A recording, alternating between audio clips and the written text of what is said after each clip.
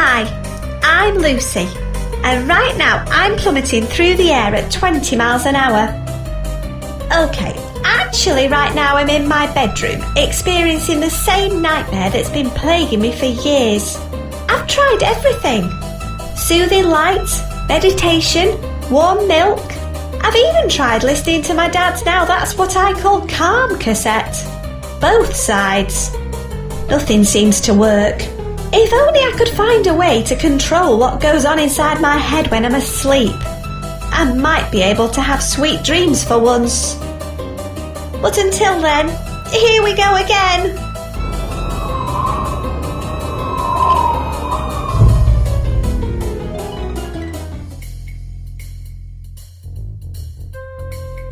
Well, that was a horrendous way to start the day. Although, my dad mentioned something last night that might help with my nightmares. I can't remember exactly what it was, but I made a note of it in my diary. Ooh, it looks like I've just received an email. Ah, here's my diary.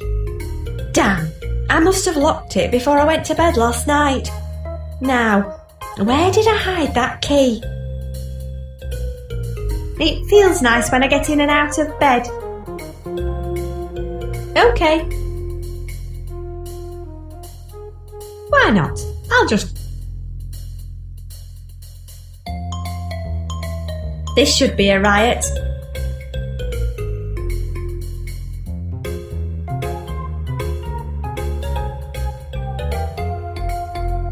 Good idea. He's always hungry. Here you go, Clive. Ding-dings. Okay, let's see what he's guarding. Ooh, a little golden key. How exciting. The key fits. Now at least I can read what's inside. Oh yeah, my dad was reading some book about positivity. That's a good place to start.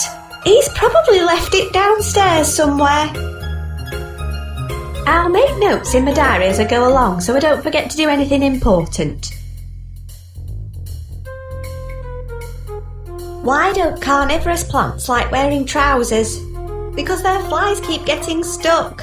He loves these. Maybe I should read him another one. Why did the pitcher plant enjoy being on an all-fly diet? It was so easy to stick to. Ooh, a key just fell out of him. Did you hear Snoop Dogg's latest song about interplanetary travel? It was a Venus flight rap. That one's his favourite. Why are carnivorous plants so good at keeping secrets? They keep their traps shut. Look at those tendrils go. What's a flytrap's favourite game? Snap! I'd better stop soon. He might uproot himself. Why do carnivorous plants love old adventure games? They're full of bugs. Oh no, that was the last one. Okay.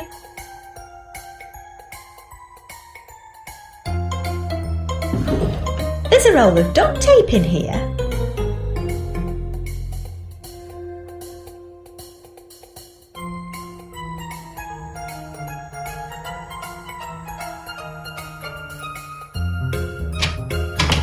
Be careful around the house. If it's old, expensive and breakable, my parents probably have one. In for a penny. It's a small piece of stuffing from inside a cuddly toy. How much of this stuff is there?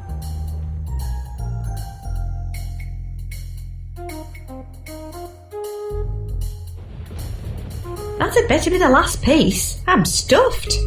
That one was suspiciously close to Lloyd's door. I wonder what he's doing in there.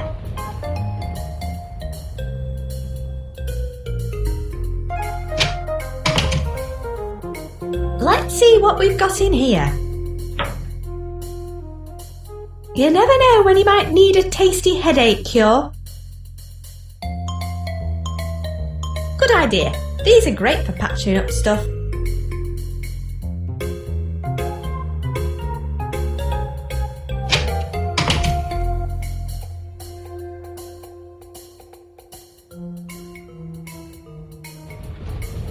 It couldn't hurt to take a little look inside his room. It looks like my twin brother Lloyd is torturing another helpless animal. Yep. Brave little guy's obviously made a dash for freedom. I wonder if Lloyd knows what happened to him.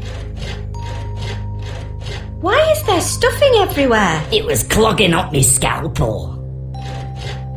What's that in the vice?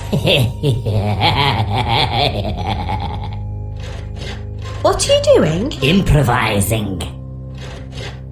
What exactly are you improvising? Groin surgery. What happened to your gerbil? He's done a runner. The little git chewed through the bars and escaped last night. That's why I've had to improvise. I've had enough of talking to you. You and me both.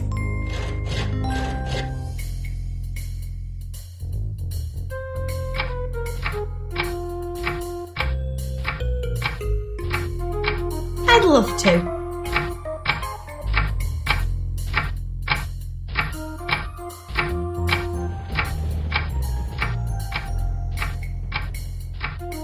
A valuable and precariously balanced family heirloom, apparently.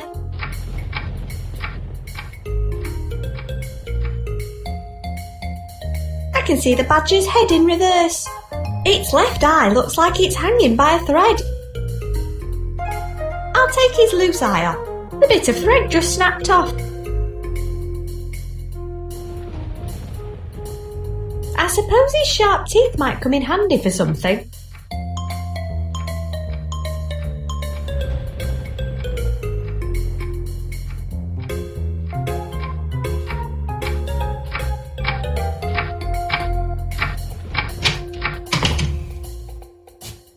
This must be the book my dad was reading.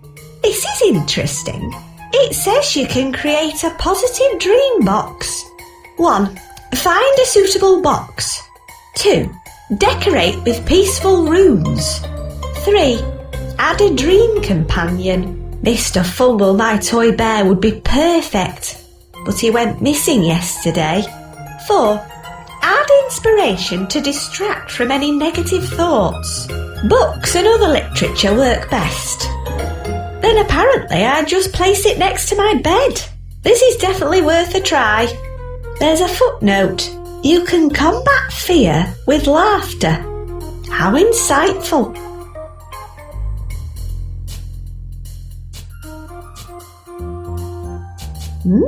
Smells like peaches.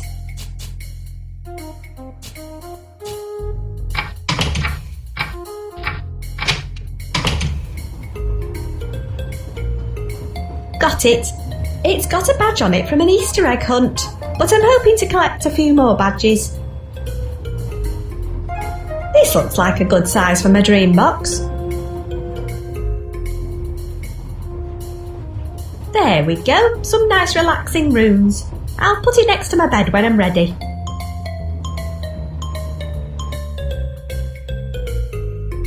Okay. Okay, there's a lovely plump lint bunny in here. Got them.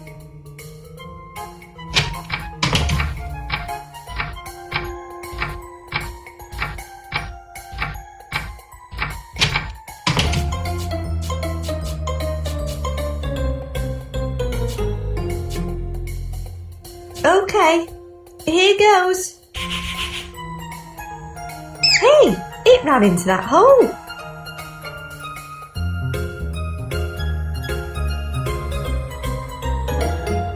Yeah, this seems like a really good idea.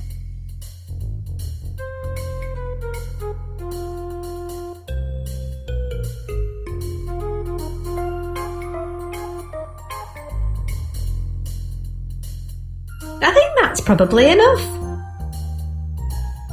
Hey, that actually worked.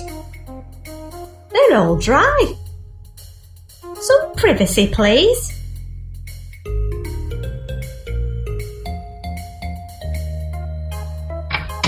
Lloyd's just...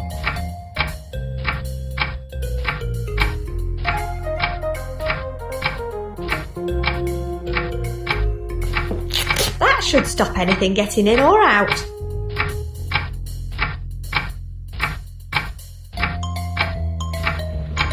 Now it says 1 o'clock.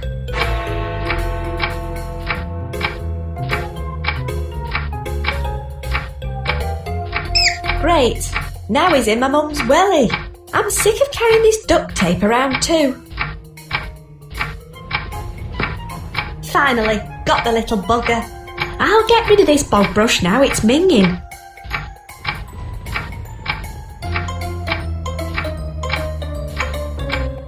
Come here, you little... Got it. There, now it's a straight fish hook. This'll be handy.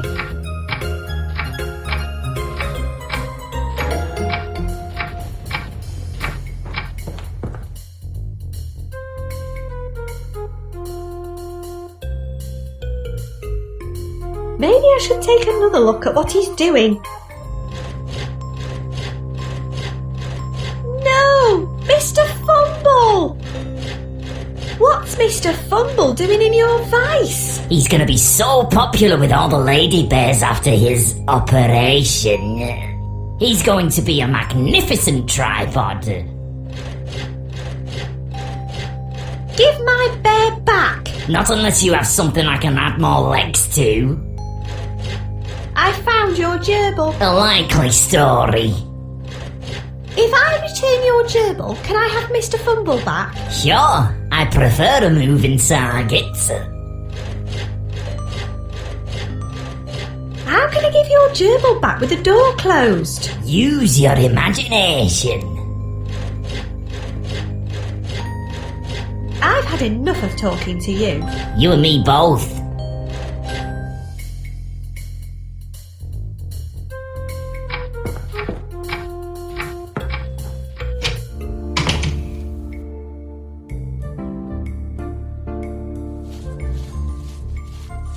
I hate to do this, but I need to get my bear back.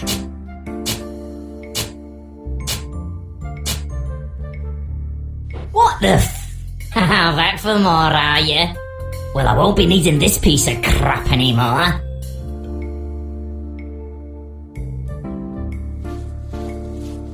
Come to Mummy. That's a good start, but he'll need more.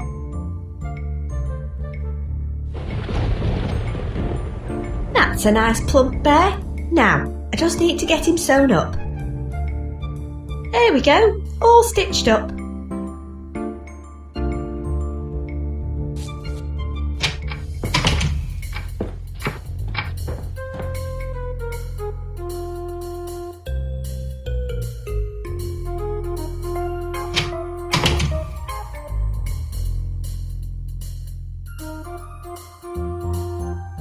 Great stuff.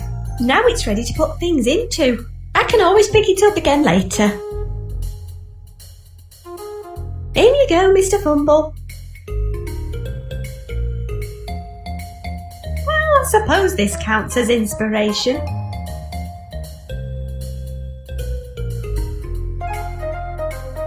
Some privacy, please. This is where all hell breaks loose. Okay, I'm all ready. Let's do this.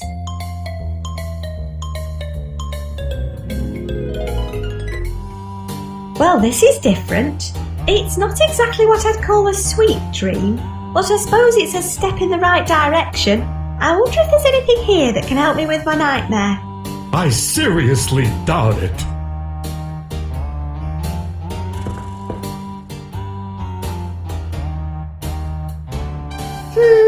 I'm not heavy enough to pull this down by myself.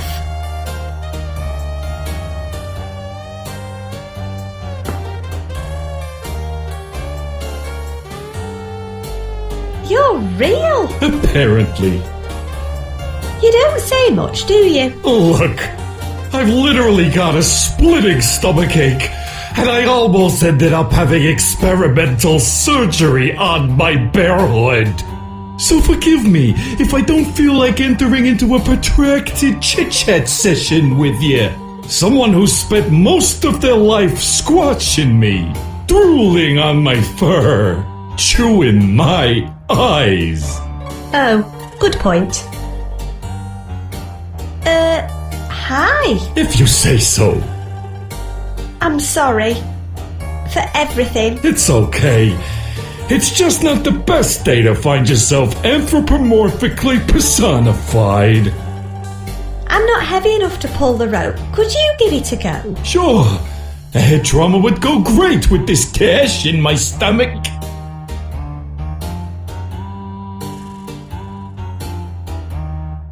Okay, hang in there for a moment. I'm hanging.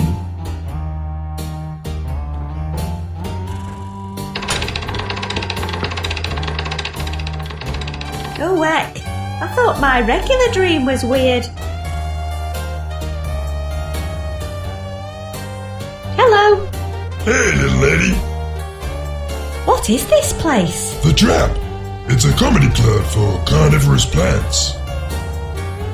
What's the microphone for? It's to give would-be comedians a shot at the big time. Well, the median time at any rate. You mean anyone can have a go? Yup, this place has no standards at all. Why would anyone take part? Comedy is a window to the soul. It can help you relearn things about yourself that you'd forgotten. Plus, there's a prize if you score over 20 points. What's the prize? Usually, it's whatever I can find behind the bar. I could do with something that'll prevent me falling to my death. Heavy. Preferably not.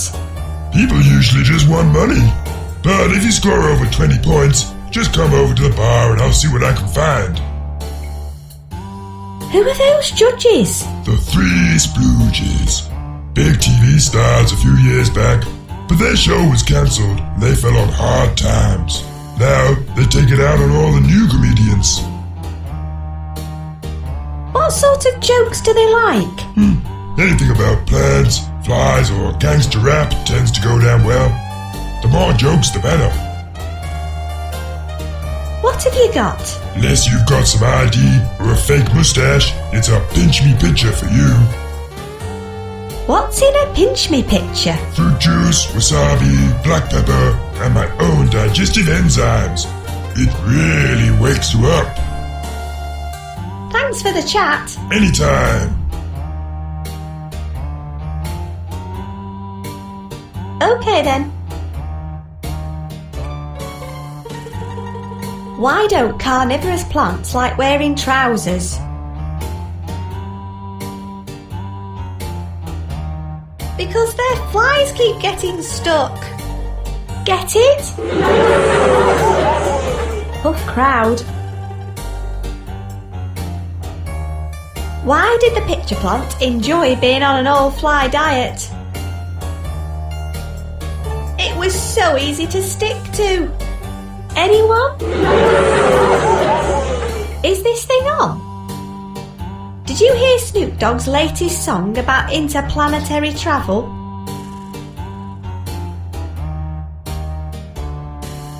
It was a Venus flight rap. Oh, come on, this is comedy gold. Why are carnivorous plants so good at keeping secrets? They keep their traps shut. That went a bit better.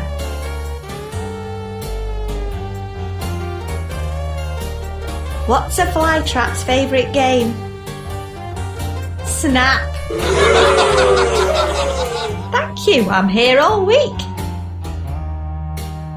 Why do carnivorous plants love old adventure games? They're full of bugs. I'm on fire. Thank you and good night. Well, that's all the jokes I know. You know what? I'm happy with that. And those scores look kind of familiar too. I wonder what the prize will be.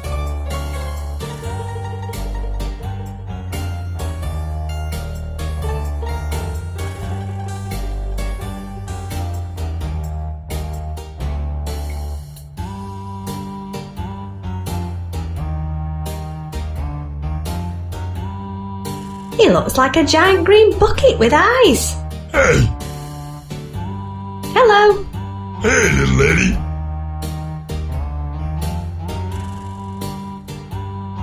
What's the prize? Usually, it's whatever I can find behind the bar. I could do with something that'll prevent me falling to my death. Heavy. Preferably not. People usually just want money. But if you score over 20 points, just come over to the bar and I'll see what I can find. I scored over 20 points. What's my prize? Great job! Let me see what I can find back here. There's not a lot. You'll just have to take my pet, Herman. Who what? Take good care of him, and he'll take care of you. Remember, items you're carrying while you're asleep stay in your inventory, even if you switch dreams. Good tip, thanks. Anytime. Hello. Hey, little lady. One pinch me picture, please. Sure, this one's on the house. Don't drink it all at once. Thanks. I'll just pick it up before someone else takes it. Thanks for the chat. Anytime. Okay, here goes.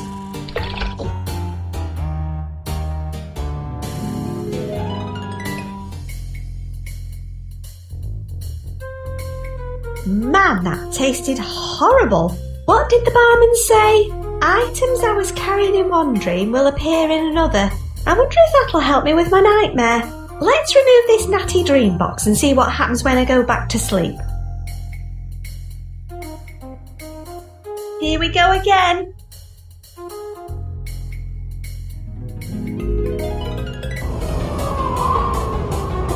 Fly, Herman, fly!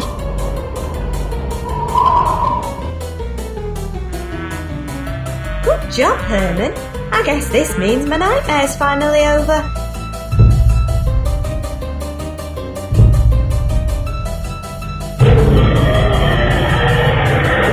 I think I'd better start running.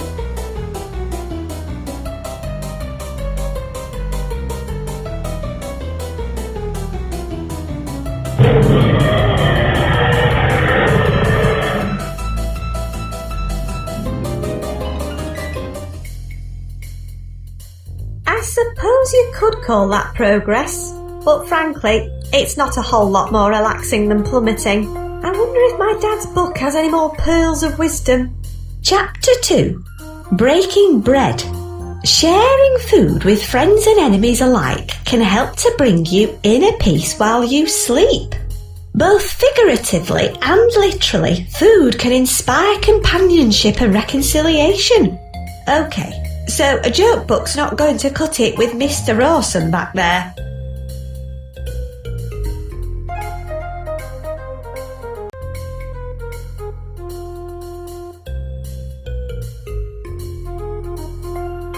Looks like I've got an email. It wants my passcode. I'm sure it's in my brain somewhere, but I'm buggered if I can remember it. That's it. Right, let's read that email. Do I remember what? It's from someone calling themselves H. Looks like there's a photo attached. It's an article from the local paper 10 years ago. Disley Ferret murdered. The director of Figgington's controversial new theme park, Disneyland, was found murdered the day before the grand opening. He was discovered dressed up as the park's mascot, the Disley Ferret. However, police are still searching for the missing head of the costume, as they believe it may help lead them to the head of the director, which was also missing. The rest of the article's been torn off. Wait a minute. Something's coming back to me.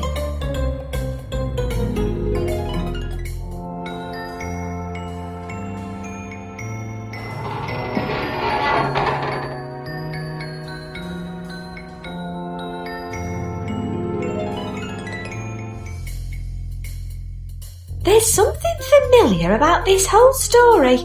My past, my memories, my nightmares. I feel like they're all connected to this event. My dad's book's helping me to control my dreams, but if I can find out exactly what went on 10 years ago, maybe I'll be able to rid myself of these nightmares altogether. I reckon the local library will have a full copy of the article in its archives. My bike's parked just outside the house. Ah, my favourite dungarees.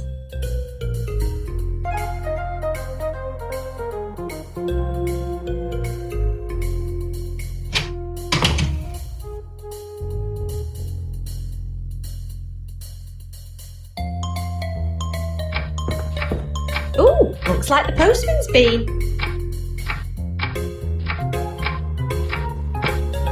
Let's put those razor-sharp gnashers to good use, shall we? One dead pufferfish. Ow, that's a prickly fish. One small bottle of formaldehyde. And a bumper pack of flesh-eating beetles. This stuff's bound to come in handy for something.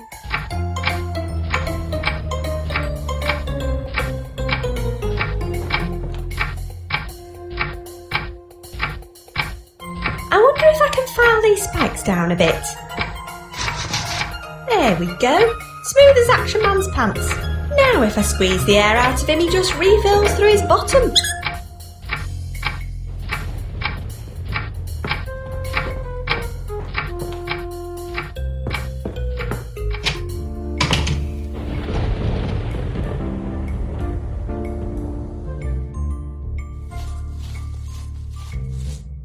I can't use it in this state. Its front tyre needs fixing. Good plan, but I need to patch the hole before I can pump it up.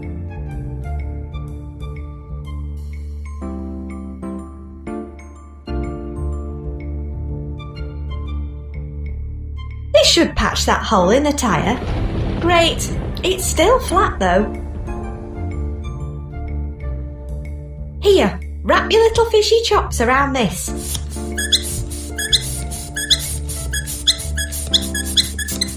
Good as new. Let's head to the library.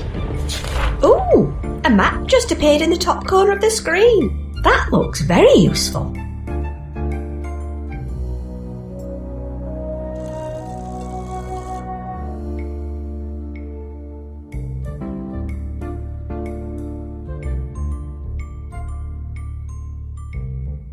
No one seems to be using it, so I guess it's mine now.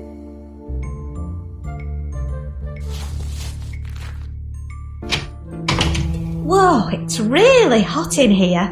Blame Satan. I beg your pardon? Shh! Sorry. Hello, Miss Hambleton. Shh! What's behind that curtain? More astounding works of Satan, dearie. Astounding works of Satan? In a library? It's true. Satan pretty much controls all the libraries in the area now. Did Satan make it so hot in here? Undoubtedly. Satan's instruments put out a lot of heat. How goes the library today, Miss Hambleton? Oh, I'm incredibly busy. It's been non-stop in here all day. Busy? There's no one here. Books don't stamp themselves. Unless you have one of those fancy automatic book stamping machines. They're made by Satan. Satan makes automatic book stamping machines? Absolutely. Satan are the leading supplier of library equipment in the county. Here's a copy of their latest catalogue. They're committed to making librarians' lives easier through a process of innovation, technology, and redundancy. Let me show you our latest bit of Satan tech. Prepare yourself. This is going to revolutionize our tiny library. This is the Bibliothèque 9000. It can find any book your soul is yearning for. Let me show you how. I scan my library card here.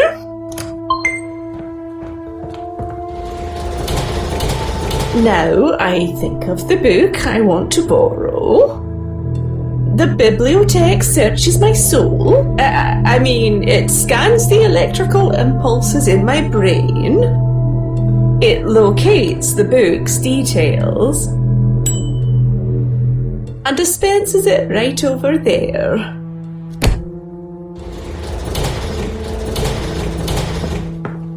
And here it is. Oh, my dear sweet Edmund. Anyway, if I want to return the book, I just put it on this sheet here. Goodbye, my love. Now, if you'll excuse me, I have some books that urgently need stopping.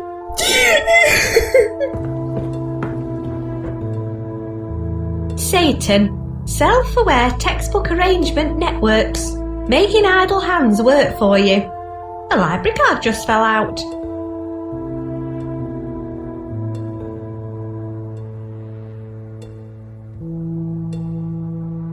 Okay, let's see if this works. All good.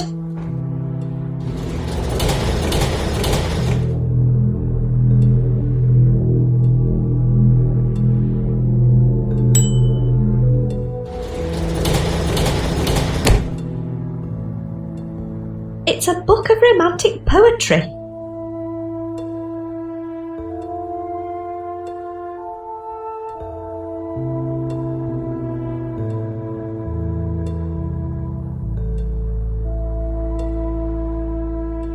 Poems for Ill-Fated Lovers by Edmund Plum. There's a message written inside. I board the train of regret at a time I will never forget. I hope you remember likewise when you see the world through my eyes. Graham's monkey will keep our little secret. E.P. What on earth does that mean? Maybe I should ask Miss Hambleton about it.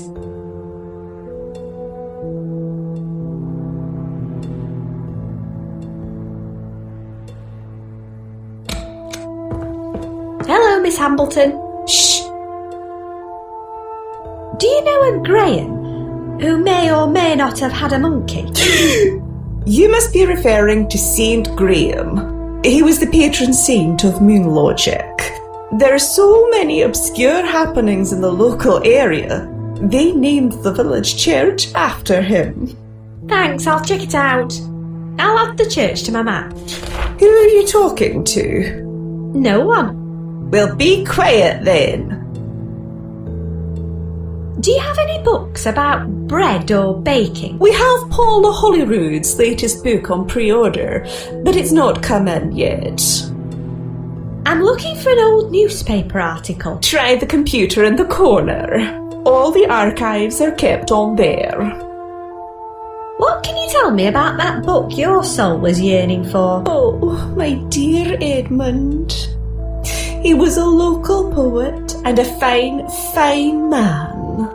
He'd write the most beautiful poems just for me.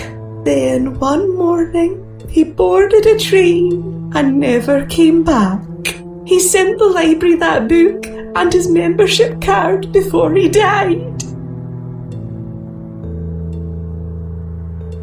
Bye. Shh.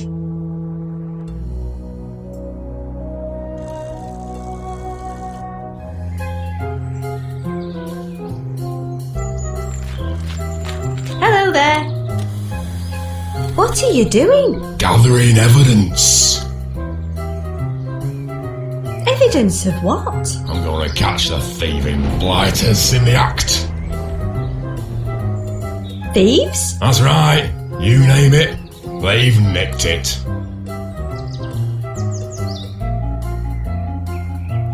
Hearts? Are you trying to be funny? The thieves I'm after are tits. Tits? They lie in wait in this tree, then swoop down on unsuspecting parishioners and plunder anything they can lay their thieving little beaks on. Jewellery, keys, money. They swipe anything metal and shiny if it's not strapped down. Then they leave it all up on the church roof. The tits are leaving stuff on the church roof. Yep, there's probably a ton of ill-gotten gains up there. Please may I borrow your camera? No way.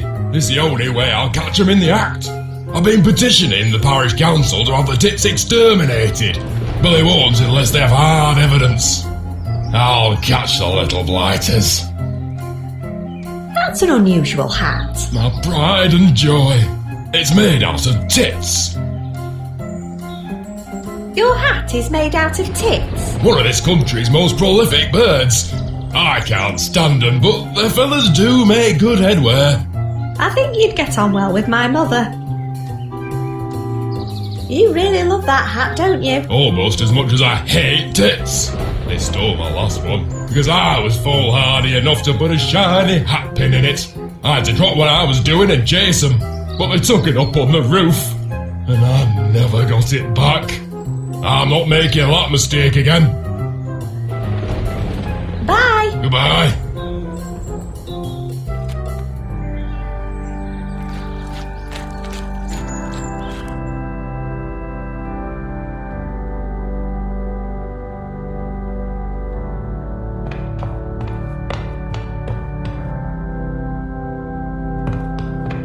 She looks ancient.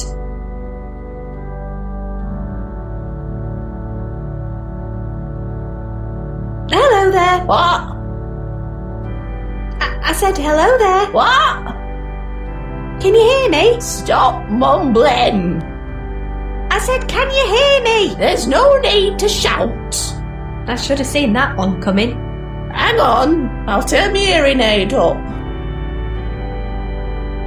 What are you doing here? I come to listen to the bells.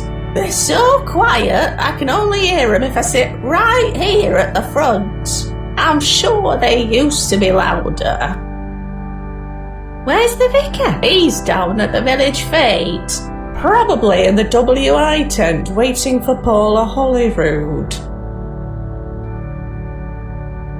Who's Paula Holyrood? She's some kind of baking celebrity. She goes on TV and tells other people how rubbish their macarons are. Why is the vicar interested in Paula Holyrood? Something to do with the WI's jam competition. Plus she has other assets. Do you want me to ring the bells for you? Oh, that would be lovely. But only if you know the correct order. I don't like change. Also, don't overuse the large one. It's only quiet, but it makes the whole church shake. Last time somebody rang it, a gargoyle fell off the roof and almost hit the vicar.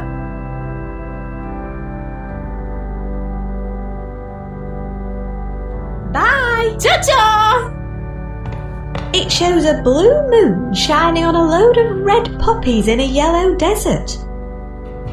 It shows two white snowy mountains being lit by yellow sun rays. It shows a blue dragon breathing red fire on a load of brown earth.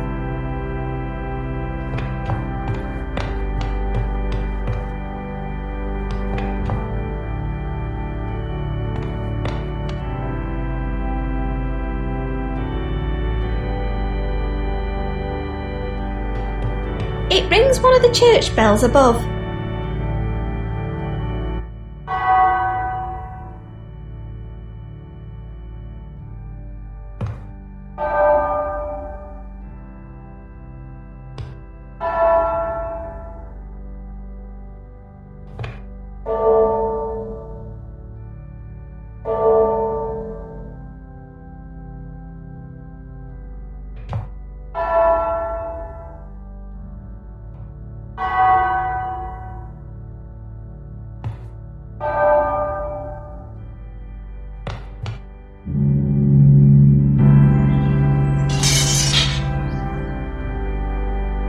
I just heard something fall off the roof.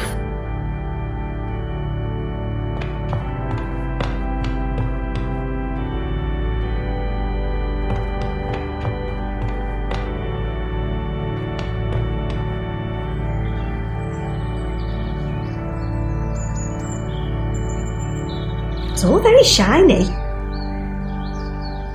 I'll just pick it up. Possessive little blighters. See a pin, pick it up, and all day long you'll have a pin.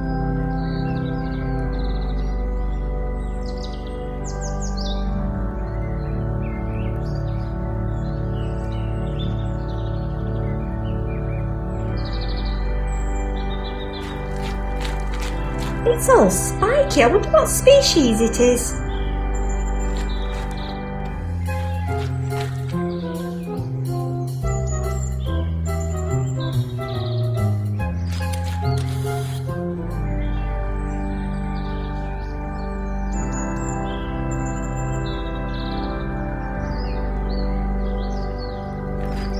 I'd need a good reason to start digging around in a churchyard. It's under the tree.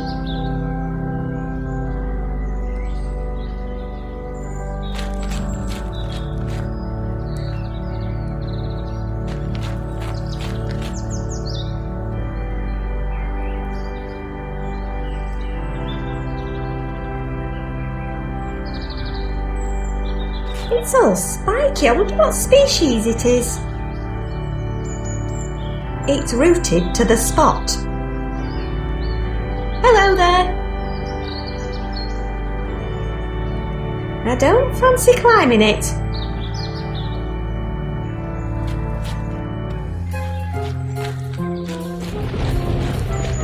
It's full of birds disturbing the peace.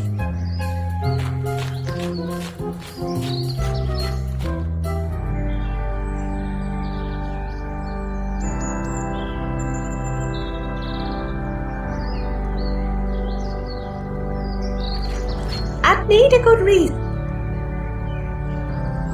It's all spiky. I wonder what species it is.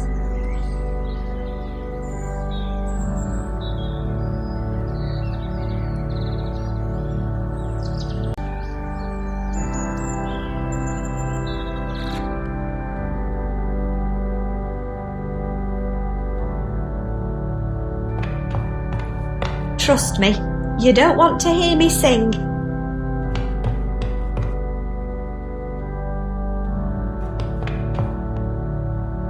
Do you know anything about a monkey? Don't be absurd. Unless, of course, you mean the monkey puzzle tree outside.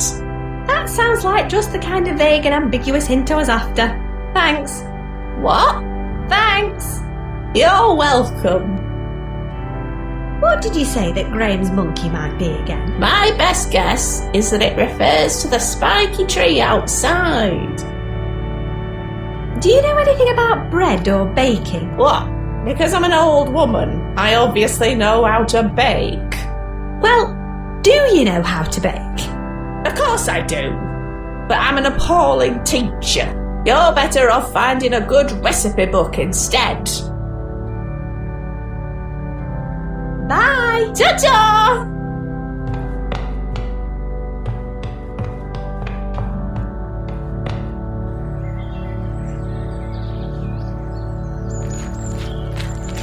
So this is the monkey mentioned in the book. Someone's carved their initials onto it. JH loves EP.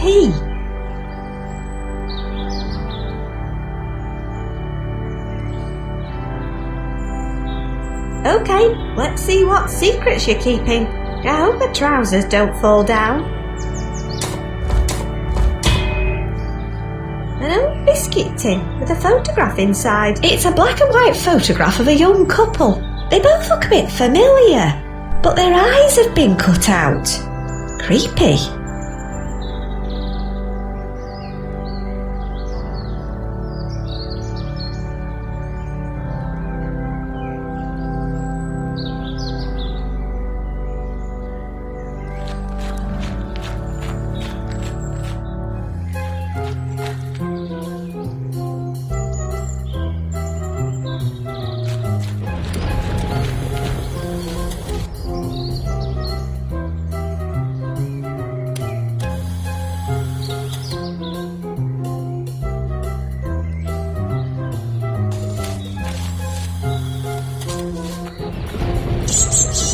Not again! Give my hat back, you little gits! After all that, he ran the wrong way. What a plonker. I should pick it up first. Okay. Selfie time. Ooh, looks like that was the last photo.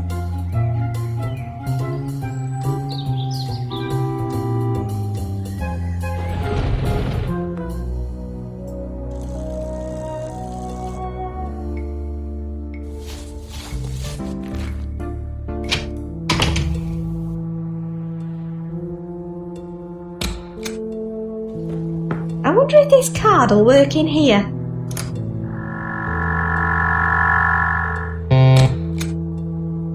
Shh! Sorry.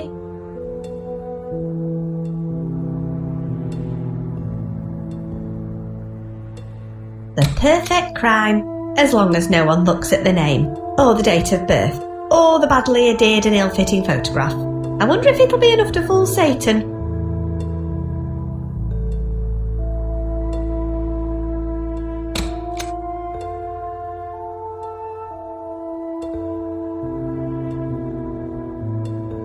I'll put it inside the book to keep it safe.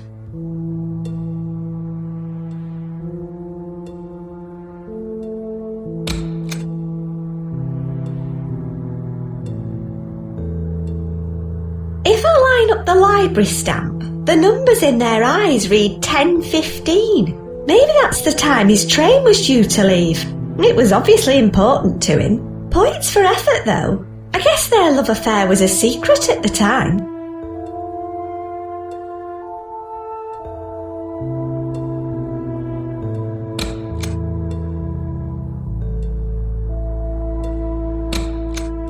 It contains the library's archive of local It needs a library membership card. Right, let's give it a go. Welcome, Edward. I am Karen, the Keyless Audio Recognition and Exploration Network. What is your PIN?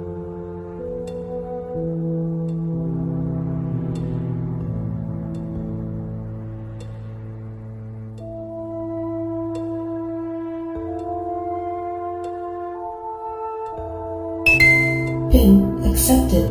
What would you like to do? Searching. Search complete. Loading results. Have a satisfactory day. Fergus Figg, the man behind the ferret. Fergus Figg, son of Archibald and Lucille, the late Lord and Lady of Figg Hall, intends to channel his inner mustelid in an attempt to promote his latest venture, Disneyland, a new theme park to be built on the Figg estate. The park has sparked controversy amongst local residents and invited anger from other members of the Figg family, not least from Fergus's brother Horatio, who's been nothing if not vocal about his objections. When interviewed, Horatio Figg described the plans as a load of bloody bollocks.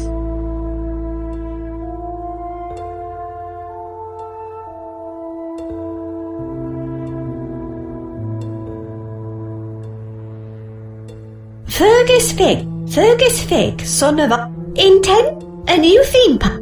The park has sparked Here's the rest of the article that was sent to me. Disley Ferret murdered. The director of Figgington's controversial new theme park, Disneyland, was found murdered the day before the grand opening. He was discovered dressed up as the park's mascot, the Disley Ferret.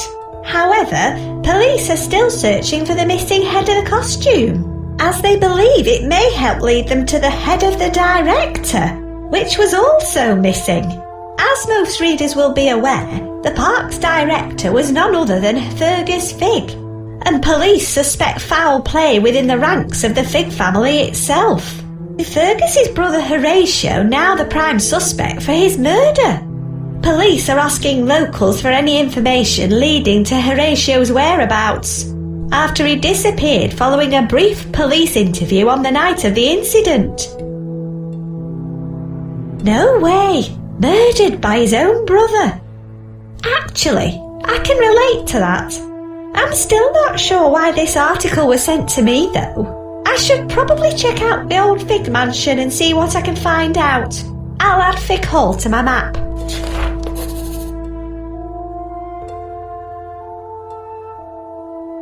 New evidence in murder case. The mystery of the Disley Ferret murder continues, but new evidence has now come to light and things are not looking good for Horatio Fig. Already the prime suspect, Horatio's prolonged disappearance only compounds his guilt. But as if that wasn't enough, new DNA evidence places Horatio at the crime scene, and a subsequent search of Fig Hall has uncovered an antique duelling sword with Horatio's prints on the handle and Fergus's blood on the blade. Add in Horatio's famous temper, fondness for drink and overall instability, and you don't have to be Nancy Drew to put the pieces together. There's now a substantial reward for any information leading to Horatio's capture. Figington Parish Council have also agreed to erect a memorial statue to Fergus in the town centre, in recognition of the fact that he tried to put Figington on the map for something other than witch burning. I bet I'll add the town centre to my map.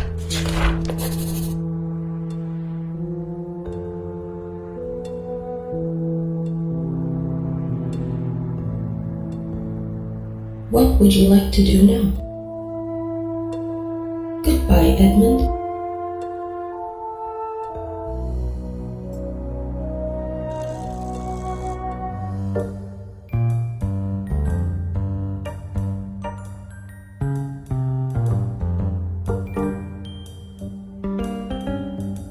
I'll put it all in the bin where it belongs. If this was a Sierra adventure, I'd at least have got some bloody points for that.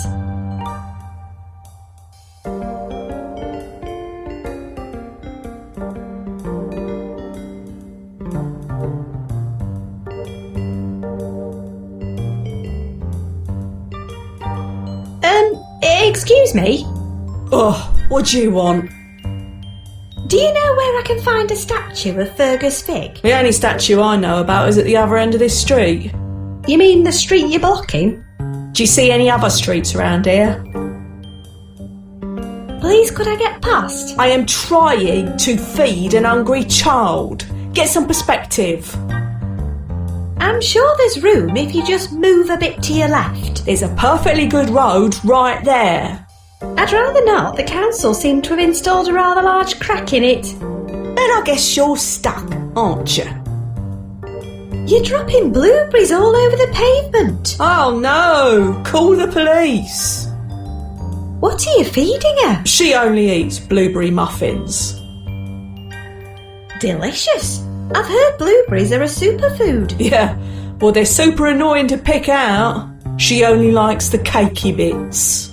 Couldn't you just buy a plain muffin and save yourself the hassle? You don't have a lot of experience negotiating with toddlers, do ya? Is it still a blueberry muffin if the blueberries are all over the pavement? I didn't say she likes blueberries, just blueberry muffins. Right, of course, but if you could just see your way to... I ain't moving until she's finished her muffin. How long does that normally last? Her previous record is 80 minutes. Is there any way to speed things up at all? You could be a good citizen and get her a drink. What does she like? She's 2. What do you think? Milk. Do I look like a bleeding cow to you? She drinks a fruity shooties like any self-respecting toddler. Right. Bubblegum flavour is her favourite. Naturally. Bye. Whatever.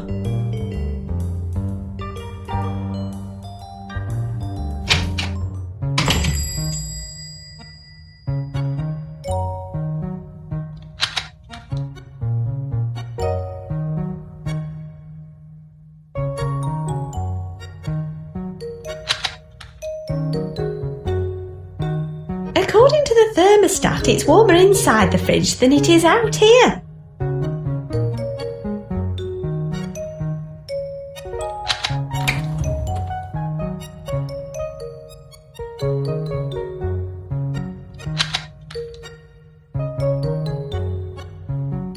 I'll just take one. Whoa! You shouldn't leave a fridge door open like this.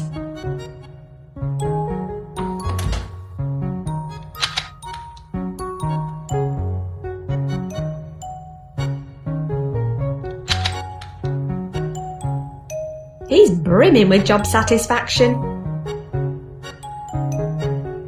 Good day, Mr. Shopkeeper, sir. No, it really isn't. What's so bad about today? Well, let's see now. First I arrive at work and discover some little git has graffitied my shop.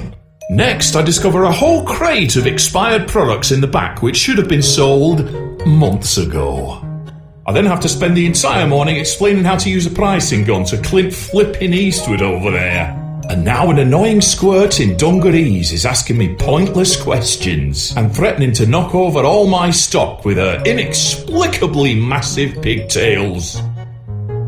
What can you tell me about the Fig Brothers? Isn't that a video game? I can see this isn't going to be one of those quest-furthering conversations. Maybe you're just not asking the right questions. Okay then, have you got any hints? Yeah, try not to knock anything over with that ridiculous hair. Thanks, you're a great help. I'd like a bubblegum fruity shooty, please. You have expensive taste. They're in the fridge. Bye. Come again. Or don't. Makes no...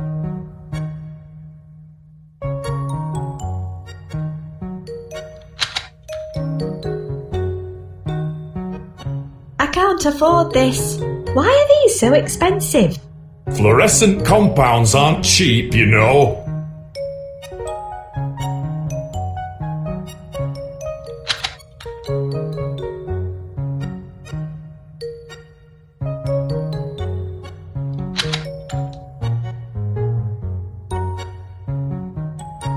That doesn't need a drink.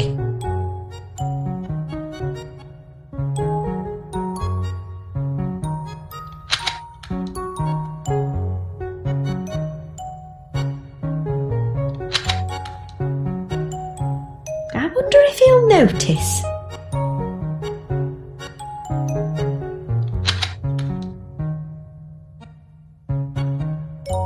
Don't mind if I do.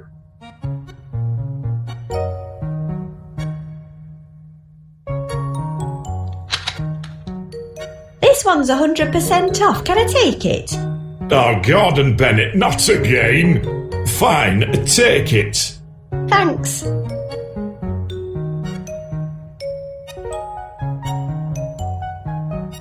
Staff only. I'm not allowed in there.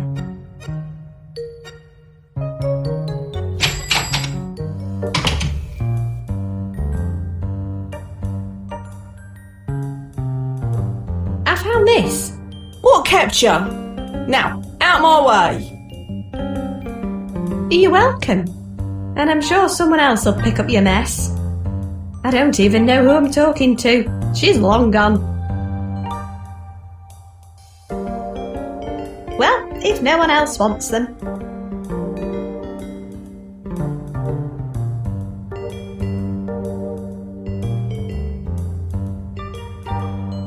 For parking cars. There's a plaque in front of it. Fergus Fig. This monument was erected to commemorate the founder of Figington's first and only tourist attraction, Disneyland. This vending machine was relocated from the theme park before the site was redeveloped into one of Figington's enviable housing estates. The statue depicts Fergus Fig at the moment of his dignified demise, headless and dressed as a ferret. This machine must be 10 years old now. It's full of fuzzy duck toys. They remind me of the ducklings I used to feed in the park. They'd get a whiff of the bread in my pocket and just go into a frenzy. Vend for yourself. This machine is calibrated to accept 10-gram nickel theme park tokens only. Well, that's just brilliant. I bet they're all long gone and buried with the theme park itself.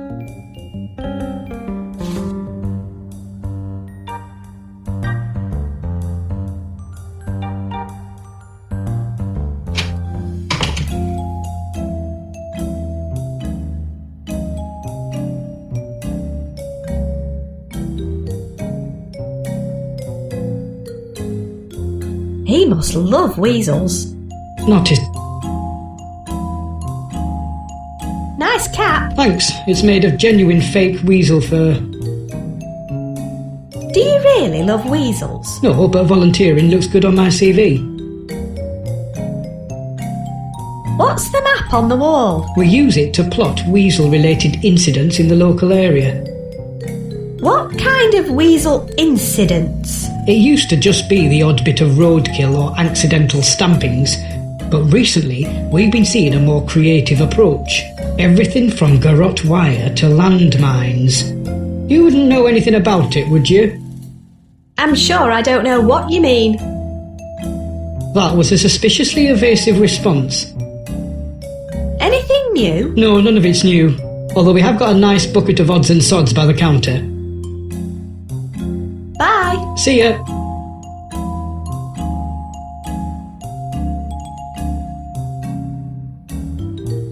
For the weasels.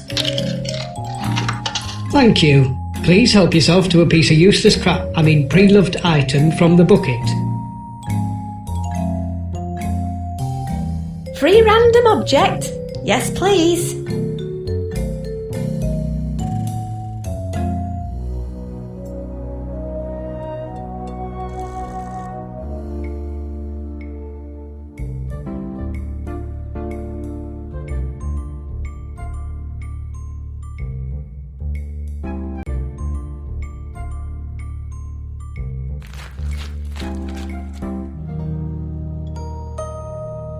Her name tag says Esme. I'm watching you.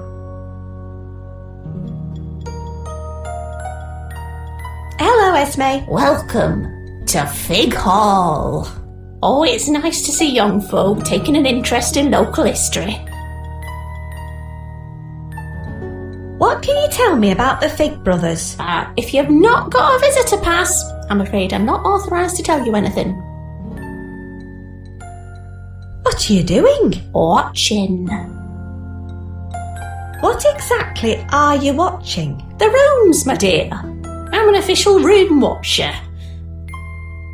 Do the runes do anything worth watching? Not on my watch, they don't. No ice creams dropped on the floor.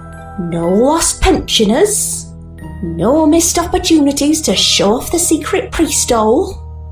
And no antique vases going walkabouts. Not while Esme Duckworth's on the case. Take that, Marjorie. Who's Marjorie? You mean who was Marjorie? She turned her back on her room to eat a curly-whirly. And when she looked back, one of the Fig family's antique vases had been stolen.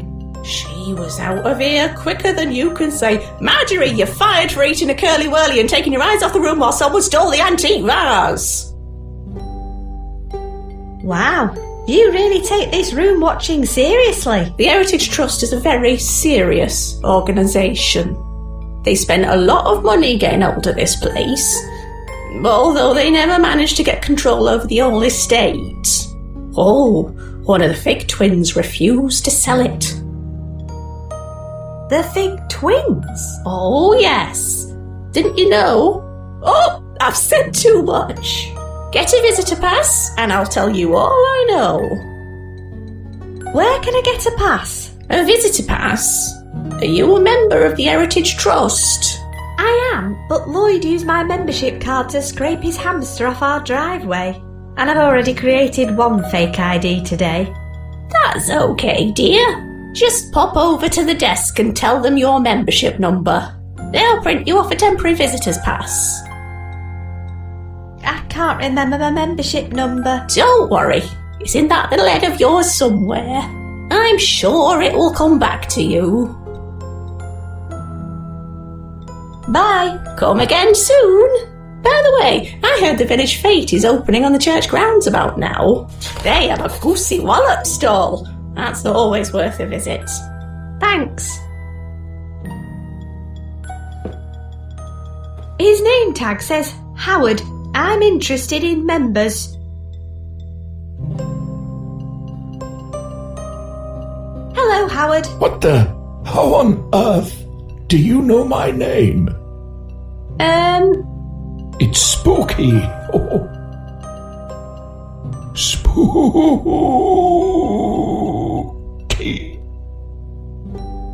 So anyway, can we talk about something? Spooky. Nice desk. Thank you. It has everything I need to manage all our members' needs. Can I take a look around? Sure. Do you have a membership card? My brother defiled my membership card. That's rotten luck. If you tell me your membership number, I can print off a temporary visitor pass for you. I can't remember my membership number. Sorry, you'll just have to try and remember it. I find that if I just lie back and work through things in my head, the answer reveals itself eventually. If it helps, they all begin with HT. Can you tell me anything about the Fig brothers? Esme's the expert on that sort of thing. Bye. Goodbye.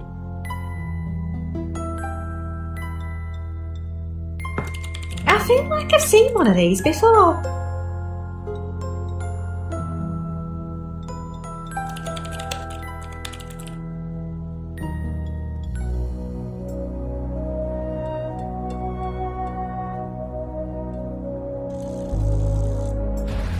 Looks like they've managed to install localised rain for this year's event. That's considerate.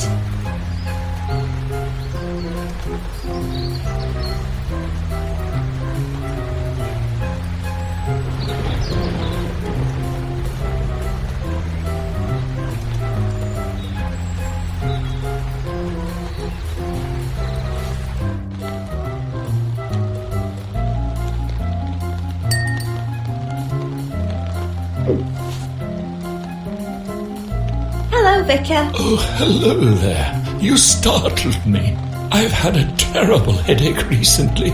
I think it's probably due to the church bells. There's a gang of tits stealing your congregation's stuff. Sadly, I know. Unfortunately, there's not a lot we can do. But if you ring the large bell, their ill-gotten gains will fall off the roof. Thanks. I really could have done with that advice earlier. Can you tell me anything about the Fig brothers? The Figs? Well, one of the Fig twins was a lovely, quiet fellow. Wait, they were twins too. Oh yes, I christened them both on the same day. Horatio, on the other hand, was a bit unstable. Yeah, I'm getting that impression. But I'm not here to talk about work. I have jam to inspect. You're inspecting jam? That's right. I'm judging these preserves to find a winner. There are prizes for jam? Oh, yes. Only an audience with TV baking legend Paula Holyrood and a signed copy of her new book, Bread is Breast. I mean best. Are you okay? Oh, yes. I'm a huge fan of her. Bread? That too. That book sounds like just the kind of inspiration I need. What do you have to do to win the jam competition? Anyone can enter. You just need to bring a jar with sweet flavour, vibrant colour, and perfectly preserved fruit. What do you have to do? Anyone can. You just sweet, vibrant, and perfectly. What does the winner get again? A copy of Paula Holyrood's latest bestseller, Bread is Best. Thank you. Yes. Bye. Bye. Okay.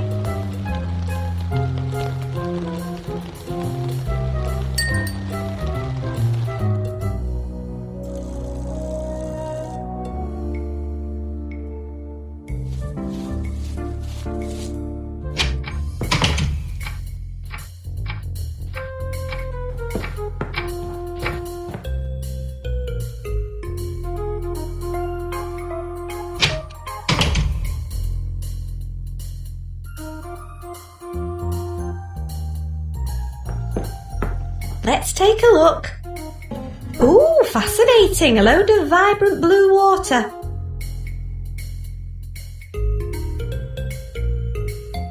Let's get some blue back into these berries. Lovely. All plump, blue and pine scented. In you go.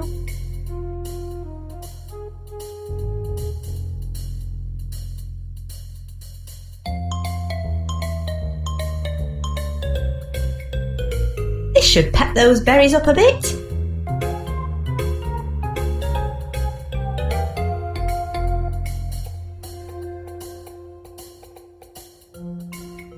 This should make it taste a bit sweeter.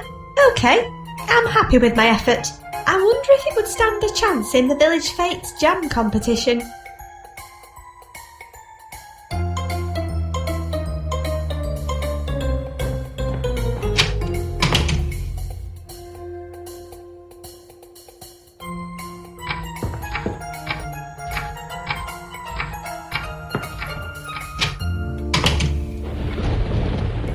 The Iron Maiden Deluxe Heavy Metal Detector. Bring your quarters to the slaughter, or it can detect different metals and...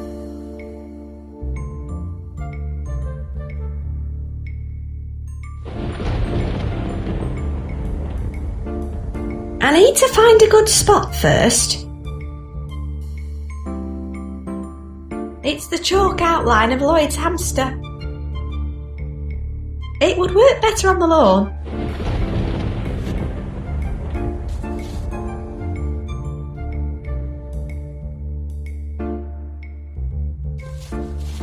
I don't want to contaminate the crime scene. It would work better on the lawn.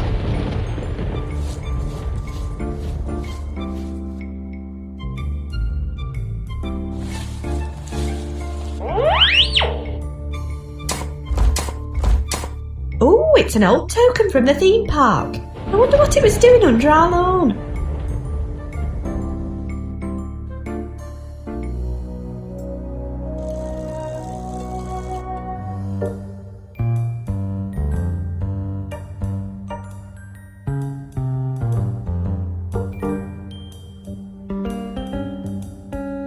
Fergus Fig. This monument was erected to...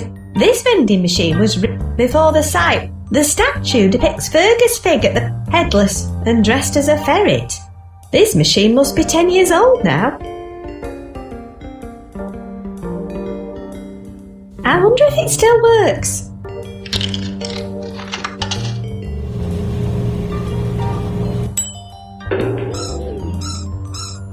I guess that answers that question. It'd be a crime not to.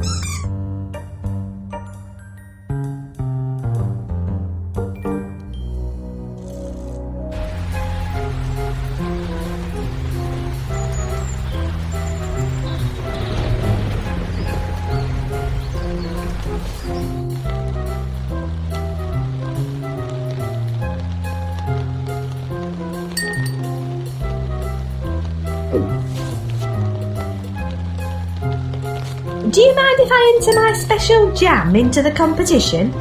Of course. The more the merrier. Thank you. My name's Lloyd. Nice to meet you, Lucy Lloyd.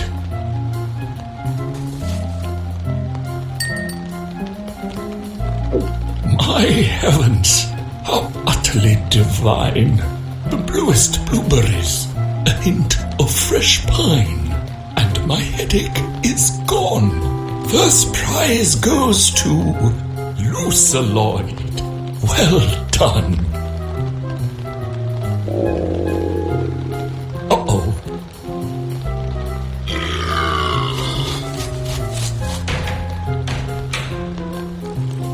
I feel sorry for that Portaloo outside. Yay! I won! I do hope the vicar's okay.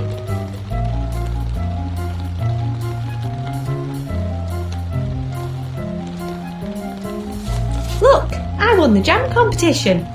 Well, aren't you a clever girl? Does your mother bake? Does pouring napalm down rabbit holes count? I'm sorry. Nothing. I'm self-taught. Well, it sounds like your jam absolutely killed them out there today, honey. Here's your prize. I hope it inspires you to keep on baking. That's probably not a brilliant idea, but thank you.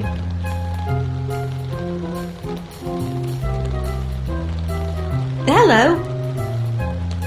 Did you see what happened to the vicar? He was covered in purple gunge and locking himself in the Portaloo when I arrived. Did I miss something? Actually, it's probably best that you don't know. So, who are you exactly? Don't pretend you don't know. I am the Queen of Babs, the Baroness of Brioche, the Dame of Dampfnoodle. I make bread on the television, love. Thanks for the book. You're welcome. I hope it inspires the dream baker in you. Bye. Goodbye.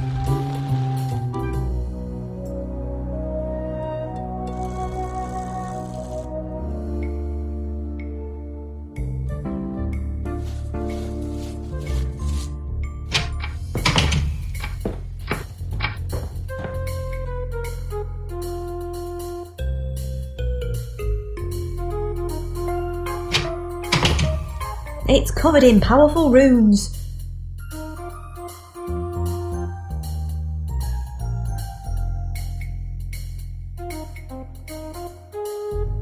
There we go. Okay.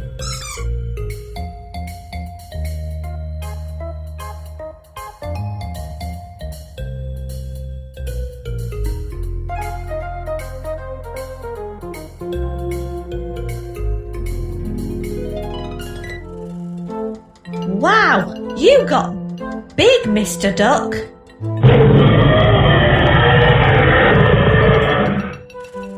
It looks like that baking book has delivered on inspiration. But is there anything here that can help me with that monster in my nightmare?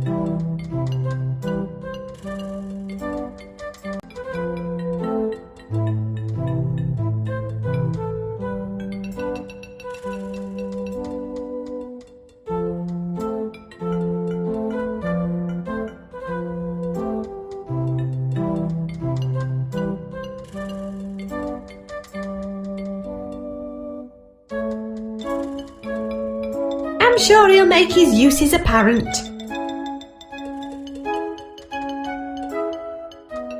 Hey!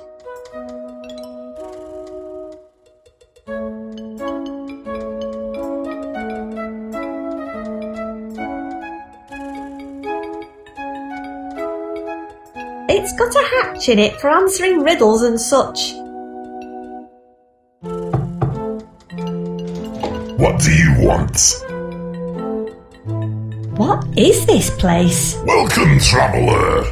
You have found yourself on the steps of the illustrious city of Bapchester. There aren't any steps. You're instantly unlikable. You know that. Why is it so windy here? Beats me. The weather is out of our control. I'd like to come in. Oh, they all do. Then they all tried to steal the secret recipe from our famous love bombs. The Grand High Batmaster put me in charge of this mighty gate. It won't be easy to get past me. Let me guess. I have to answer a riddle. Smartass. Let's see if you've been paying attention. Here's my riddle. Two brothers are arguing. One loses his head completely, and the other one runs away. What colour stripes were their matching ties? Green and purple. Okay. I suppose I have to let you in now. Just you. Your pet will have to stay outside. Last time we let one of his type in, he ate 4 local landmarks and then shat in the square. That's why you shouldn't give them bread.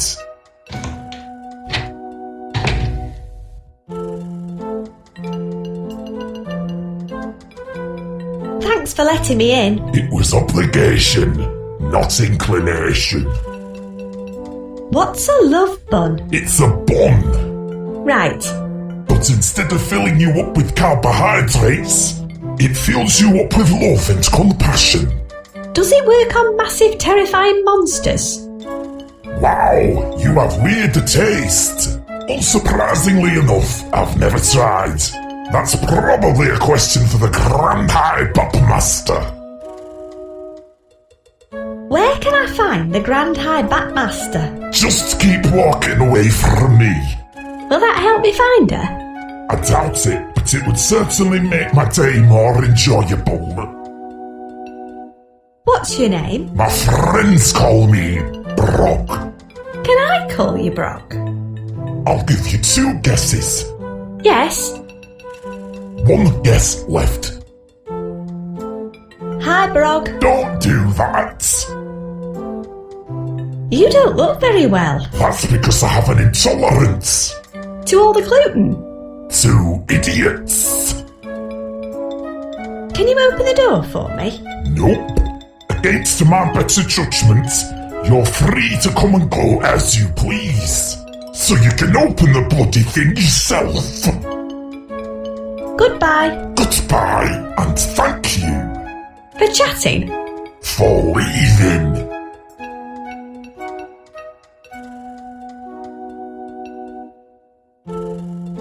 Hello there. Huh? Enjoying your stickers? Hmm? Is that your sister? What? Shall I just leave you alone then? Mm-hmm. Goodbye. Yeah.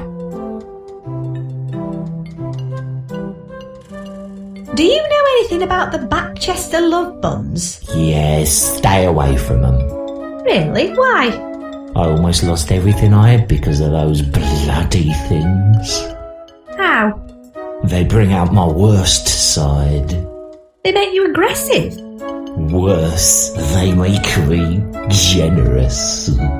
I ate a whole packet of them one morning and spent the rest of the day giving away all my bloody stock. Never again.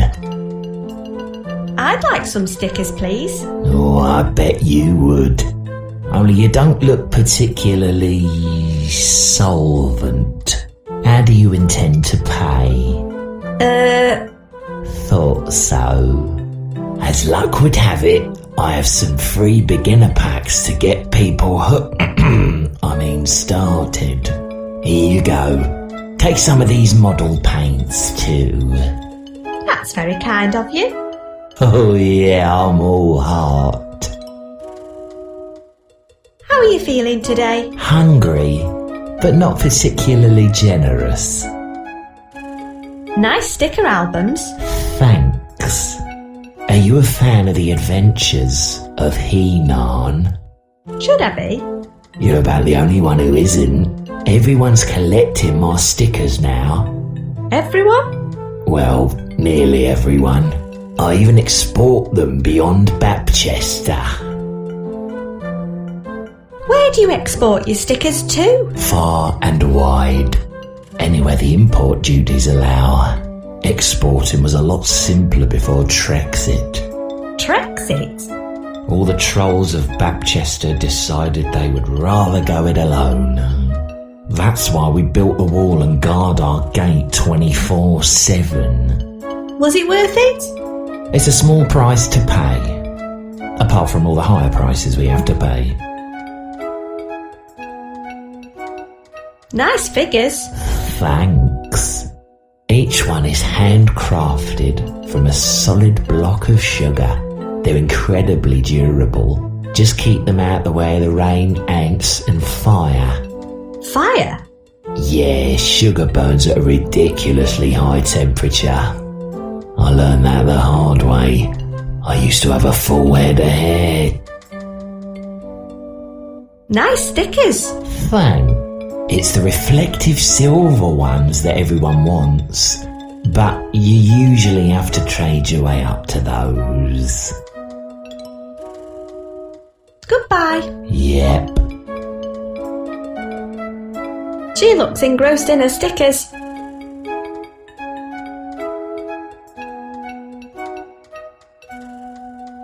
Nice hair. Don't you start. Why are you hanging around this poster? Those are me 4 brothers. They're leaving me to go on their world tour. Why aren't you in the band? I used to be. A few years back, hair like mine was all the rage. Everyone wanted to see our floppy curtains bouncing about in the spotlights. But then everything changed. Soft, yielding hair was out, and stiff, rigid hair was the only thing the fans cared about. The taller, the better. It looks like your brothers all managed to change their hair. Sure, they do it with industrial hair gel, but I can't use it. It brings me out in a rash. They have international stardom, and all I have is a cold metal pole to lean on. And it's not even my pole. Is there any other way you could achieve the tall hair look? Tried everything I can think of. Maybe modern science will find a way. But until then, I'm going nowhere.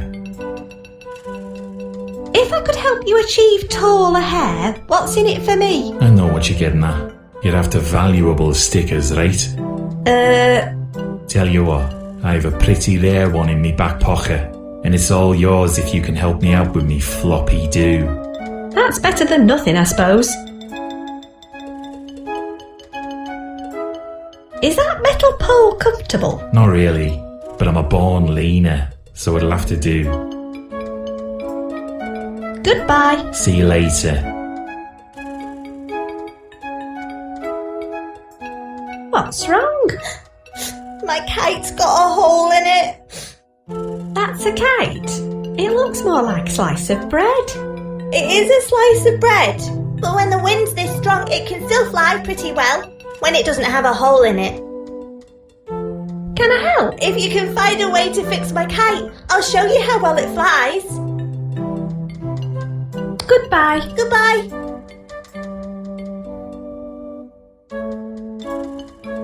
I reckon this might fix it. Hey, that's caught the wind pretty well. Thank you. I can make it go even higher too. Just ask and I'll show you.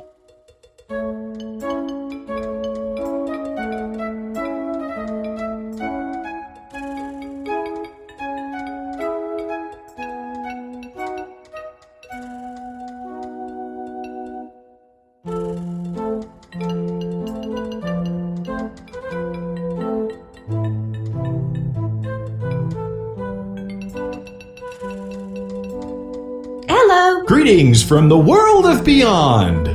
You mean this insane excuse for a dream? I mean science! You remind me of someone. I'm a figment of your imagination. What did you expect? I'd better go now. Don't stop believing. It looks complicated. It's an invention of my own making. Static electricity is generated, making it spin around. A real time saver in the kitchen. I call it the self-electrifying danger bowl. So what? Marketing is my strong suit. I've not seen a flying toaster for a few years. I got the idea for it when an apple fell on my head. He's quite cute in a dead-eyed metallic kind of way. He is proficient in over 30 forms of lethal combat and can break a man's neck in less than a nanosecond. Which is weird because I programmed him to knit.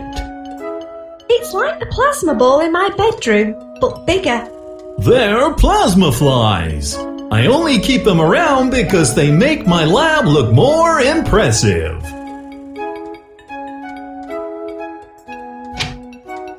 Whew, smells of freshly baked bread in here.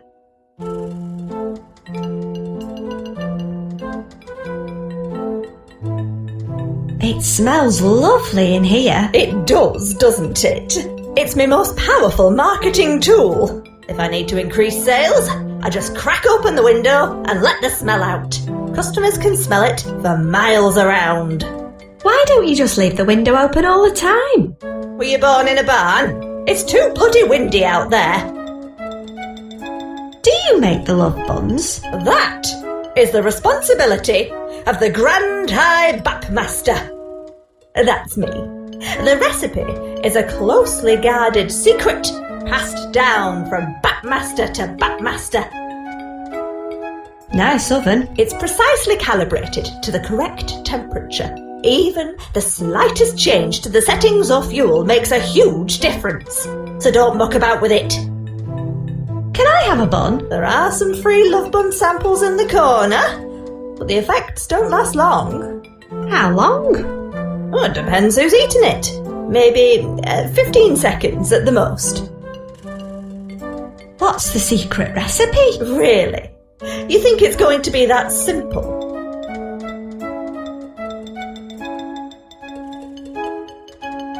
Are the love buns powerful enough to work on terrifying nightmare monsters? That's quite specific, but I don't see why not. If the bun was large enough, the ones I sell are only big enough for the local trolls. Couldn't you make a larger one for me? I could, but I'm not going to. It would use up all of my love bun starter. What the hell was that? I didn't hear anything. What's a love bun starter? It's a living sourdough mix that I use as the base for all of my love buns. Then I add a few simple ingredients to it, which makes them work perfectly on trolls. Do they only work on trolls? My recipe only works on trolls, but it could be adjusted to work on just about anything. Okay, come on, you must have heard it that time. I don't know what you're talking about. Could you open the window? Only when I'm ready to lure in more customers, or if it gets too hot in here. Bye. Toodaloo.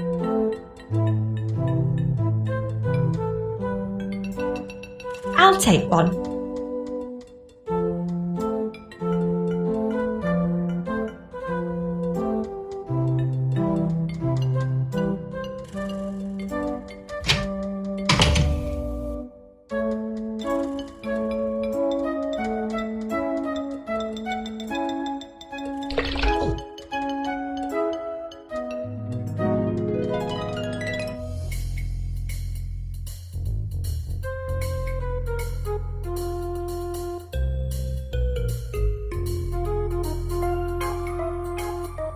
Wow, that did a lot. I wonder what will happen if I turn it back again.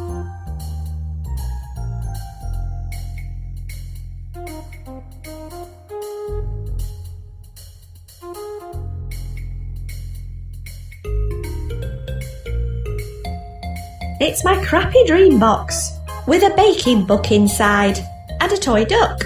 Picking it up would most likely bring back my nightmare.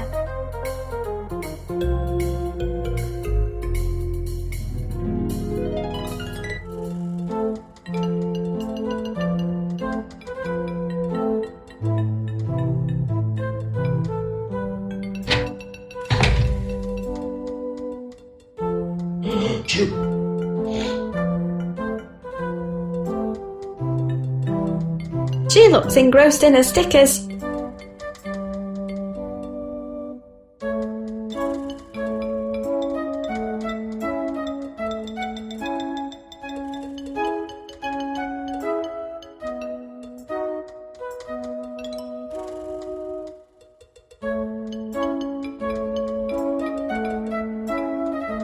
Can you make it go higher? Let me see. I just need to be careful of the overhead wires. If the wind changes direction, they can get caught. I'll let it out a bit.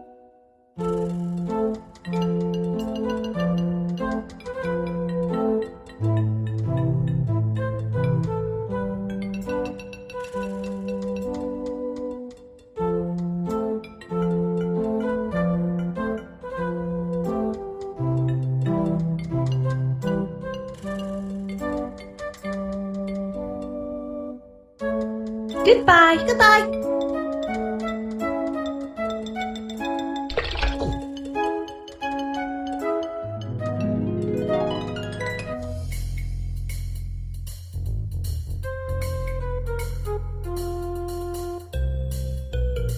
Amazingly versatile.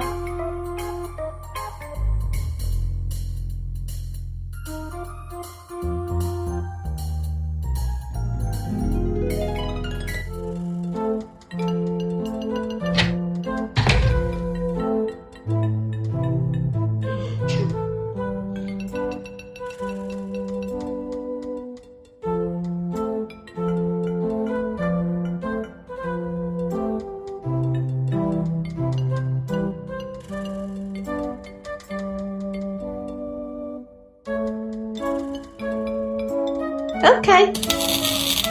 Whoa, what great lift! Wait for me, brothers. I'm coming on tour. Here, take this. I won't need it when I'm going. I think I'll turn it off now.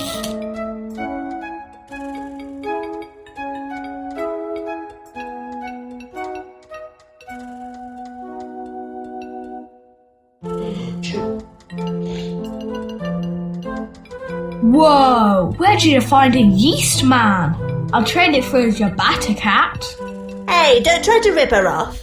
Oh, fine. Here, I'll trade my man at Barnes. That's more like it. I'll leave him to it. I'll leave him to it.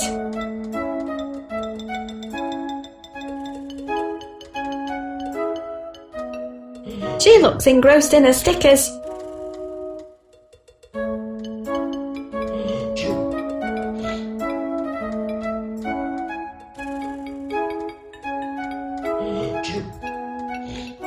Let's give this bun a makeover. What a work of art.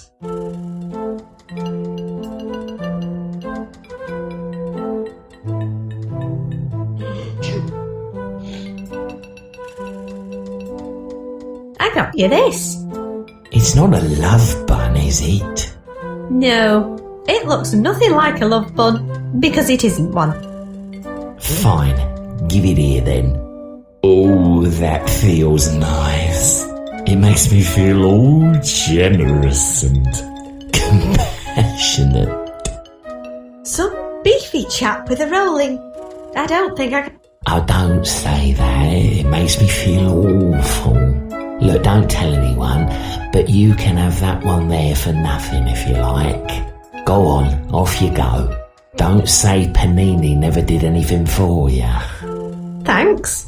Here, you can have these paints back. I won't need them.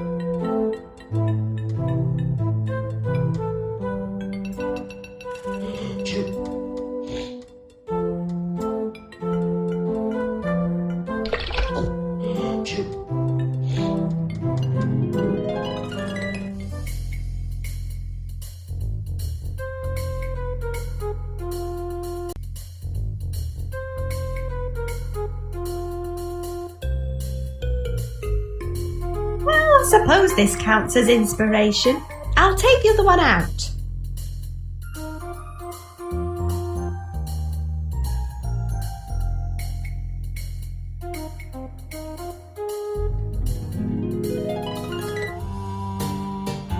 Whoa! Careful where you tread, big fella. Some of our patrons have very thin stems. Yeah, try not to, obliterate anything while we're here.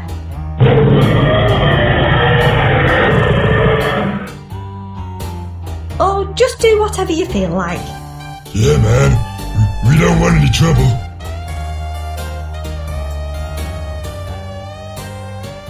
Mind if I take this? Go for it. The owner just left it here. Just don't expect it to keep you dry. How do you mean? It's designed specifically for bog-dwelling organisms. The material's made out of sphagnum moss to collect rainwater, not dispel it. You mean it soaks up rain? Yep. You still want it? It may be useless, but it's free. I'm having it. That's the spirit.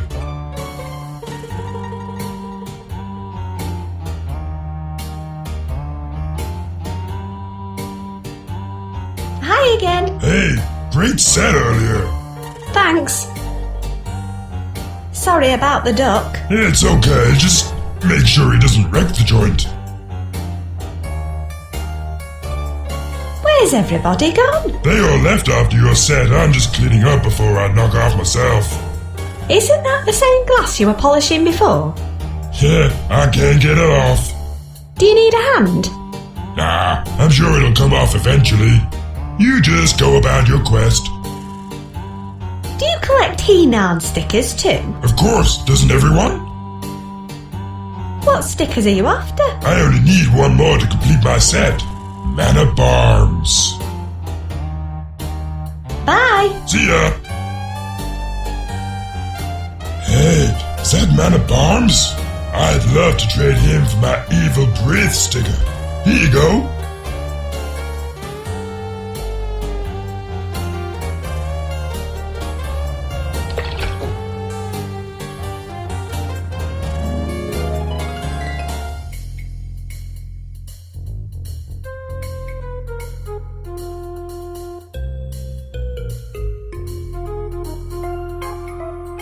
There we go.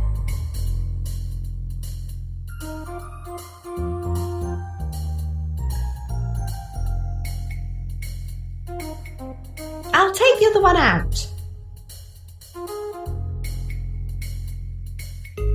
It keeps me cool on hot summer nights. I turn it around.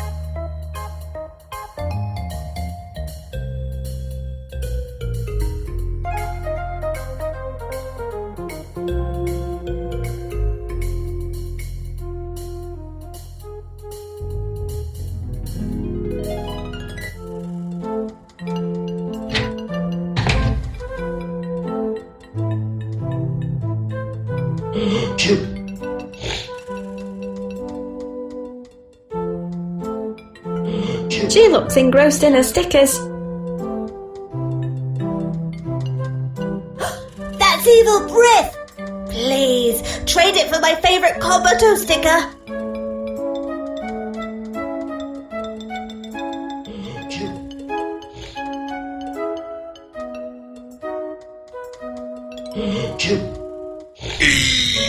Guess that's a cabal. So, here, take my pride and joy, the Silver Skeletortilla. Take good care of him for me.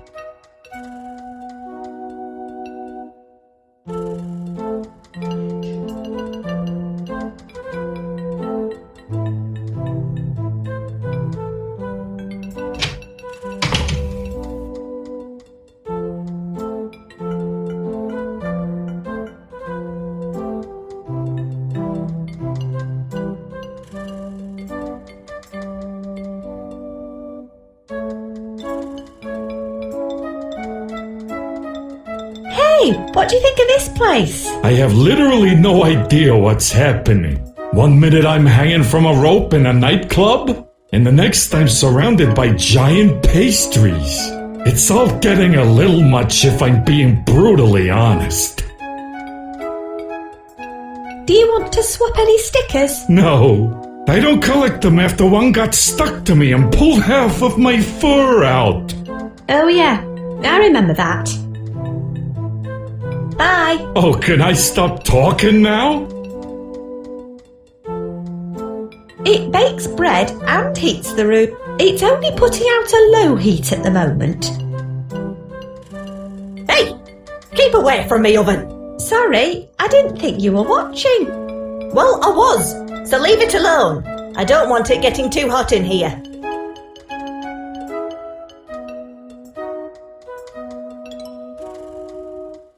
Could you distract her for me? What do you want me to do? I don't know. Think of something devilishly clever. Fine. Hang on. Excuse me. Sure, what do you want to know? So, I was thinking. Keep away from me, oven. You have an alarm on your oven? Damn right. And not just any alarm. The Bread Defender Elite. The built-in laser trigger is set off when the beam is broken. I installed it after I had a break-in. Stolen love buns flooded the black market and inadvertently caused the Great Troll Orgy of 93. That sounds like something best avoided.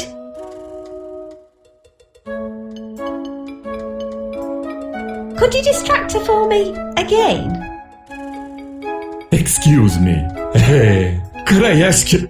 Sure, what do you want to know? So, She's busy I was chatting. thinking.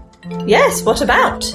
I was wondering. Let's see if I can how you trick the feel laser about with a being reflective distracted. sticker. I try not to. Oh, if I'm well, not that's paying not proper polite. attention, people might try to take advantage. Much like nice chat, but I've got baking to do. Don't let me keep you. Things up a bit. Is it just me, or has it got hotter in here? I think I'll have to open the window.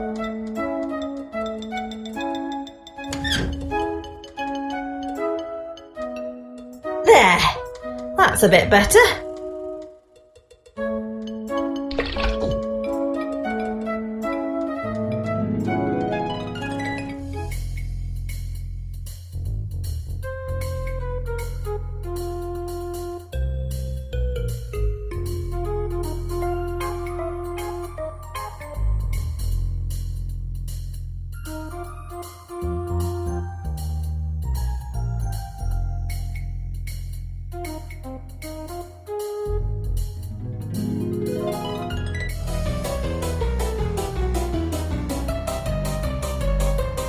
Okay, let's give this a go. Lovely. An umbrella full of monster drool.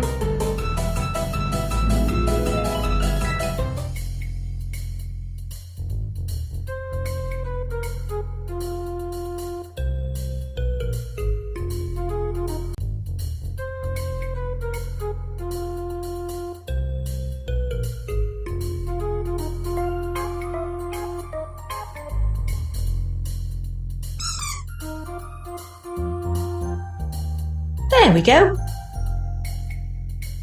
Okay.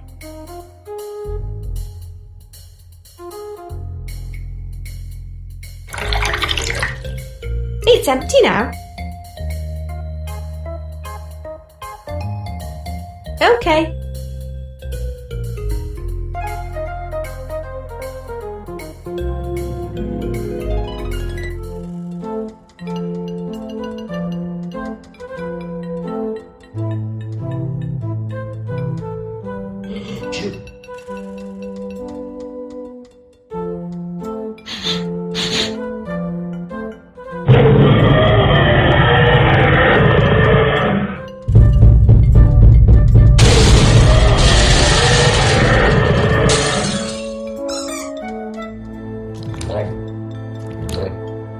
Yikes. Okay. I'll just take one. HT70705. Hey, that's my Heritage Trust membership number. I knew it would come back to me eventually.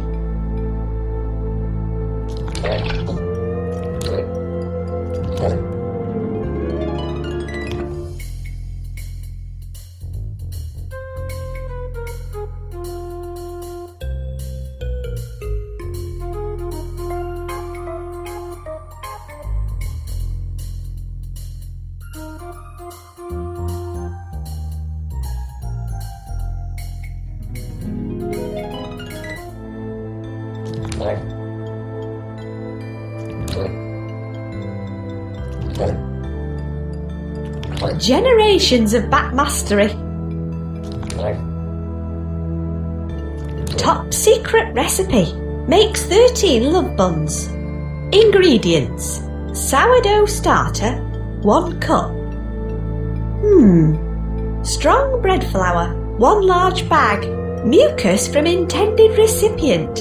approximately 300 mils. Method: feed flour and mucus from intended recipient to starter until it calms the hell down.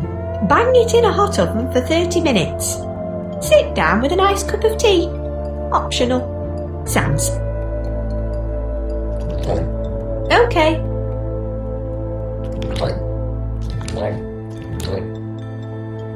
Lunchtime. I think it needs a drink now. Time for a drink.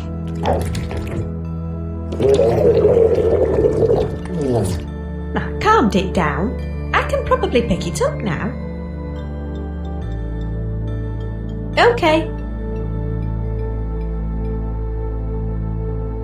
You never know when you might need a splinter.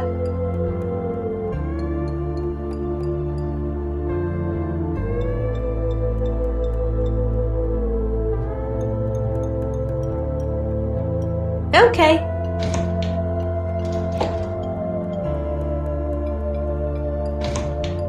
There we go. Perfect for baking.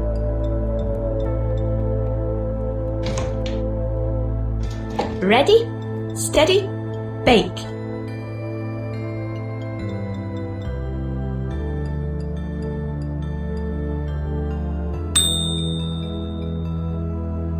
It's done. And it doesn't look too bad, all things considered.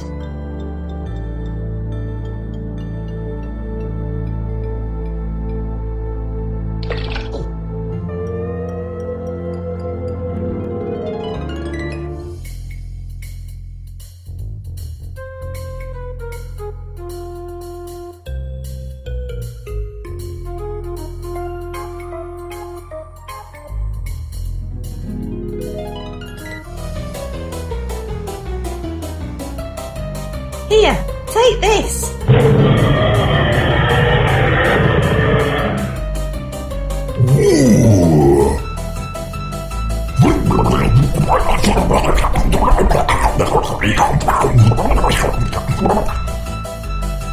Oh God, what am I doing? I'm so sorry for chasing you. Let me blow you a kiss.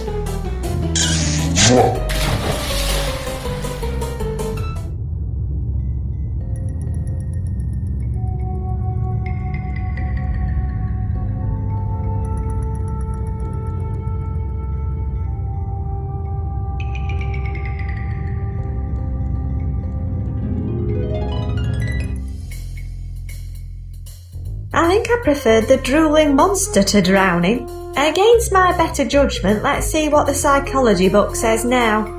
Chapter 3. Take a break. Reach out and grab every opportunity. Take inspiration from relaxing times in your past. Close your eyes and transport yourself back to a childhood holiday or activities with your family and loved ones. We did occasionally visit somewhere near the sea, mainly so Mum could practice her harpooning. All I remember is hundreds of crabs on the beach. Nice chips though.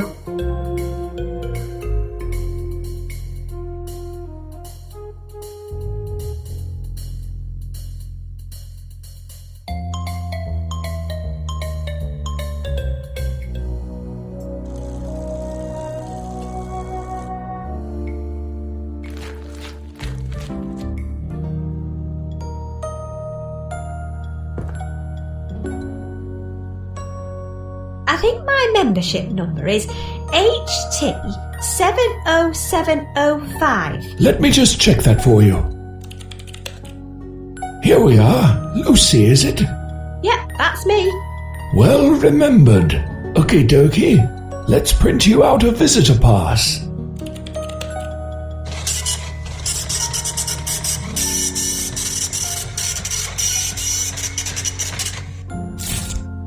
There you go. Enjoy Thick Hall.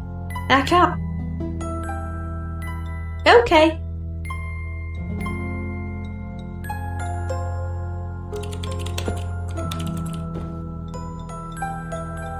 Look, I've got a visitor pass. Good for you. What would you like to know? Am Am I permitted into the cafe now? Of course, go right on through. What can you tell me about Horatio Fig? Horatio, you say? Fig always his home until he fled town and it was repossessed 10 years ago.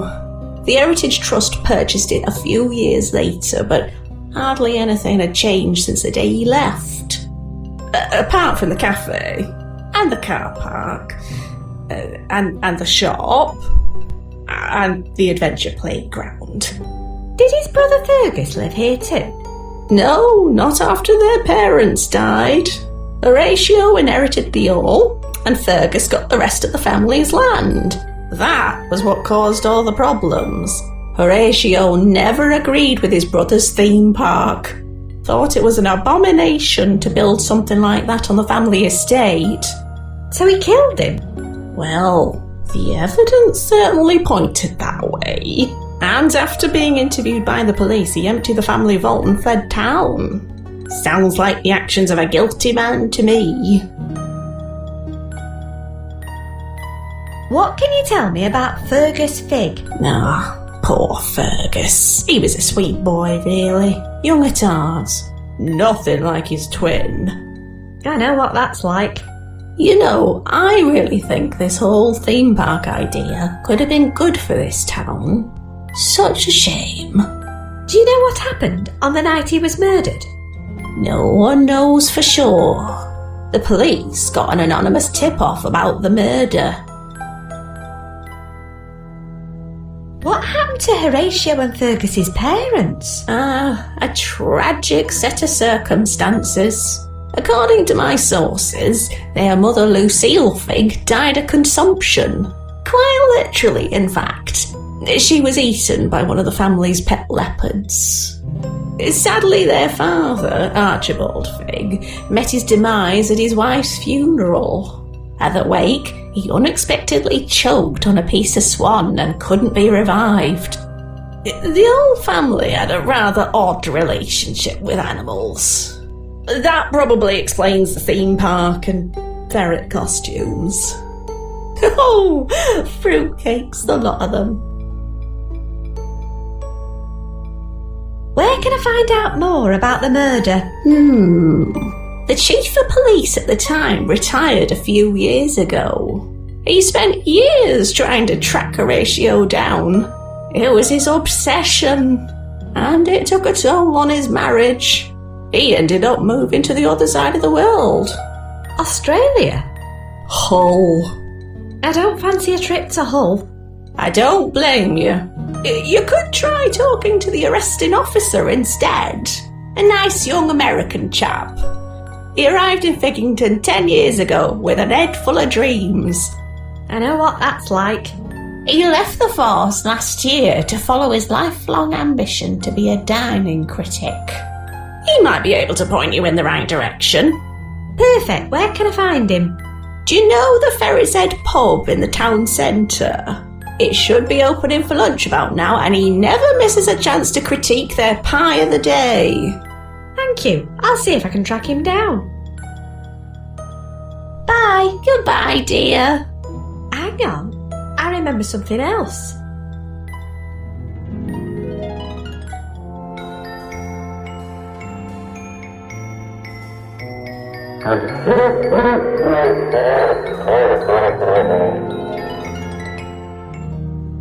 That was odd. It's no wonder I've been having nightmares with all this buried in my brain. I definitely need to get to the bottom of what happened 10 years ago.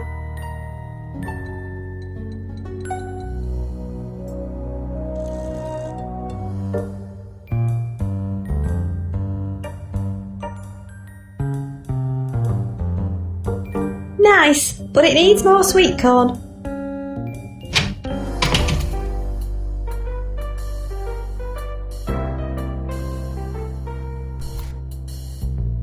Enjoying your lunch? I literally don't know how to describe it. Did you used to be a police officer? Back in a previous life. The name's Woody. I'm a dining critic now. I visit all the local eateries and review them for the parish council. Is that basically just this pub and the Fig Hall Cafe? Wait, there's a cafe? Well, that's just doubled my workload. Why did you swap the police force for food? Back when I was younger, I trained hard to be accepted into the force. I learned combat, investigative skills, and was even captain of a small team. But I never discovered the true secret of fitting in. Other officers were jealous of my achievements and wanted revenge. That's just the curse of success, I suppose. I had to escape, so I started a new career. That's the end of my tales from the police force. You never know. I may return to it one day, but I'm sure it's changed a lot since I left. Probably not as much as you'd think. Maybe. But I've found true happiness doesn't come from a shiny badge on your chest. It's found at the bottom of a bowl of delicious stew, the middle of a satisfying toasty, the topping on a hot crumble. Unfortunately, I'm yet to find any of those in this town.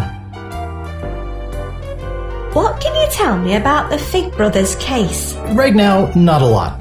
I've got a deadline for the Figgington Parish Council's blog. If I don't get my Pie of the Day review written up soon, it'll be obsolete. What was in the pie? It's not so much about the filling. I review the whole experience. The trouble is, recently I've been getting a lot of flack for my reviews. Our readership want their reviews written for locals, by locals. I've lived here for over 10 years, but I still haven't quite got the hang of the provincial dialect.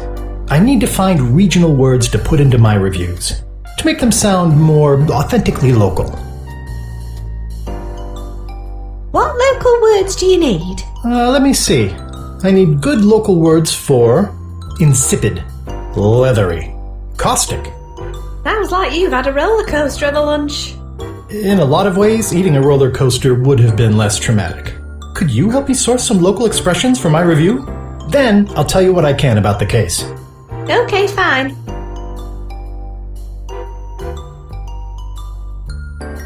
Where am I supposed to find these local words from? I don't know. Look around and chat to people, maybe?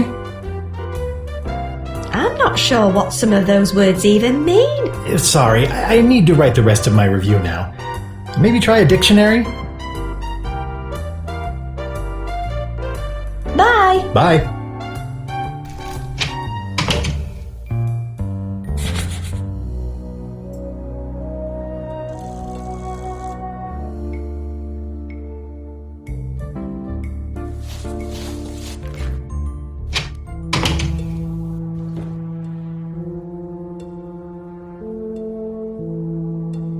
It's not a library book.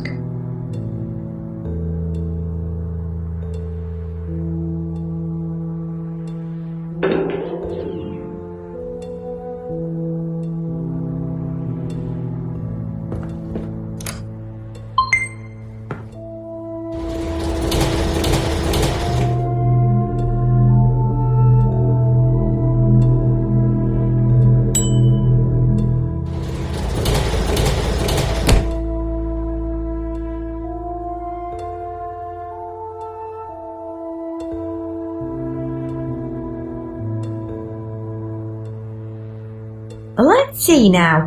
Insipid. Lacking flavour, weak or tasteless. Leathery. Having a tough, hard texture like leather. Caustic. Able to burn or corrode by chemical action. Ouch!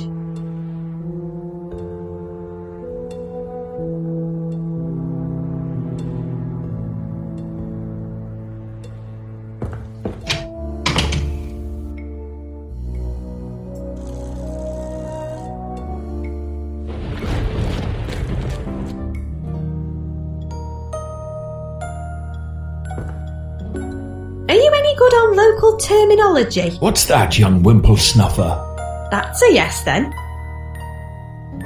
What's a good local word meaning insipid? I'm not sure what that means. Have you got a dictionary? Actually, I do. It says it's something weak, tasteless and lacking flavour. I see. Weak with no taste, eh? Sounds just like the cafe's herbal tea selection to me. Why don't you ask the dinner lady next door? Thanks.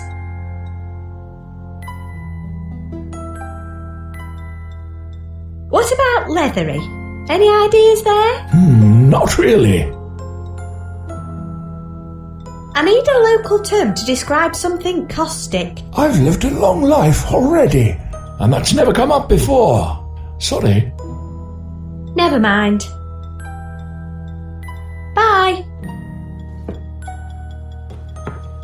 Phew! Look at that queue.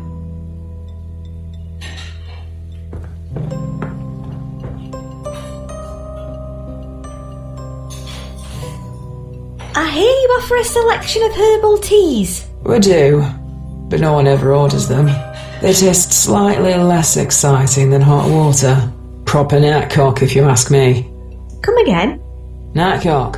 You know, weak, with bugger all flavour. Great word, thank you. Do you want any tea or not? No. Thanks anyway.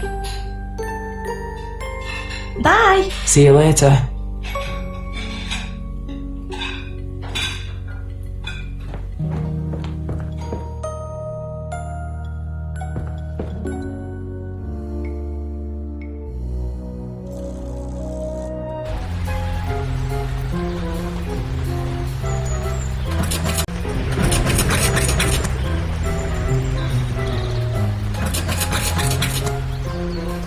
Having fun in there? Just don't. The vicar really did a number on this toilet. There's weird purple goo everywhere and it won't go off. That scrubby looks like hard work. It's awful. This purple stuff won't come off however hard I scrub. The problem is these cheap council issue cleaning products. I need something more caustic to get this off. What kind of cleaner do you need? Something. Anything. As long as it's caustic enough to get this shite off. Can you help me out with some local words? Sure, whatever. Once I get this weird purple stuff cleaned off. God, it smells horrible. Bye.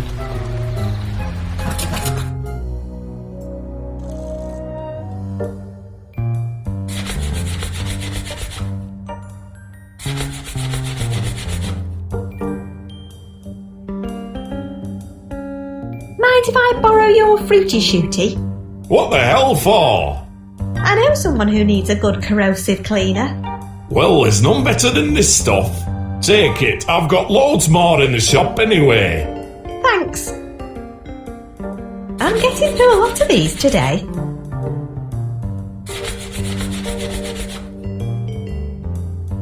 Hello again. Wow, this day just keeps getting better. What do you want now? I need to find some local words. Well, there are plenty sprayed all over me shop walls. What are you doing? What does it look like? Filing your nails? Not funny. I'm trying to get this bloody graffiti off the front of me shop. At least it's only a short name. Oh, this is just the tip of the filthberg. Some little scroats broke in through me storeroom window and scribbled all over me walls. It's going to take me hours to get it all off. Cool. Can I go in and take a look? Whatever, just don't nick anything. I've left Dirty Harry in charge. I'll just leave you to it.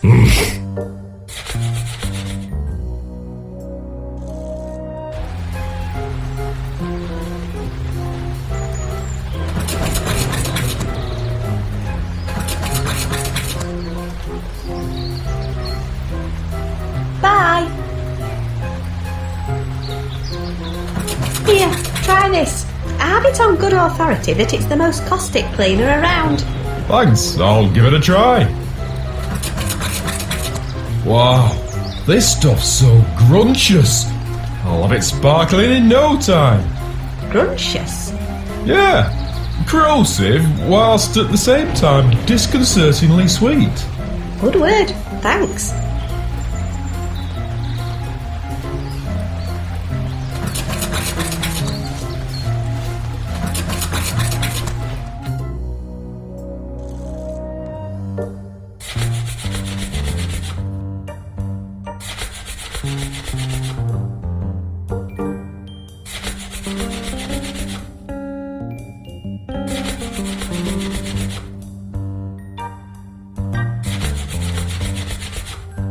did they write on your walls? Go in and see for yourself. I don't even know what half of it means. What are you using to get the graffiti off? Bubblegum fruity shooty. Figures. I'll just leave you to it.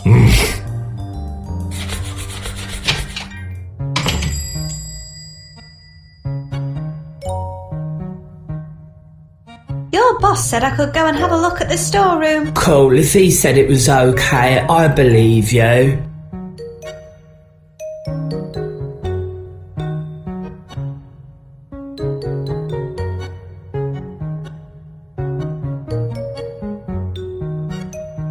You're very trusting, aren't you? Oh, I think I'm clever enough to spot a dishonest customer when I see one.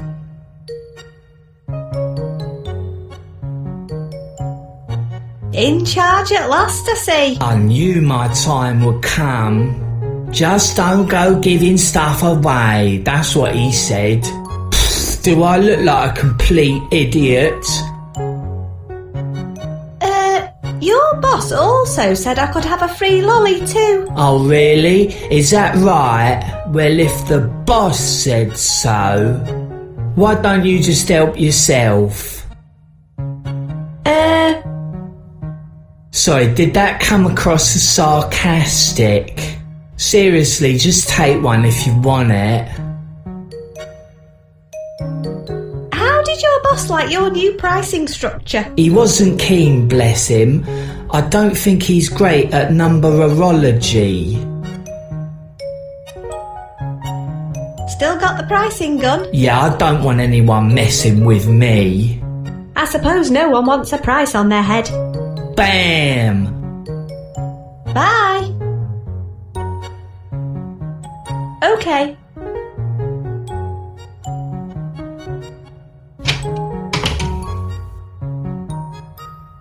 Ah, genuine dead rat pelts.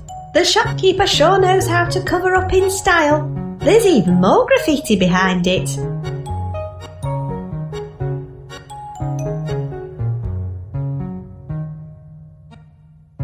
Poor little things must be starving. Wow, they made short work of that. Curly has a face like a crumplish swan anus.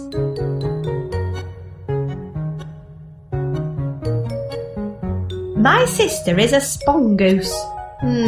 I recognise that handwriting. Flump the police. This shop smells like wee. Can't argue with that. Brian hates tits. He probably hates people who steal cameras too by now. Curly has a face like a crumplish swanny.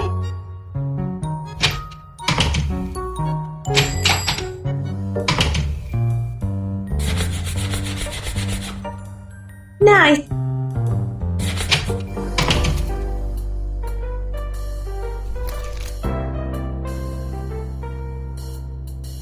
Who's the guy with the dog? Oh, don't mind him.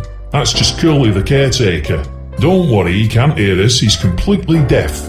He worked as a caretaker at that theme park for all of about half an hour. He's the one who discovered the owner's body on the opening night. Works at the local school now, though. Oh yeah, I didn't recognise him without his plunger. The kids at the school tease him something chronic, but he's got thick skin. That's good. At least it doesn't bother him. No, I mean literally, he has incredibly thick skin. Hands like falconers' gauntlets. Face like a leather knapsack. Poor guy. No idea where he got the dog, though. He feeds it on pork scratchings. Lucky for me, no one else has teeth strong enough to eat them. Where have I heard the name Curly before? Bye. Bye then. By the way, don't miss our live music extravaganza later today. Ooh, what sort of music? Grungy grime. You're hosting a live grungy grime extravaganza? Sorry, no, I just noticed a bit of muck on the floor there. To be honest, I'm not really sure what the music will be like, but the chap has a big bushy beard, so it's bound to be good. That sound logic?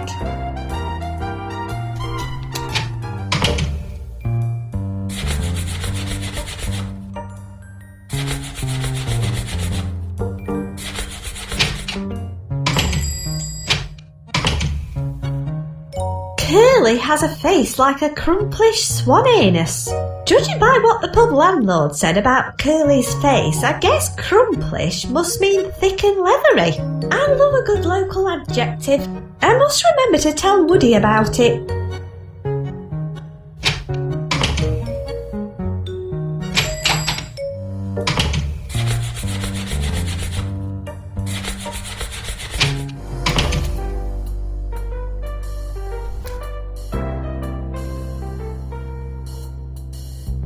I think I have a new word for you. Great. Let's hear it.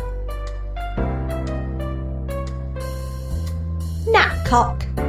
Apparently, it means something weak and tasteless. Ooh, great. That describes the sauce perfectly.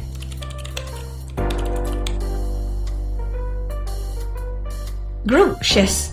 It means corrosive yet disconcertingly sweet. That is exactly the feeling I have in my mouth right now. Nice. Crumplish. I think it means thick and leathery, and also possibly like a swan's anus. Oh, good work. That'll describe the texture perfectly. I must remember to never eat here. Right. Let's get this published to the blog. Done. Okay. What do you need to know? Can you tell me about the Fig Brothers case now? Oh, sure. It all started 10 years ago. It was my first week on the force when we got an anonymous tip-off about the body. We brought the victim's brother in for questioning, but had to let him go due to a lack of evidence. That night, he skipped town. And when we searched the hall, he'd hidden an antique sword with his fingerprints on the hilt and Fergus's blood on the blade. Then there were the DNA traces found at the scene. It was pretty compelling, I suppose, and the chief was convinced that he'd done it. What do you think? This was something the chief and I argued over. Something just didn't add up.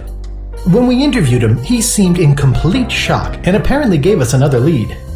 But his interview cassette went missing, and the chief was convinced of his guilt. It's all irrelevant now anyway. They dispose of old case files after 10 years, so any possible leads will be gone too. Is there any way I could get hold of one of those case files? I could do with getting to the bottom of this. Actually, I think they're running an auction at the village fete today. They're probably selling some old kit and evidence. You never know. You might get lucky. Great, thank you. What can you tell me about the police chief? He moved away recently after splitting up with his wife. You ask me, it was his obsession with this case that pushed them apart. She's still around. I saw her walk past carrying a box of his old things a few weeks ago. No idea where he is now. Could be on the other side of the world.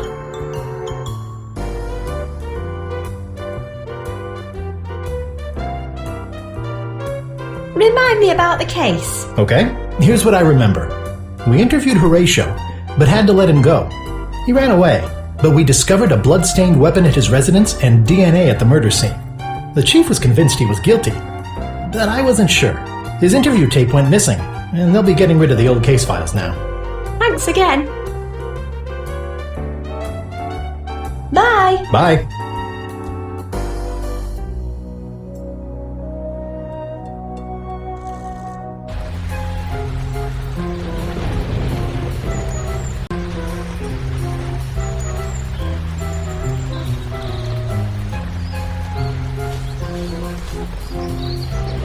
Hello there. Hey up, fancy a wallop? How did the toilet cleaning go? That pink gruncher stuff worked like a charm, thanks. Please, can I have a go? Go for it. It's free now anyway. How come it's free? We were charging £1 a go, but some old dear wanted a turn and dropped her purse in the mud. Then the cash all fell out of her purse. Then she slipped and fell on top of the cash. Then the mallet slipped and fell on top of her. I stopped charging in case she tried to sue us or something. The vicar's looking after her now, although I'm not sure who's looking after him. What money did she drop? No idea. The tits came and picked up most of it. Anything else will be under all this mud. If you see her, tell her not to sue me, alright? Can I have a go at Goosey Wallop? Sure. Do you want me to explain the rules to you? Yeah, go on then. 1. Touch the goose to make it spin. 2. Throw your mallet and try to hit it on the head. If you wait until it's spinning too slowly, your throw won't count. If you manage 3 wallops in a row, you get a prize. But budgets were cut this year, so it's only 1 prize per customer. Do you want me to repeat the rules? Nah, I'm a seasoned goose walloper. Fair enough. Let's wallop.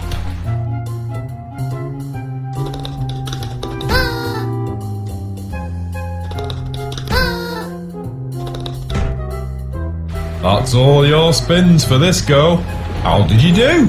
I got 2 wallops. Good going. Fancy another go? No, I'm all walloped out for now. Fair enough.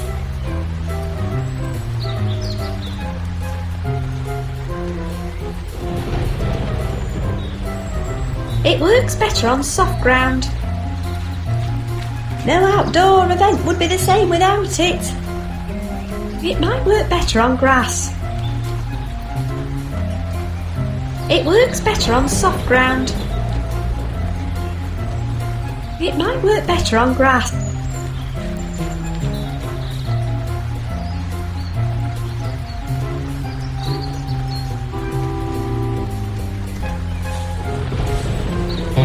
I don't think I'm going to find anything right here. No out.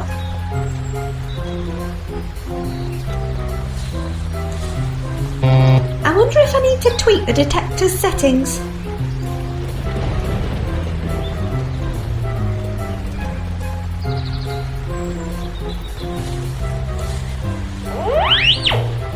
Ooh, I just found £1.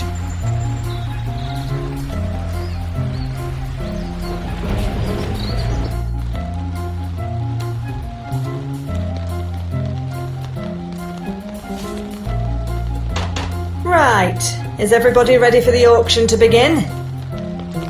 I said, is everybody ready for the auction to... Yes.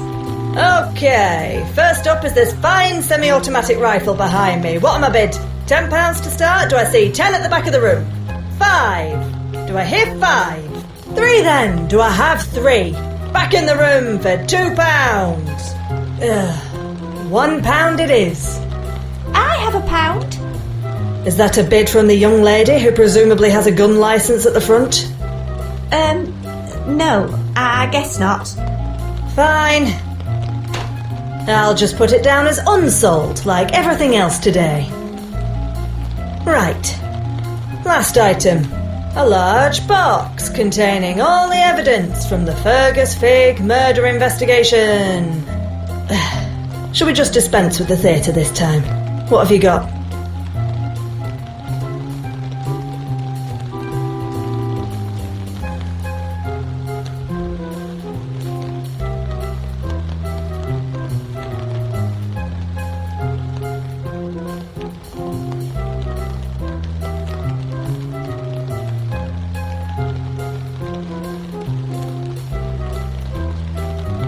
£1. I suppose it'll buy me a Twax bar at the shop. Going, gone. Sold to the young girl with the already bulging rucksack at the front for £1. Yay! To say that today has been grossly unprofitable would be an understatement. I'm going on a break. That'll be £1, please. Thank you. Don't, touch the guns and stuff, alright? Wouldn't dream of it. Atta girl.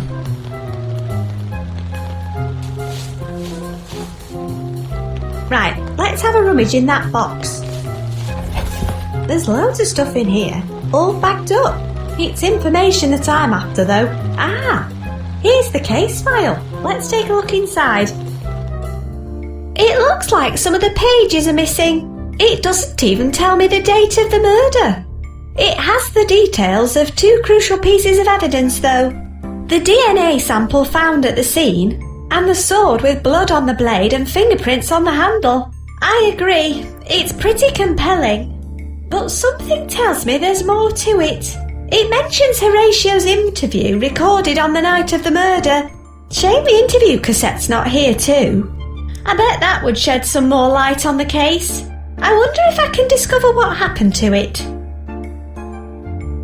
Apparently, the DNA sample was hair retrieved from the fist of the victim. It looks like Fergus yanked a clump of it off his attacker. The DNA match to Horatio was 89%, with a 99.9% likelihood that it belonged to a close blood relative or sibling. So it was definitely a close family member. I wonder if there's anyone else who fits the bill. I'll ask around.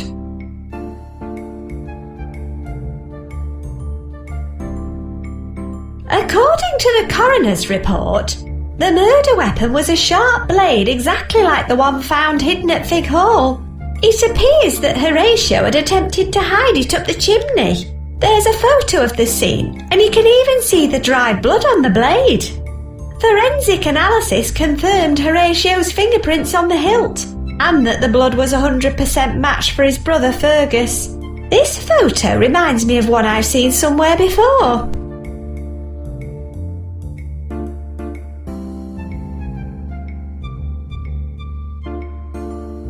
According to the murder weapon, it appears there's a forensic and that this photo.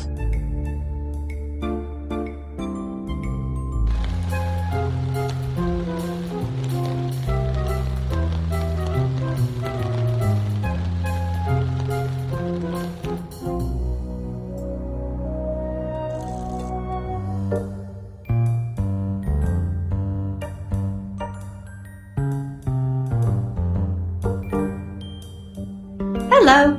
Hello. Enjoying your twacks? It's okay. I'm sure they used to be bigger. What can you tell me about Horatio's interview? Well, that was a long time ago, love. It was recorded on the night of the murder. When was that exactly? Look, I don't mean any offence, but could you just drop it? Leave the detecting to the detectorists. There's no need to lose any sleep over it. That's precisely my problem. I just know there's more to it than the case file suggests. What was the exact... This case is closed. What if I could prove that the original evidence isn't strong enough to support the case? Then you'd tell me? There's something about this case. Brings out the obsessive nature in people. Something tells me there's more to it. I can't explain why. Whatever. In the unlikely event you can cast serious doubt on both pieces of evidence in the case file, I'll throw all caution to the wind and tell you, like it'll make any difference. What evidence would you need me to debunk? Both of them. The DNA and the murder weapon. What was it you said about the police, chief? I didn't, but seeing as you asked. You couldn't talk about the fig case around him, he'd flip his lid. Oh, and he was obsessed with a weekly local radio show which played chart music. He used to record the episodes onto a cassette each week. Right after the Fig murder, he was too busy to buy any cassettes and ran out. He went scouring the whole town for one. His home, the shops, even police station. I think he found one in the end, but we all gave him a pretty wide berth after that, including his wife. She left him and gave all his stuff away to charity. Bye. See ya.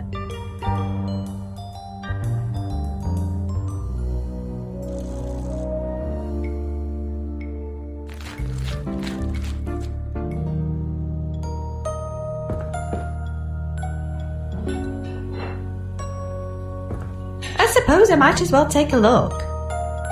According to the plaque, this photo's almost 40 years old. Hang on a minute. There's the sword in the chimney, complete with the same dried blood spatter. If this photo is really 40 years old, what's it doing there 30 years before he even hid it? Unless it was actually hidden there decades before, and isn't the murder weapon at all. At least, not for this murder anyway. I wonder why someone hid a sword up there in the first place. I should go and tell the police officer about this.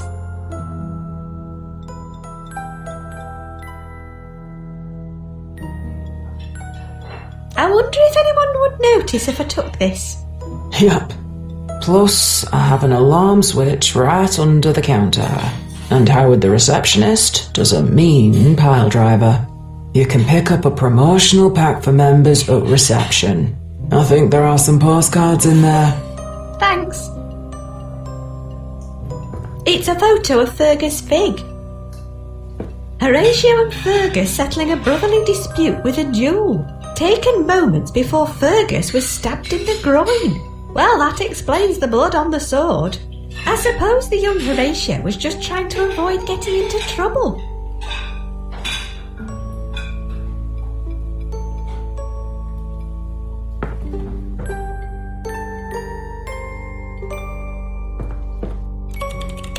Do you have a set of postcards for members? Oh, yes. And not only that, I'll even throw in a free branded tote bag containing promotional literature from our specially selected third-party partners. Joy. I know, right? Here you go. Thanks. Here, let me take that visitor pass, too. I recognize you anyway.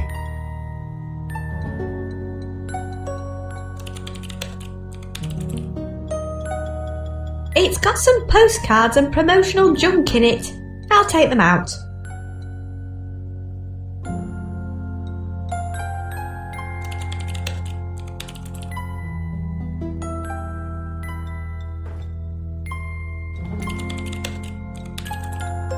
Did Horatio Fig have any other close family? Well, it's possible. Apart from Fergus, they were a pretty secretive bunch. There could have been an old herd of them living here for all we know. There was a family tree hanging on that back wall when the Heritage Trust first took over. Oh, but that was stolen at the same time as one of the antique vases. No prizes for guessing who was on duty that day. Marjorie. I never even took a copy of it, so unless someone finds it, we'll never know. Where's the family tree now? Your guess is as good as mine. It was stolen around the same time as that priceless vase went walkabout. The photo in the other room shows a sword stuck up the chimney. Doesn't surprise me. There was all sorts of stuff here when the Trust took over. Most of it had been here for decades. Covered in dust and cobwebs. I don't think Horatio did a scrap of dusting while he was living here.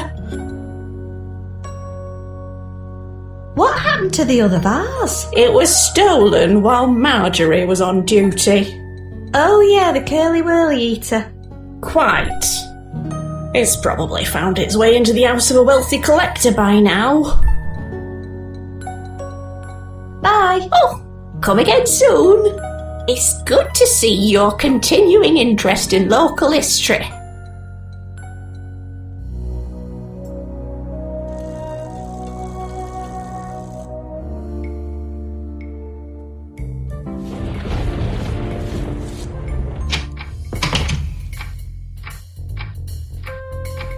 So, it was stolen at the same time as the family tree. I'll take a closer look. Oh, ho, ho! There's a large piece of canvas rolled up inside. I can't get it out, though.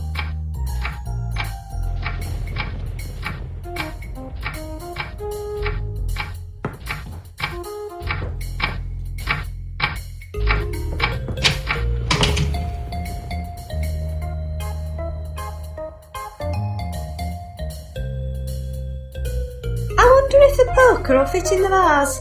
I'll need to wrap it in something soft, though.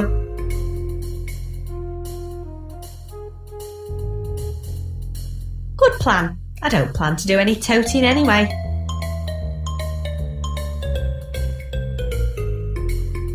This is going to take some serious care. I hope it's not just a receipt in there. Okay, here goes. Don't look.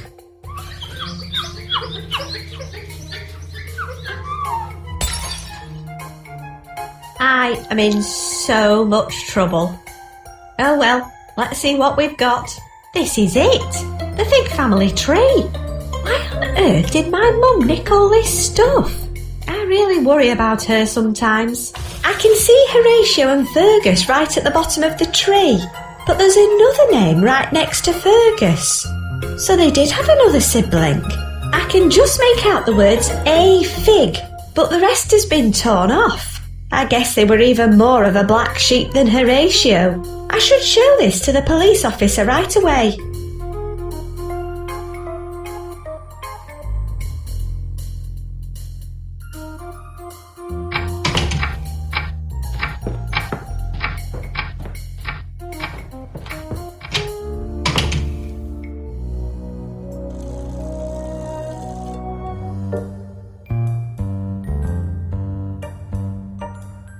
Hello.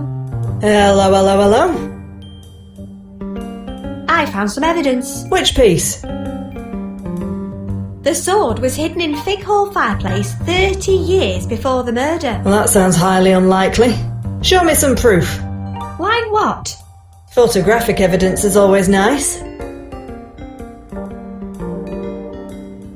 Bye. See ya. Here you go. This photo was taken 40 years ago. You can clearly see the blood-stained sword in the fireplace, and the other photo shows the two brothers duelling when they were younger. That's likely when the sword got covered in Fergus's blood.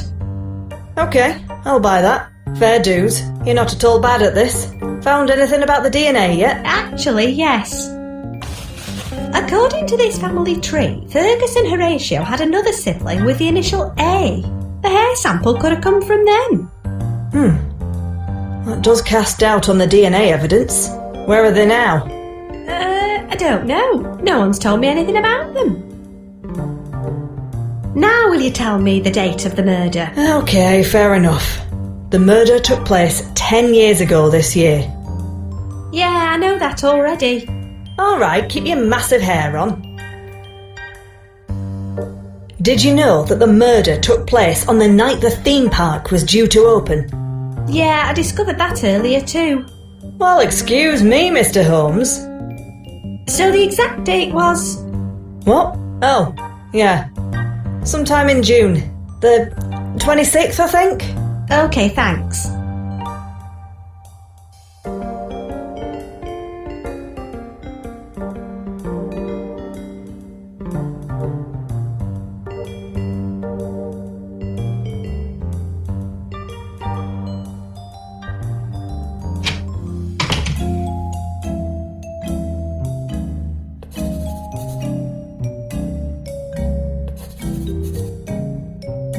The chart show. It's crammed with cassettes, all dated individually. A lady bought them in a few weeks ago. Apparently her ex-husband used to record music off a local radio show every week for years. Never paid for music in his life. She tried to give us his hi-fi too, but the pause button was completely worn out. So I've been listening to them on my Talkman instead. No prizes for guessing who these belong to. The police chief was looking for a cassette to record onto the day after Horatio's interview. I'll take a look. Oi, don't touch anything. I was only looking. That may well be the case, but I can't watch the shop and fill in this competition at the same time. So in the meantime, just keep your wandering fingers to yourself. You could just put it down while there's a customer in the shop. Oh, so you're planning to buy something now, are you? Just leave everything alone until I'm done.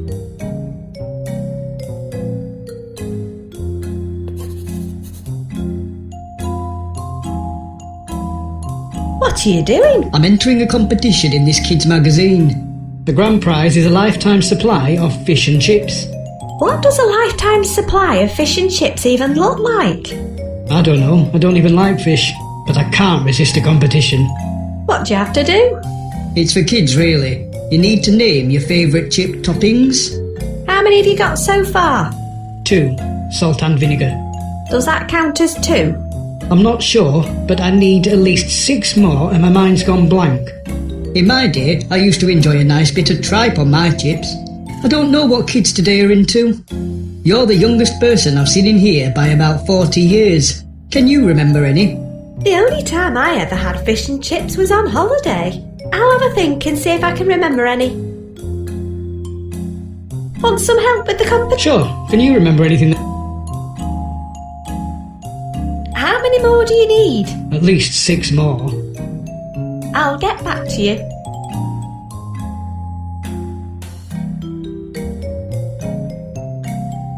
tell me about the box by the window? It's full of home recordings of the chart show on cassette. A lady bought them in. They belonged to her ex-husband. They're not bad. I've been listening to them in my spare time. Anything interesting on them? Not yet, but there are tons of them to get through. Anything new? No, none of it's new. But there have been some more weasel incidents added to the map this week. Bye. See ya.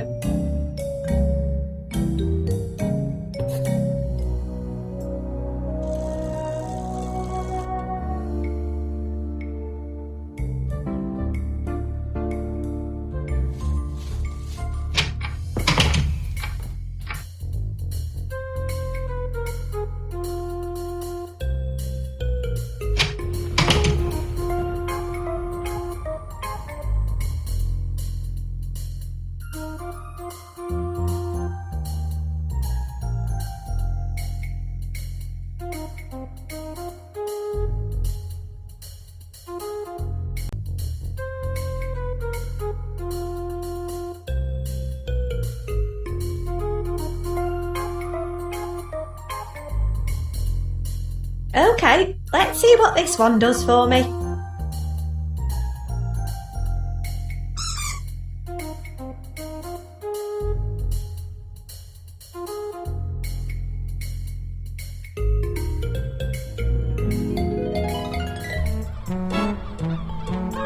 This is more like it. I love the seaside. Looks like the tide's out.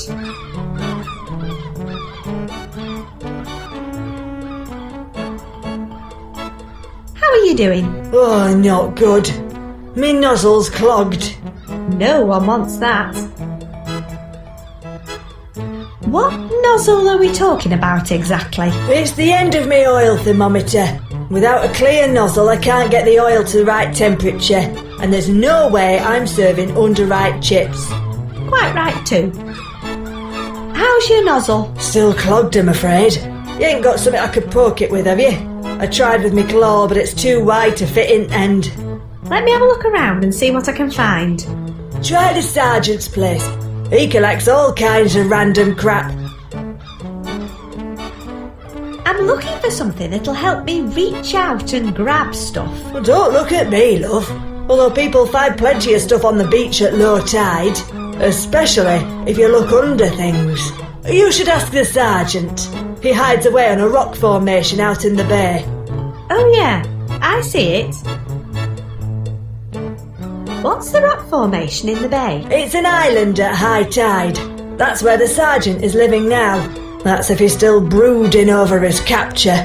His capture? Yeah, I'm sure he'll tell you all about it if given half the chance. And if you're really lucky, he'll show you his ancient artefact. That sounds fascinating. It really isn't. What is it? Between you and me, it's just a piece of plastic crap that washed up on the beach. But I think it reminds him of himself. Who's the sergeant? He's not really a sergeant. Well, obviously. He gave himself that title and likes to lord it about the place. That was until he almost got himself eaten. That brought him down a peg or two. Now he's in hiding and spends his time combing the beach. He collects all sorts of rubbish that the tide leaves behind. When's high tide? Oh, that's easy. It's when we have lots of water. Well, when you put it like that, it sounds obvious. What kinds of sauces and condiments do you offer? Oh, anything you can remember. I suppose that stands to reason. I'll just look around for inspiration then. Bye. Have a good day. It's a puddle of congealed brown. Who knows what it is? Actually, thinking about it, the owner of the chip van probably knows.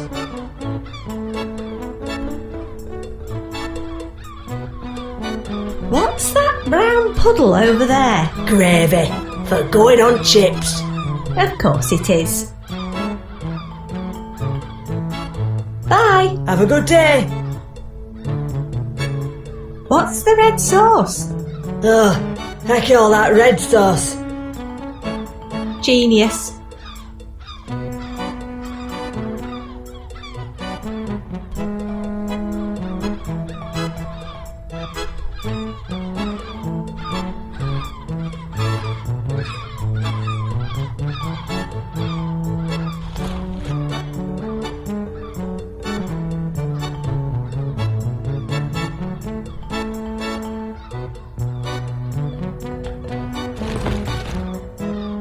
Great, more brightly coloured litter. I don't think this will help me much with my nightmare, but it looks like it's in good working order. Okay.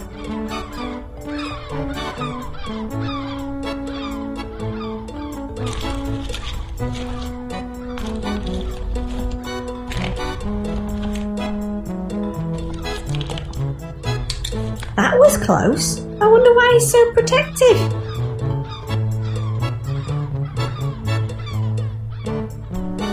Anyone home?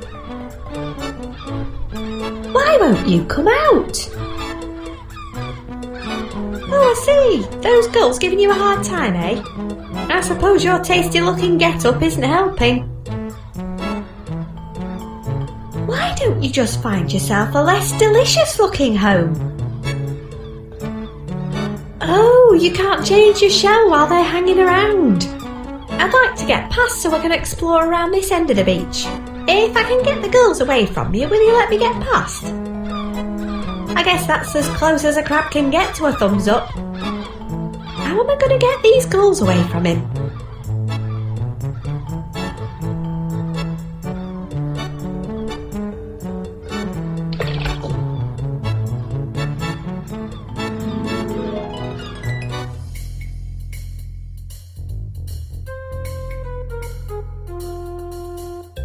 Okay.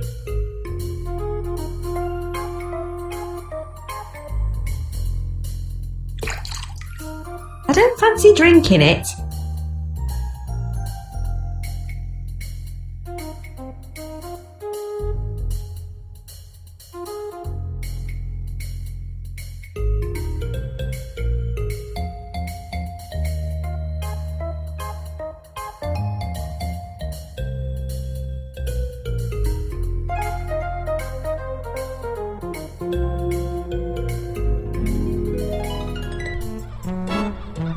Looks like the tide's in.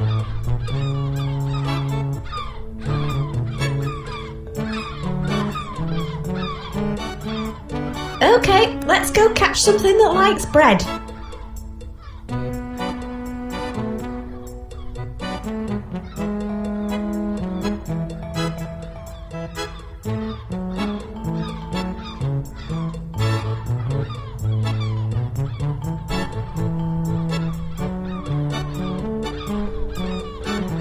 I wonder if he'll let me hitch a ride.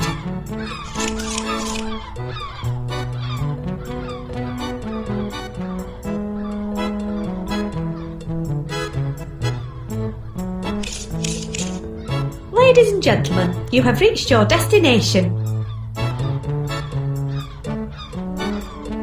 I'm guessing there must be a massive bucket and spade around here somewhere. That is one enormous crustacean. Oh, woe is me. Is it? It certainly is, young limpet, for I have upon my claw a ring of pure shame. It looks like a pure rubber band to me. What is a mere rubber band to you is a badge of humiliation for a glorious creature like myself.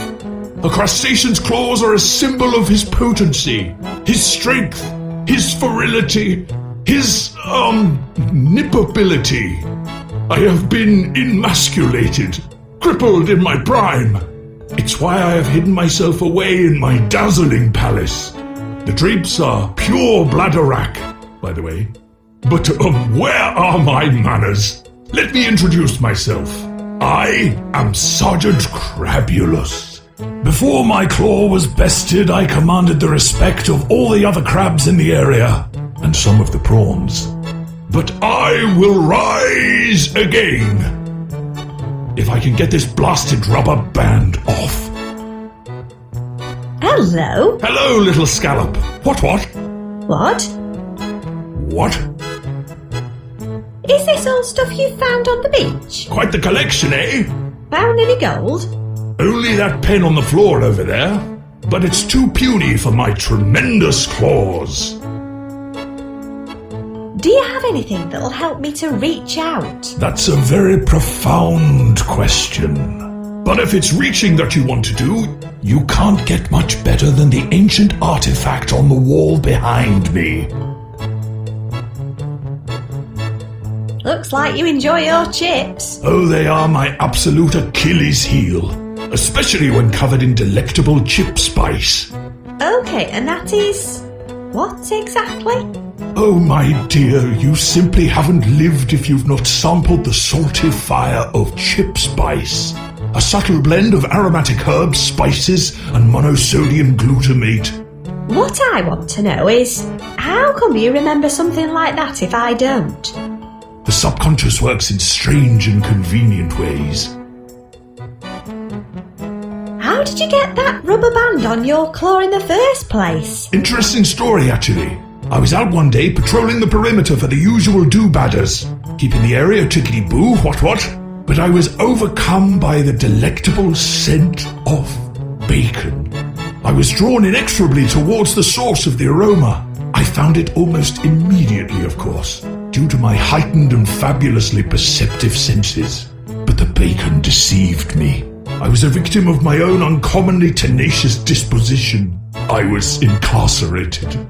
Within a minute I was being unceremoniously hauled from the waves and paraded on a platter of crushed ice with only a sprig of parsley to hide my shame. That must have been some massive parsley. A veritable forest, my little Winkle, but this is where I triumphed. They shackled one of my claws with this wretched band, but before they could finish the job, I gave them the old 1-2. They were caught off guard by my remarkable strength and flung me far into the ocean. I landed here, and I haven't left since. Can't have the troops seeing me like this, what? What will you do for me if I help you get that rubber band off? What is it that you want?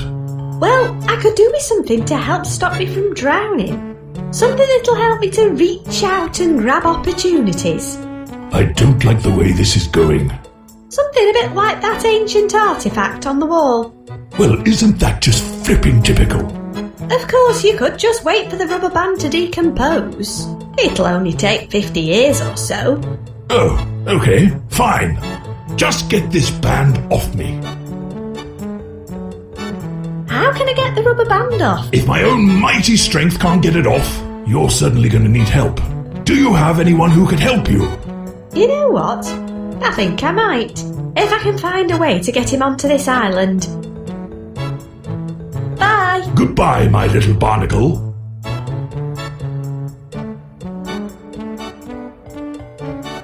Do you want this pen? I wouldn't have picked it up if I didn't want it. However, as it appears to be only compatible with pathetic human appendages, you may take it. Thanks.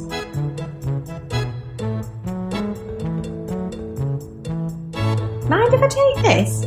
Not at all. It's pretty useless to me. The fingers keep coming off. Oh yeah, so they do. I suppose it's easier to carry around than a whole arm anyway.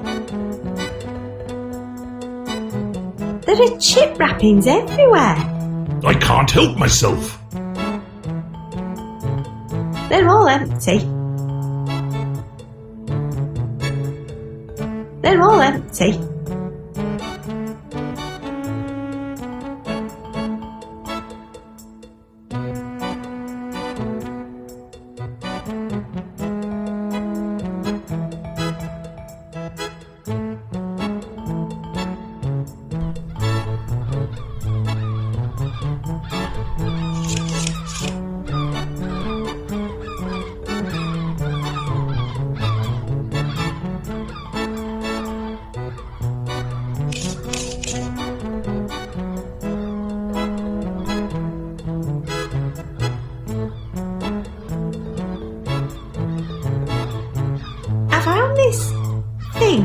You reckon it's compatible with your nozzle?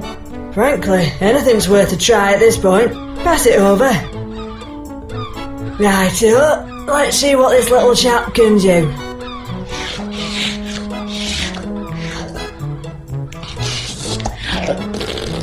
That's done it. I better get some chips in fryer right away.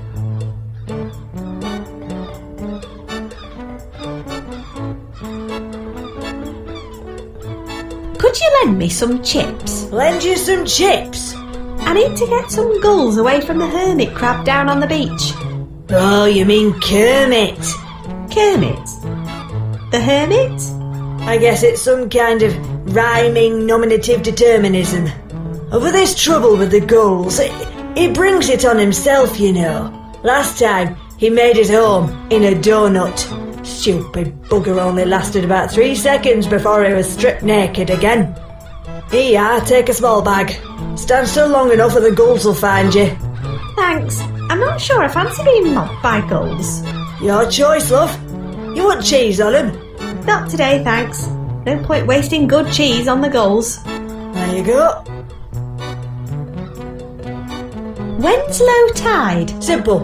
It's when we have no water. Of course. Bye. Have a good day. It's the barman's own special wake-up juice.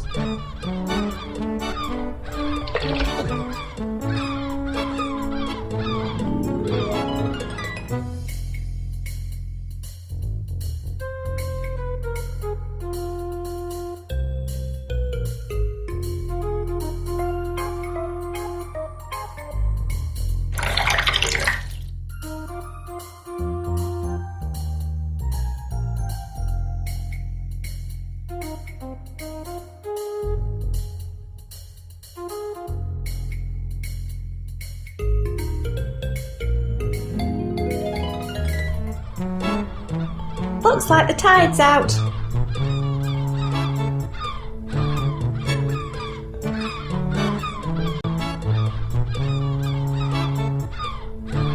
Fancy some chips? That's so kind and selfless of you. Thank you. I'll eat them over here.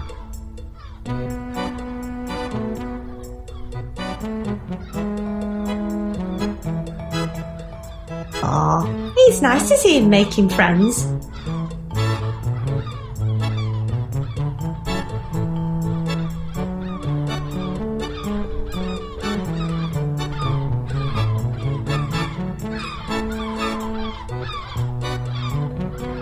Let's take a look.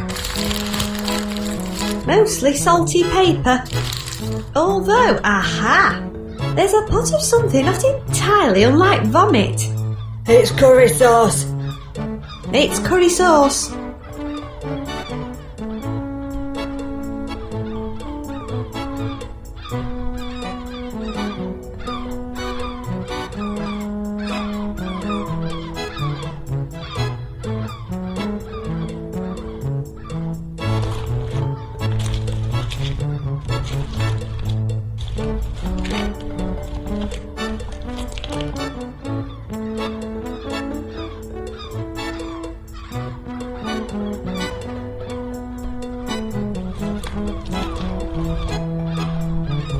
I think it's from a giant cornestro. There's a beautiful shell behind it.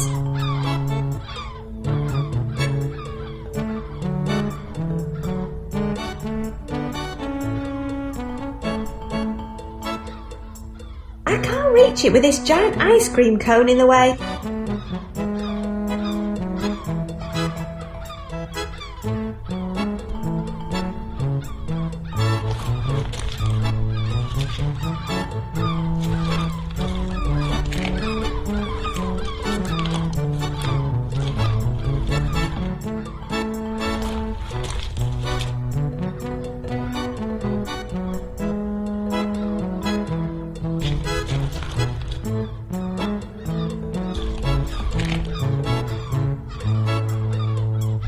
Okay, let's see if I can move this thing.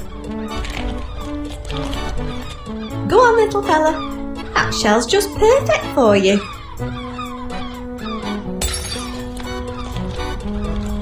Pillock.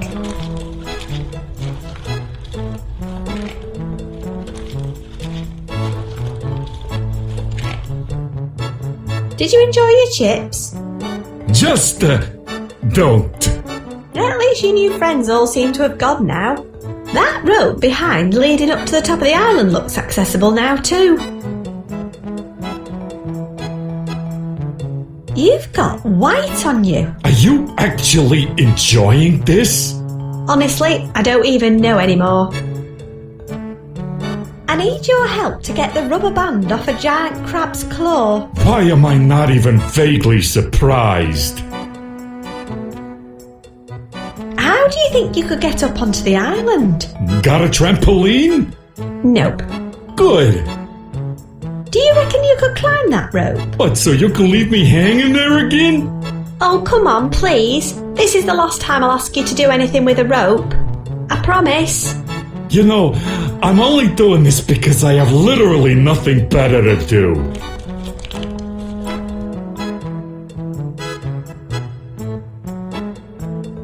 All right up there. Oh yeah, apart from the crippling vertigo, I'm just dandy. By the way, I wouldn't recommend the rope. I've got weird green crap all over my hands. I'll just wait for you up here. Okay, I'll try and find a way to meet you up there.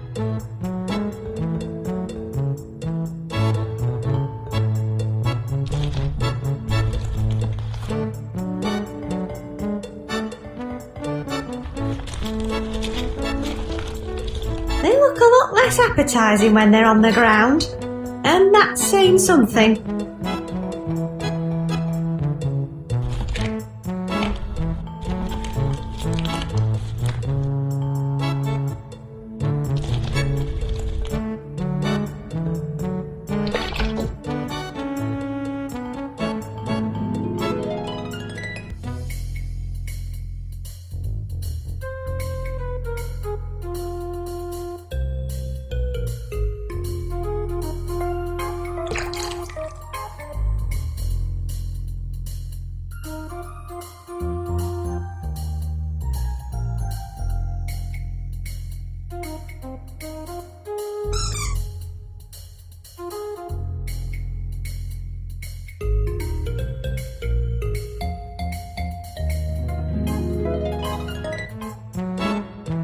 Looks like the tide's in.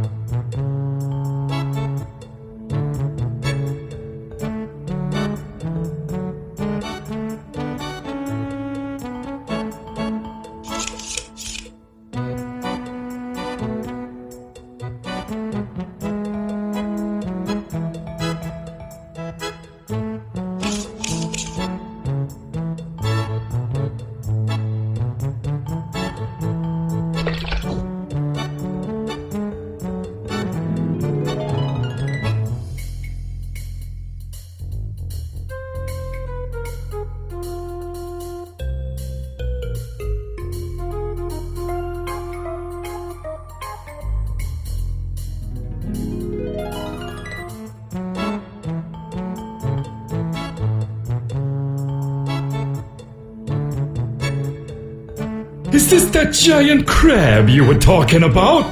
How did you guess? Okay, let's get this over with. There we go, all disbanded. Oh my, it feels so good to be able to nip again. Please take the antique artifact from my wall as your reward. Thanks, I will.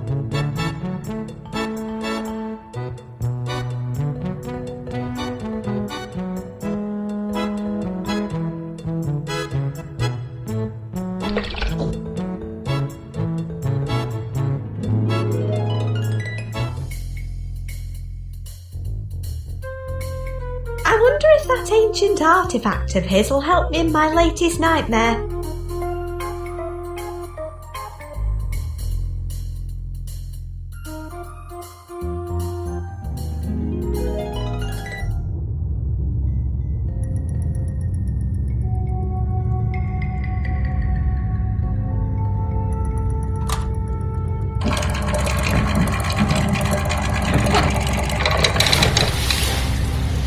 Hooray, I'm saved! Wait, what's going on? Let me out of here! Hang on, this is a... Yeah, it's a coffin. Brilliant.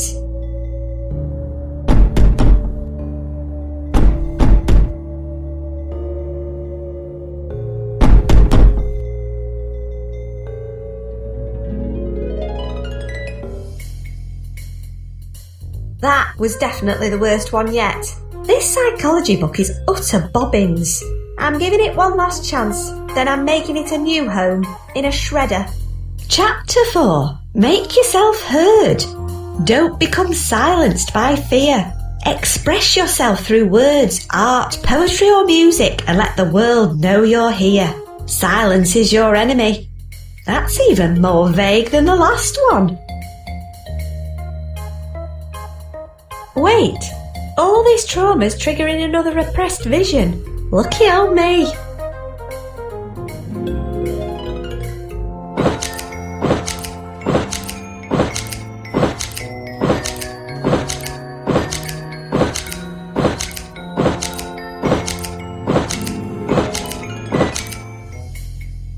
These are getting weirder and weirder. My mum won't even allow scissors in the house. I must be getting close to discovering the root of my nightmares, and my subconscious is trying to defend itself.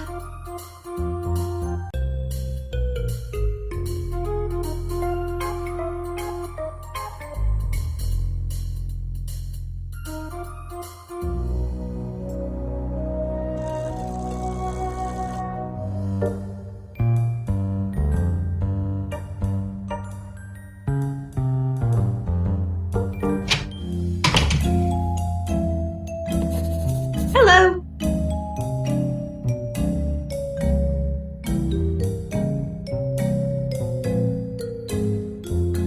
Want some help with the competition? Sure. Can you remember anything that goes on chips? What about gravy? Of course, that's going in there. I still need 5 more. Red sauce is a popular choice. You mean ketchup? I'm not sure. I think they're the same thing. Then it's going on the list. 4 more to go. Have you got chip spice? Is that a medical condition? Possibly, but I'm talking about a spicy powder you sprinkle on chips. That's good enough for me. I only need 3 more now. Don't forget mushy peas. Wouldn't want to miss that one. Another couple and we're there. Apparently, cheese. Ooh, that sounds lush. Thanks. I just need 1 more. Curry sauce. Ooh, yeah. Right, that's all filled in. Thanks for your help. I'll be closing the shop soon so I can get this posted off. Feel free to have a quick look around before I go. The chart show. It's crammed with cassettes, all dated individually. No prizes for guessing who these belong to. The police chief was looking for a cassette to record onto the day after Horatio's interview. I'll take a look. I'll take this elaborate brick off the top first.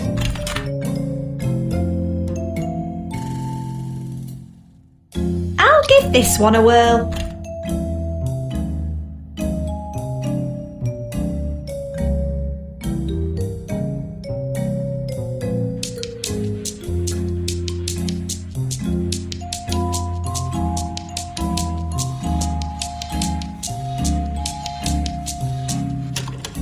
Nothing much of interest on that cassette. That didn't stop you nodding your head like a complete banana for 2 hours. I was supposed to close up the shop ages ago. I'll take a look. I'll put back the one I'm carrying first.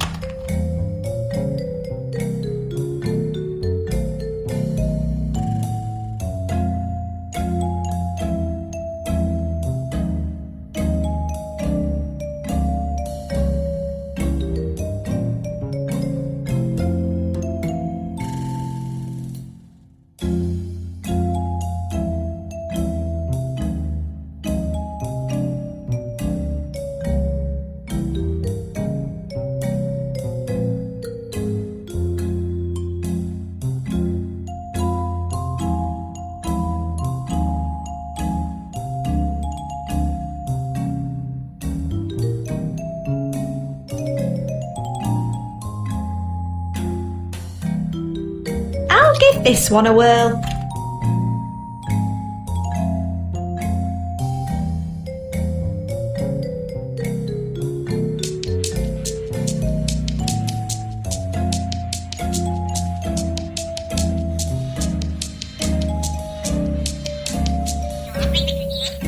Wait a minute, there's something after the chart show recording. It's people talking. This is it, the missing interview cassette. I'm going to take this home and listen to it in private. Oh, are you now? I hope you're going to pay for it. Oh, come on. I helped you out with the competition. How about I let you swap it for something else? What about the metal detector I got from here in the first place? Okay, fair enough. Just stick it back in the bucket of pre-loved belongings. You can take this trowel too. Forgetting something. My cassette player. Whoops, sorry. Honest mistake. Yeah, right. That's better. Now off you pop, we're closing. Time to go home and listen to this cassette properly.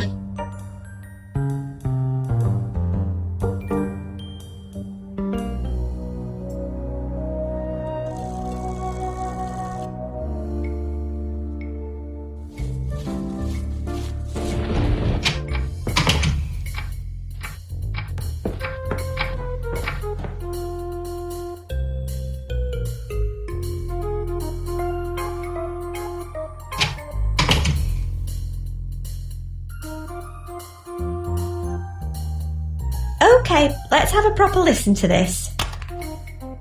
Interview with the murder suspect. Can you confirm your name for the tape, please? Horatio Fig. Speak up a bit, please. Horatio Fig. Thank you. Now, what can you tell me about your whereabouts earlier tonight? I've been home all evening. Really? Well, we had an anonymous tip-off earlier tonight that you were seen fleeing the new theme park. Do you have anything to say about that? I went to wish Fergus luck. Of course you did. I've heard you're a very strong advocate of theme parks on your family's land. Okay, look, I know Fergus and I haven't always seen eye to eye, but kill me own brother? I couldn't, I wouldn't, and what could I possibly have to gain? Oh, I don't know. Your brother's share of the estate, perhaps? Fergus saw to it that would never happen when he amended his will recently. Really? So I suppose we're looking at revenge, plain and simple then. Look, I don't need Fergus' bloody money. I'm innocent and I can prove it to you. I'm all ears. Just check the tapes. Tapes? What tapes? The security tapes at the theme park. Fergus told me it had state-of-the-art video surveillance. Do I look like a complete idiot to you? Of course we checked the security tapes. They were all empty.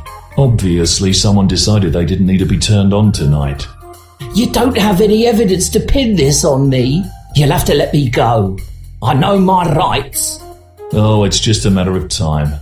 I know a guilty man when I see one. We'll be starting with a thorough search of that eyesore you call home as soon as I have a warrant. The head. I beg your pardon? The head of the ferret costume, where is it? Why don't you tell me? Fergus told me he had video cameras mounted inside each of the theme park costumes, after he kept being punched by members of the public whilst handing out flyers.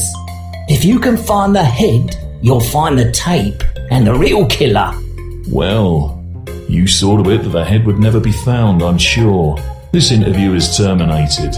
I'll be seeing you again very soon, Fig. Wow, that was intense. I guess they never found the ferret head or the security tape. It feels nice when I get in and out of bed.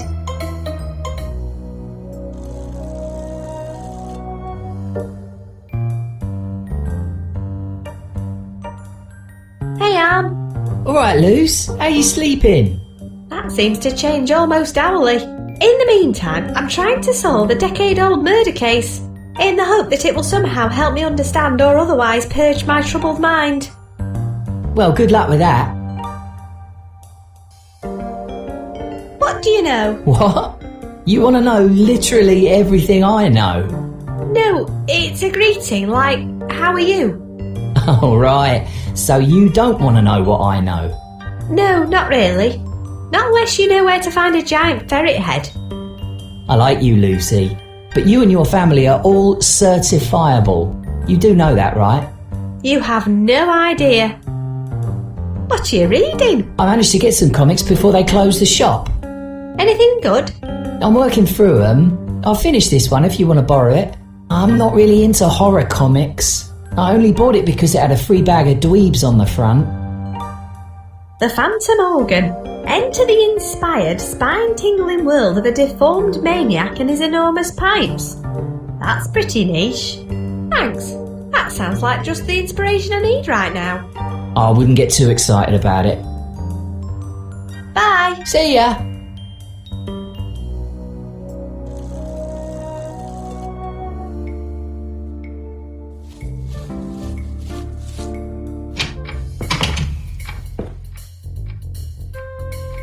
Someone stuck a flyer under our front door. Live music at the Ferret's Head.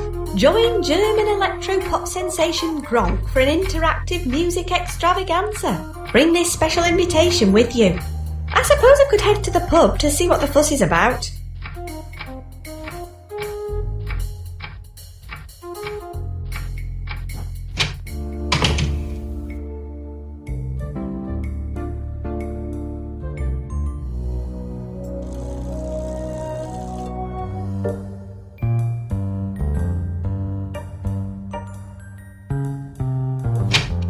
Oi, this gig is by special invitation only. If you don't have a flyer, you'll have to leave. Hang on, do you mean this thing someone shoved under our door? Let's have a look at it. Aye, that's the chap. Enjoy the show. And next time, bring your parents with you or something.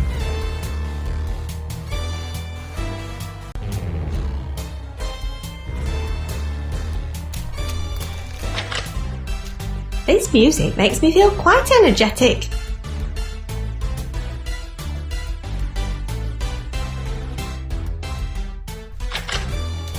This music makes me feel a bit shaky.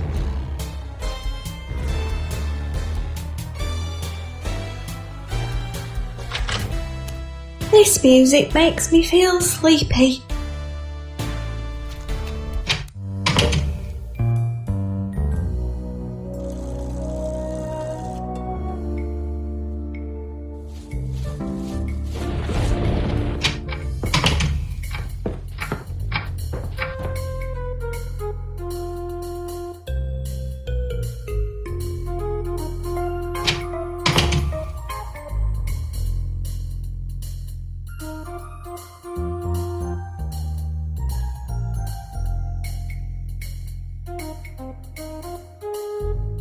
In you go. I can't wait to see what messed up crap this one generates.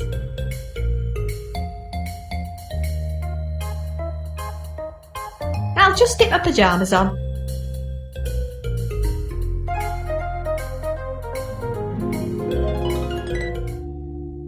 Ooh, spooky. I hope there's something here that can help me with my latest nightmare.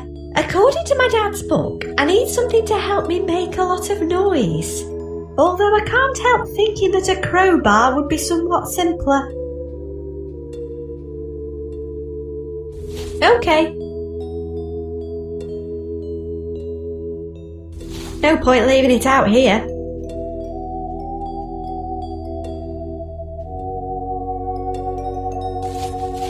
I'm not strong enough to break it off. Don't you think this place is spooky? Not compared to some of the horrors I've witnessed today. At least all the bird poo seems to have come off now. Could you get that branch for me? Just get the branch? Yeah, it looks handy. Why'd you ask? Oh, I don't know. I was expecting you to ask me to climb up the tower, or jump down the well, or otherwise risk my own neck for no good reason. Can you get me the branch? Just get the branch? Just get the branch. You won't want me to impale myself on it or anything afterwards? No. Promise? Promise. Okay. Here you go. Thank you. See? That wasn't so hard, was it? I'm dreading whatever's coming.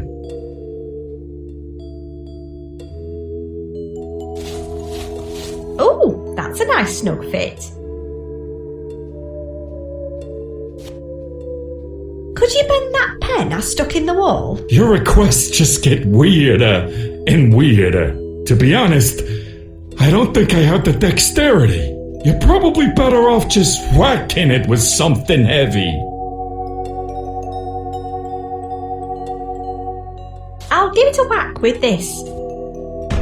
The pen's now bent into an L shape. I'll take it out again.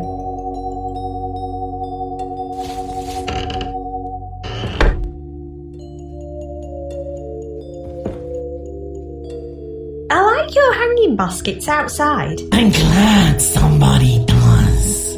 You hear that, Master? Somebody likes the hanging baskets. The ones I spent hours arranging. He's not listening.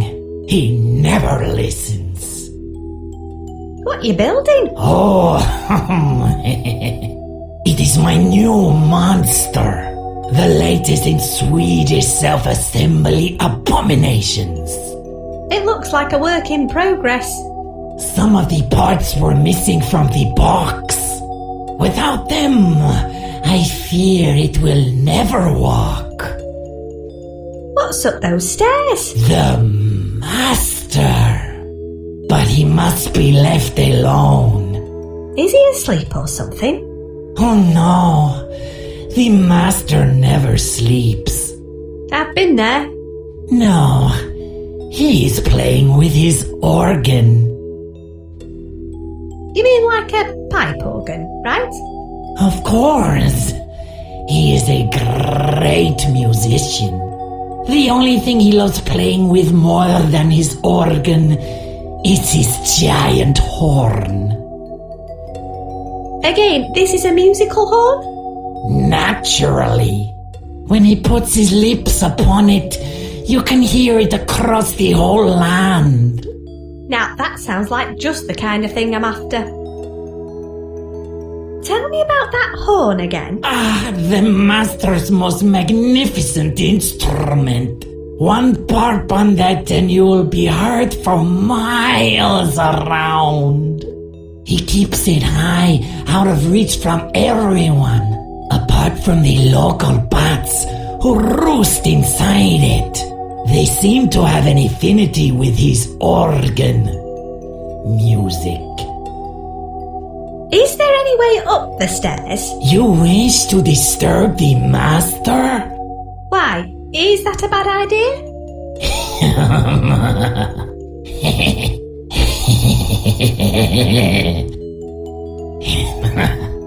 You remind me of my twin brother. Never disturb the master while he is playing. Even I avoid going up there. That is all academic anyway. My creation cannot be moved until it is complete.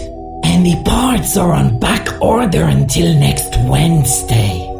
How's your master supposed to get down the stairs if you're blocking them? The master never leaves his room. He has everything he needs. You don't want to go upstairs? Well, if he's playing, I sometimes brave it. But if I need to get near him or the organ, he gets really mad. Under those circumstances, I make him a nice cup of tea and give him a chucky-bicky. As long as the tea is made correctly, he loves to dunk a chucky-bicky in it. Then he sits back, closes his eyes and just enjoys the moment. At least it gives me a few seconds to get in and do what I need to do.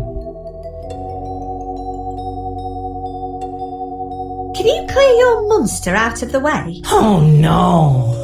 Now that it is partially assembled, it's too heavy for me to lift. The only thing that can move it is itself.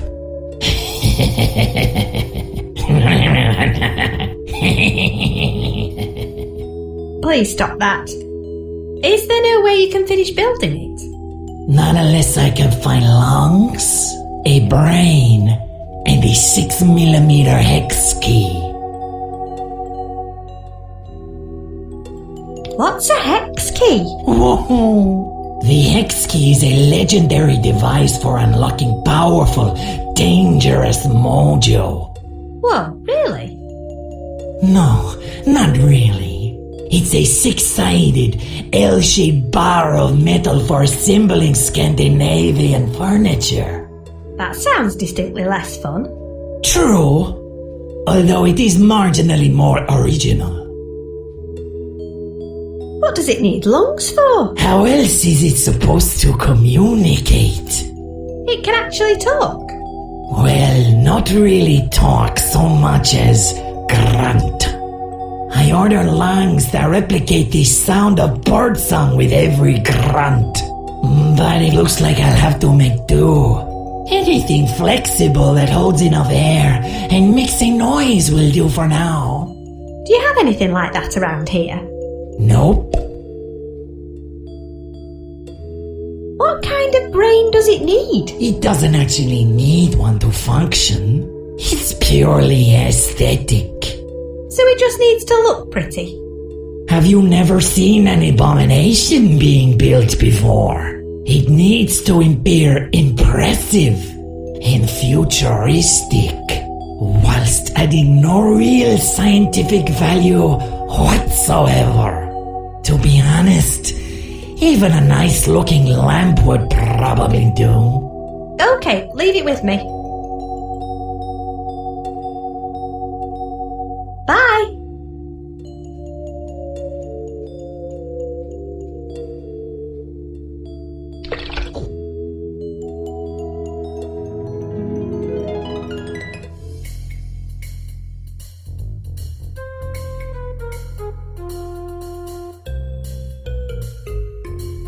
That doesn't need to become an inspired baker.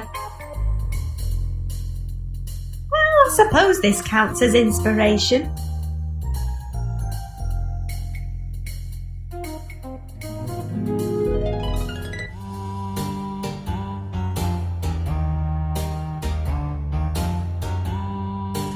You still here? Always will be. I'm growing out of the floor. Enjoying your He-Nan stickers? I was, but then I used them all up in needlessly bizarre and illogical scenarios. What kind of idiot would do that? Got anything new? Well, we do have another special tonight. The Whoopee! I'm obliged by my contract to tell you that it's a real gas. Is it? Only in the sense that it is literally a gas, yes. It's a mixture of hydrogen sulfide, methane, and nitrous oxide.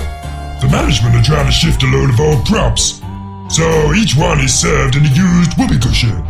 That sounds really unpleasant. If you think that's bad, you should try the rubber chicken soup.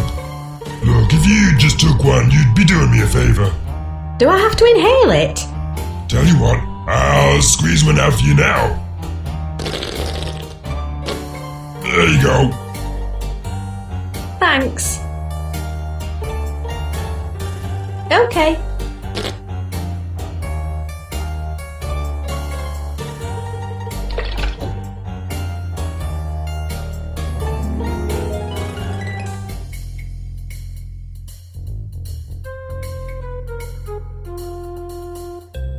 There we go.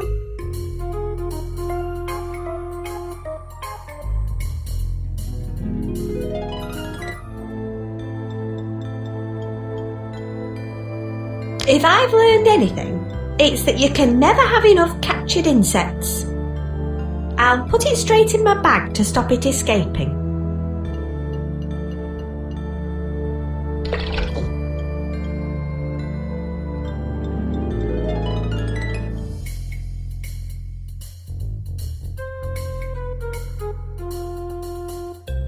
In you pop.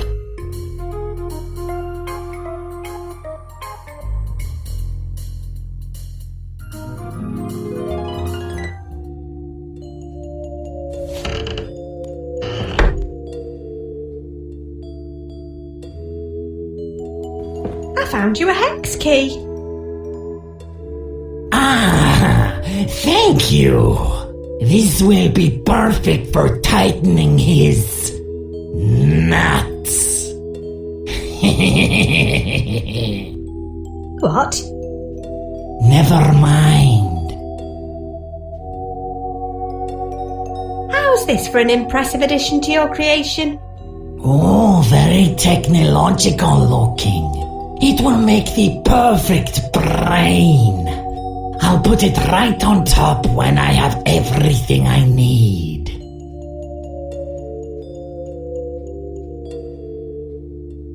Could you use this for the lungs?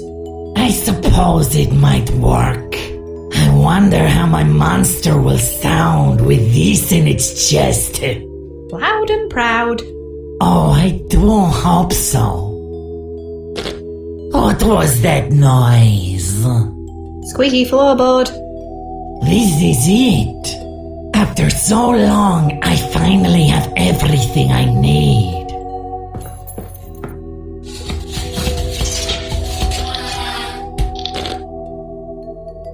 It is complete. Together, we can finally clean this place up.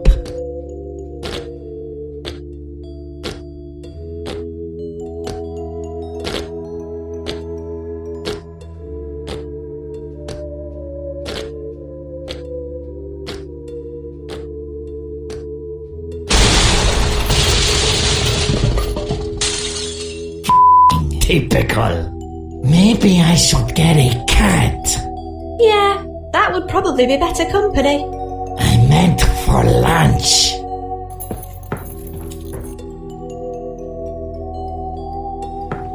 I'll let a bit of light in. Wait. Stop.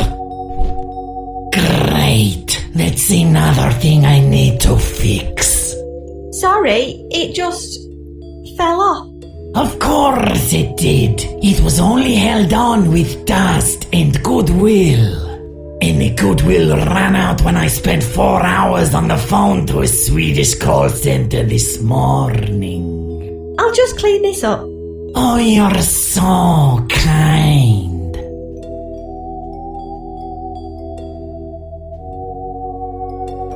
Okay.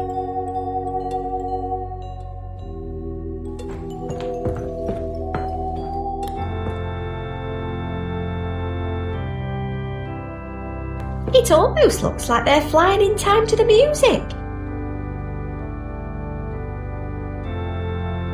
A big brass horn. It's only held up there by a single nail. It looks like the slightest little shake could bring it crashing down. Judging by the large heap of droppings underneath it, the local bats have been using it as a roost. All in all, I'd say that standing directly underneath it is a pretty bad idea. I wonder if I could encourage the bats to knock it down. The sunlight's shining into the room downstairs. This'll block the light coming through the ceiling and make an excellent death trap at the same time.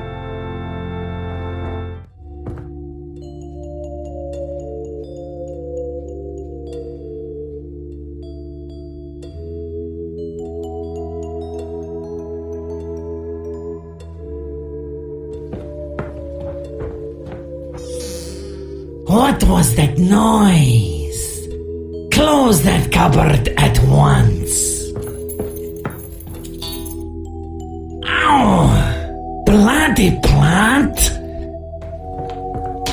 Sorry.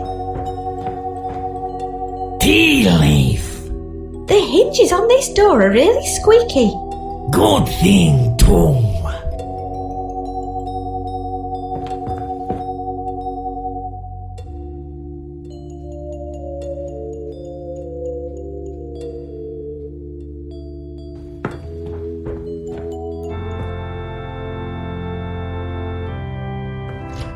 Clickety-click.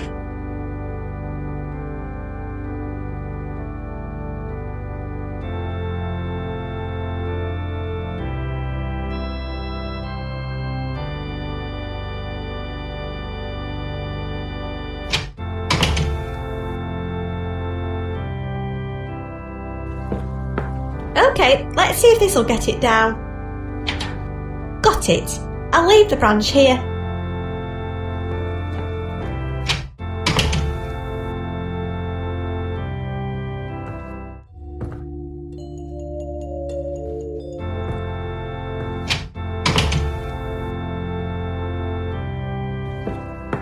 Okay.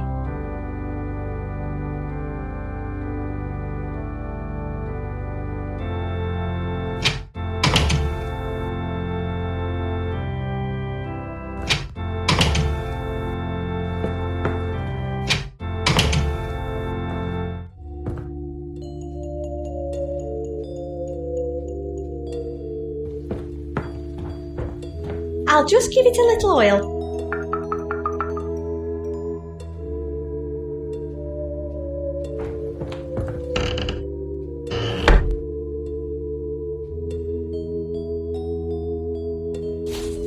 There, that was a nice easy one.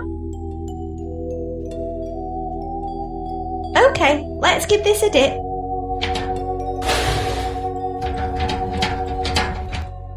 Look at that! A nice manky bucket of nice manky water. Okay.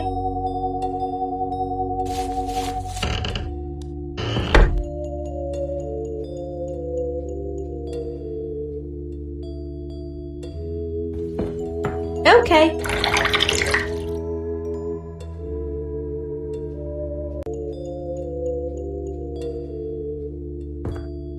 It's full of tea-making paraphernalia. Let's see what we've got. Ooh, jockey bickies. Some Earl beige tea bags, very posh. A teaspoon. And finally some sugar cubes. What on earth am I supposed to do with all this? Oh, they're joking. I'm making a brew before this day is out, no mistake.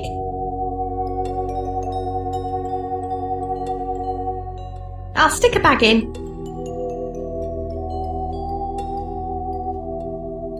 I'll turn it on.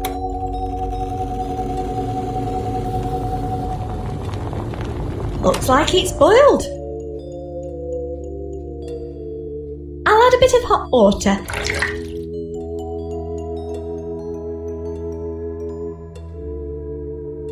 I'll pop a cube in. I'll pop a cube in. Let's give it a stir. A splash of milk.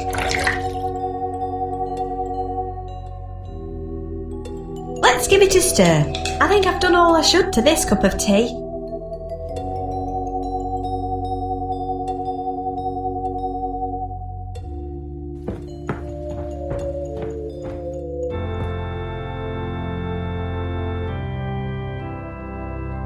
I'll give him his mug. I'll leave him a biscuit to munch on. I'd better move out of the way.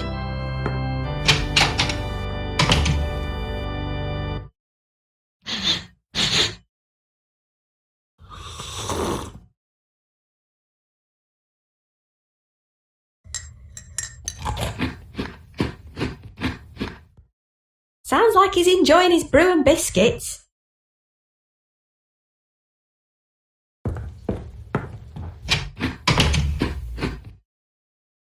It's got a series of notes written on it. A, G, E, C, D. This must be the order he's playing them in.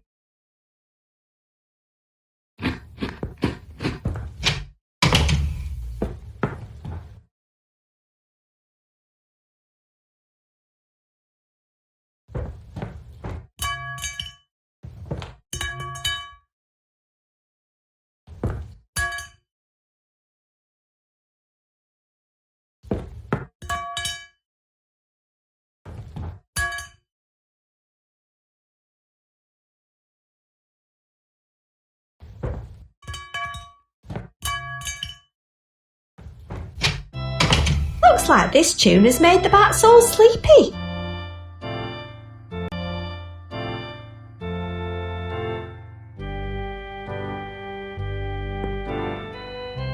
I'll leave him a biscuit to munch on.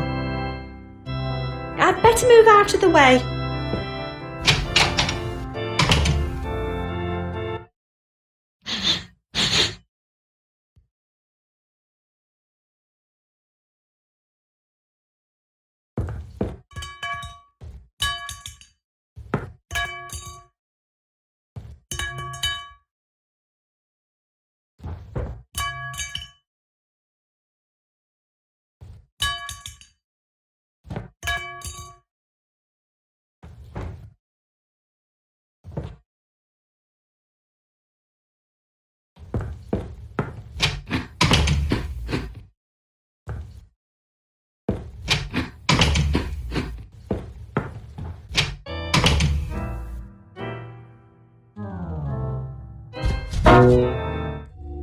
What was that noise?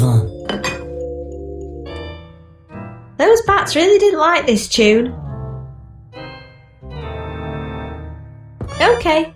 Wow, imaginary rucksacks are even more spacious than regular ones.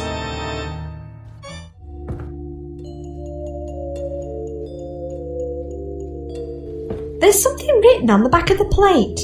Percy. Oh yeah, that was the name of my mum's favourite cat.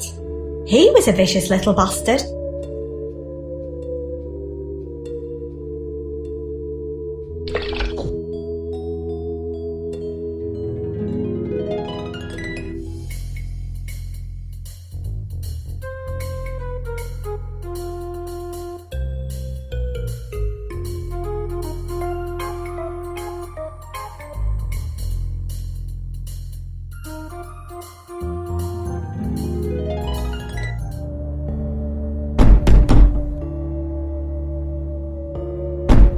I'll just wipe some of the bat droppings off first.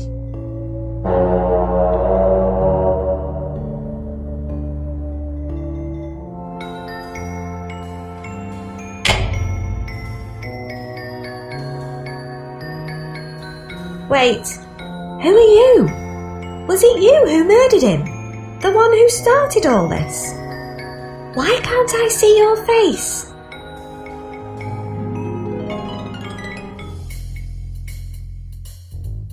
It's all connected. The flashbacks, the nightmares, the strange men contacting me via email, which, in retrospect, I should probably have just ignored.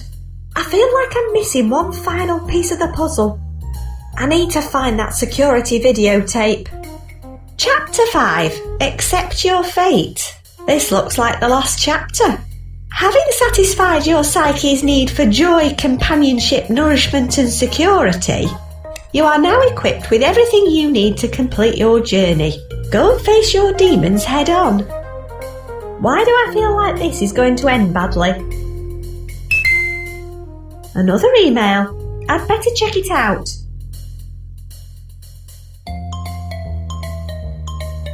It's from H again.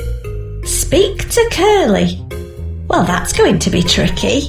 Wasn't he the deaf caretaker who reported the murder? He wasn't in the pub last time I went in. I bet the pub landlord knows where to find him, though. There's no attachment on this one.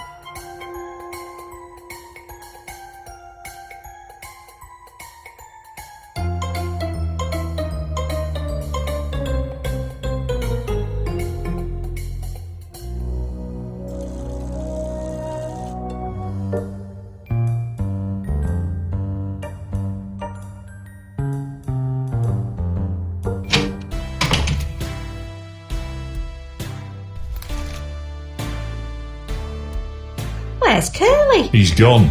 Can't stand modern music. Any idea where he'll be? Probably at the school. But the school's closed today. He likes to get stuff done while the kids aren't there to tease him. I don't blame him. Okay, I'll check it out, thanks. Don't go taking the piss. He's a nice bloke and he's been through a lot. I'll add the school to my map now. You do that, crazy girl. Bye. Bye then.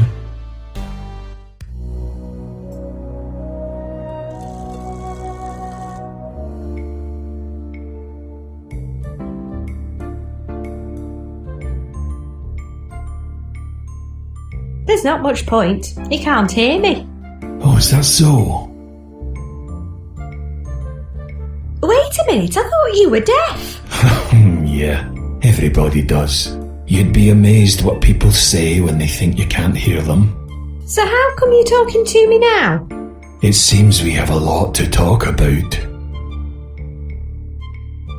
What are you doing here? Your wazzock of a twin brother has been applying his myriad talents on the school building. Hey, come on. How do you even know it was Lloyd who did it?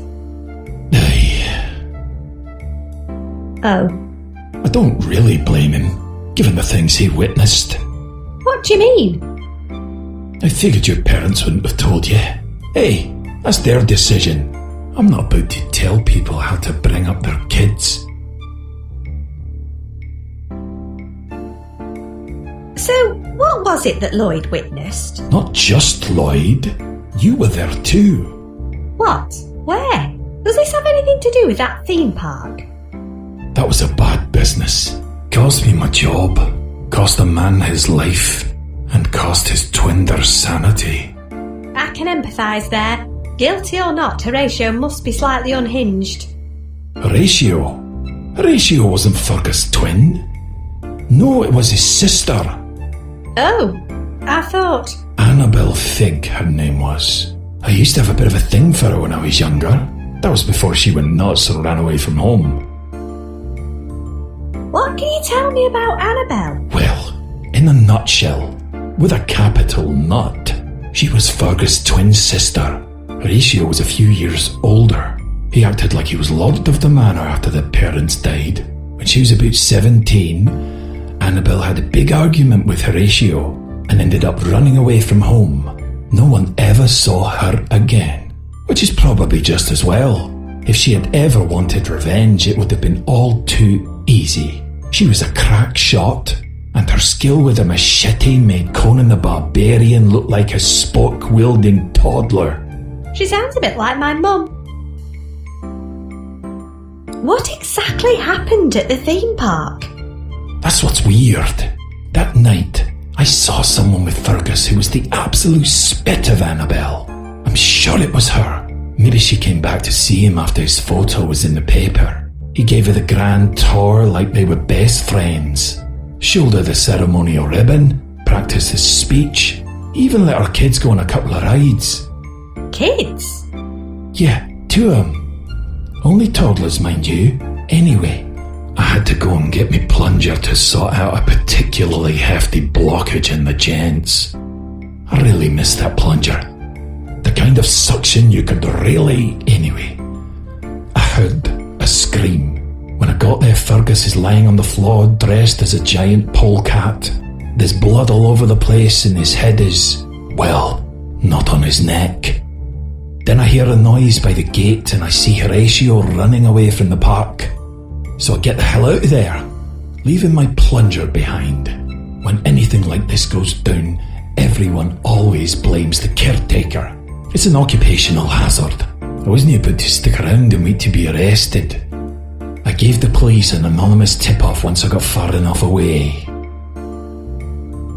I found evidence that sheds doubt on Horatio's guilt. Oh, well, I never actually saw him murder his brother. But if he didn't do it, who did? That's what worries me. Apparently there was a security camera hidden inside Fergus's ferret costume. If I can find the tape, I can finally discover the truth. What happened to Annabelle after the murder? She'd scarpered by the time I got there. Only, get this, a few weeks later, I went back to the park to get me plunger back. It was a genuine double-ended luxury pump and squelch. They don't even make them anymore. Best plunger I ever owned. But anyway... Right, so I turn up and they've already started building houses. Right on top of the theme park. There's some guy with a hard hat on looking at plans. And guess who's with him? Ed the Duck? Annabelle. That land was all owned by the Figg family. My guess is she inherited it, along with a tidy sum when her twin brother died. She changed her name, and she's lived there ever since. That's where your house is now. Yeah, I gathered. Her kids are grown up too. I suppose so. They say twins run in the family. What are you getting at? 1 boy, 1 girl she had. Oh no. They'd be your age now. I can see where this is going. You know what I'm going to say, don't you? Just spit it out, will you? Can you get me plunger back? What? They didn't even level the park before they started building. So my pump and squelch is still underneath your house somewhere. I've waited over a decade to get it back. Seriously? You've basically just revealed I'm the niece of a murdered aristocrat and witnessed a life-changing horror committed by my own family. Admittedly, that bit's not a huge surprise to me, but it definitely warranted a little more sensitivity, don't you think? It was a really good plunger. Why should I get your plunger back? No one's saying you should, but based on what you've told me, you'd be needing my help very soon. And don't tell me you're not a tiny bit curious about what's buried under your house.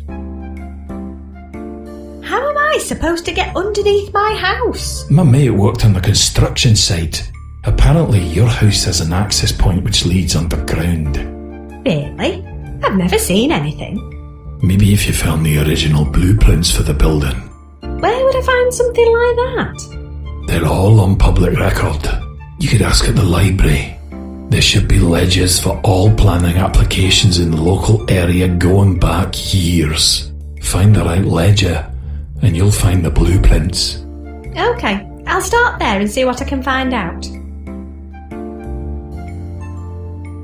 I'll be going now. You do that.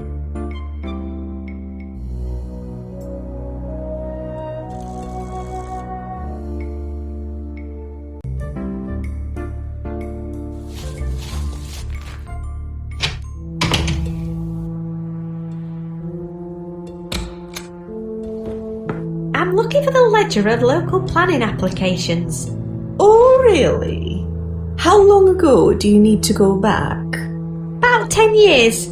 Oh, in that case you'll be wanting volume 42. Just use the machine in the back. You know what to do. Thank you.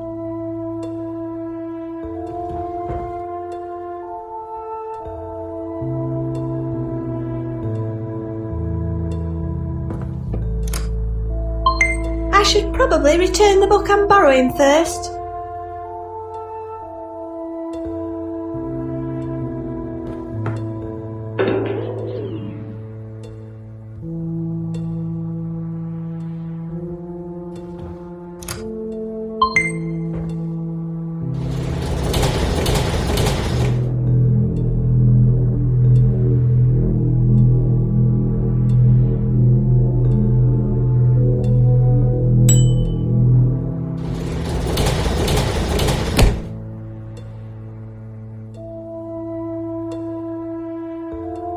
Right, let's have a look. Ah, here they are, the original blueprints of our house. Yoink!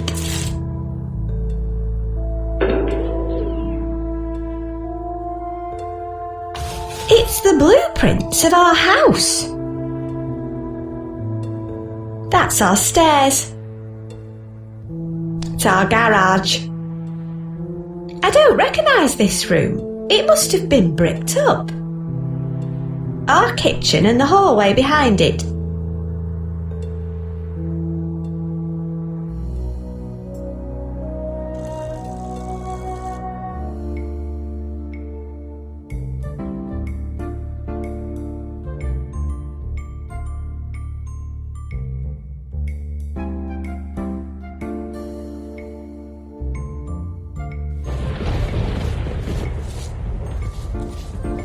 I've never really thought about it before, but this wall obviously has a void behind it. Otherwise, my parents' bedroom would just be floating.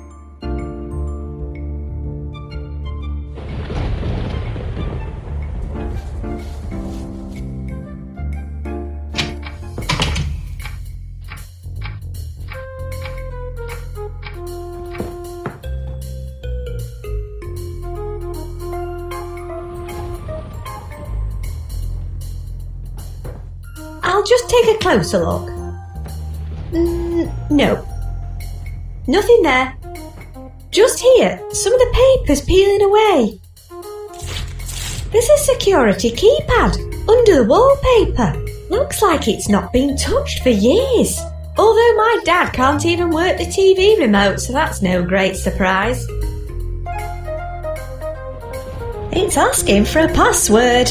I'm guessing it's one my parents came up with.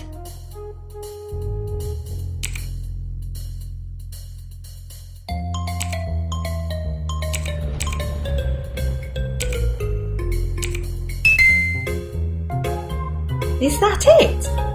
No hidden doorway? I feel ripped off.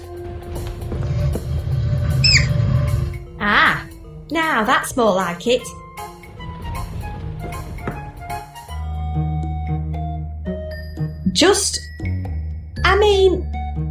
I I knew my mother enjoyed displaying dead animals, but even I didn't see this one coming. I'm not leaving here till I get some answers. Last will and testament of Fergus Figg. It was amended just a few days before his murder. I can see Horatio's name crossed out and replaced with Annabel. It looks like she inherited his entire share of the Figg estate when he died. I suppose I should at least take a look at it. Well, thankfully there's no disembodied head in there.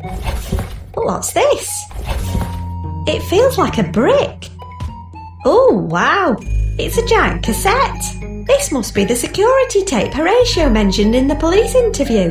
But just look at this thing. How am I going to find a machine old enough to even play it? I'll just take a closer look.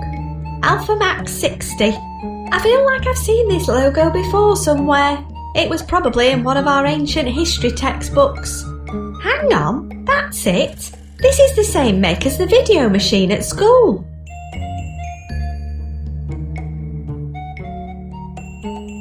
Okay.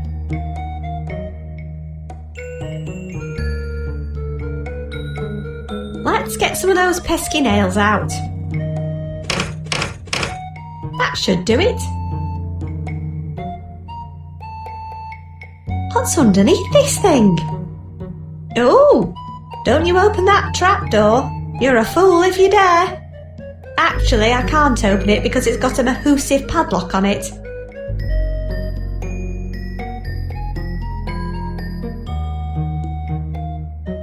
Oh, hang on. It's not actually locked. What a muppet. Okay. Why not? When other kids dream of having a theme park in their house, I don't think this is what they're imagining. This'll be useful if I meet any rodents of unusual size.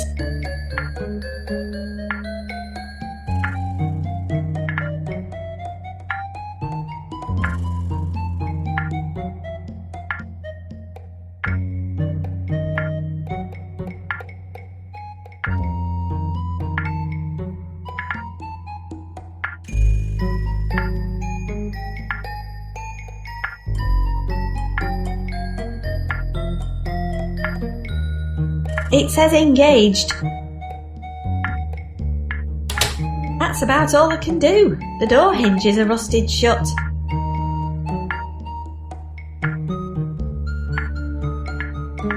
I might be able to lever the door with this. Hooray! Now there's nothing to stop me thoroughly investigating an abandoned underground lavatory. On second thoughts, maybe hooray wasn't what I meant at all. There's something stuck inside. Looks like a double-ended luxury pump and squelch to me. Nice. I think I've discovered all I can in here now.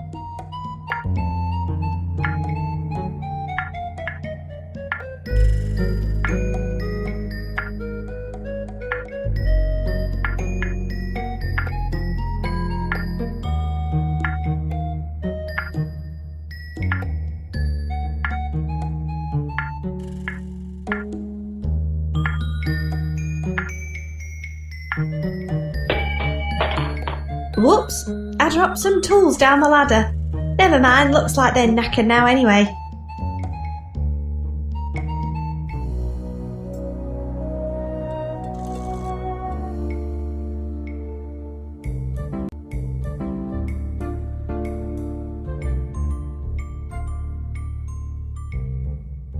I have something for you.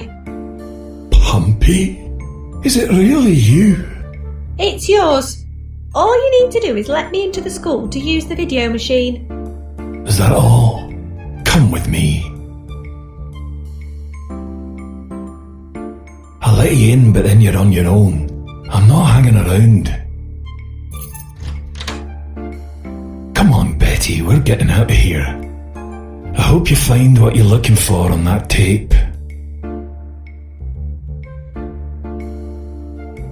No going back now. Right, where's that video machine?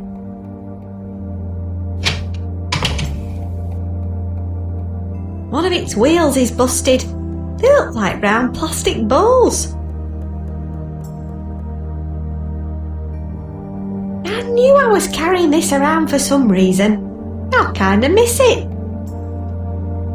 There we go, the trolley should move now. Okay, let's move this into position. Phew, that should be close enough now. It should reach the socket now.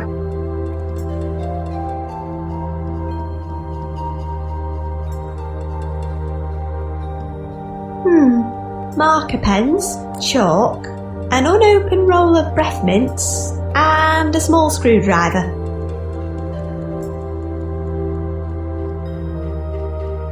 I think the screwdriver in here is the only thing worth taking.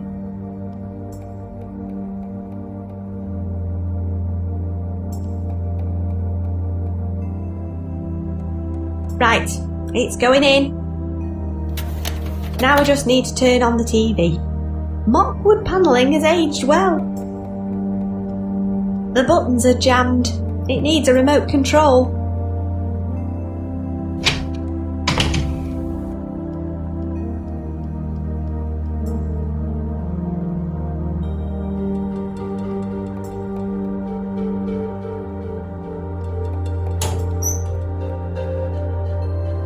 If it's a book, I'm having it, apparently.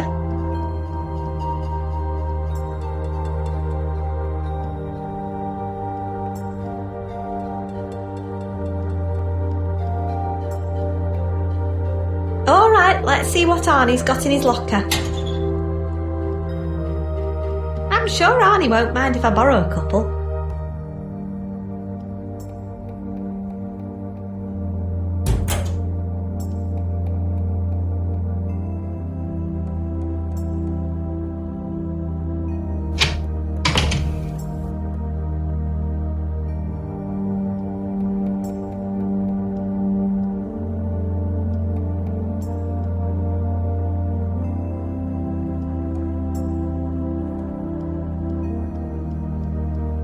I wonder if this will help me reach if I stand on it.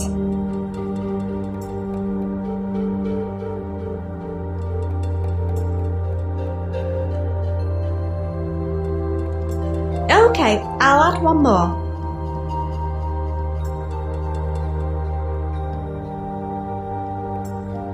Okay, I'll add one more. Okay. Got it.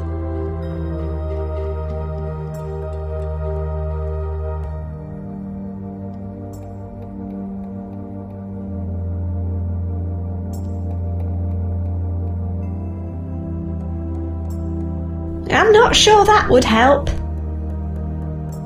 I'm not sure that would help. There we go, good as new.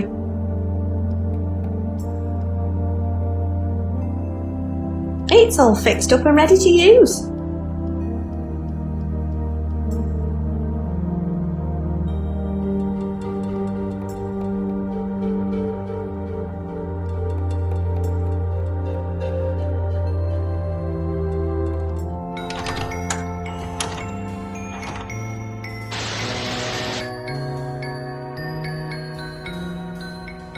Hey, Bella. What do you think of my new look? Bella? Where'd she go? Probably chasing after Lloyd. He's a chip off the old block. I do hope Horatio can make it tonight. Those two really need to patch things up after so long. Oh, hey, Lucy. Careful with those scissors now. It's slippy. Lucy, you shouldn't run with...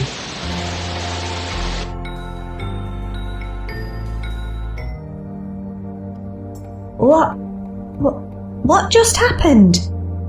That looked like... It was me! I killed Fergus! I feel...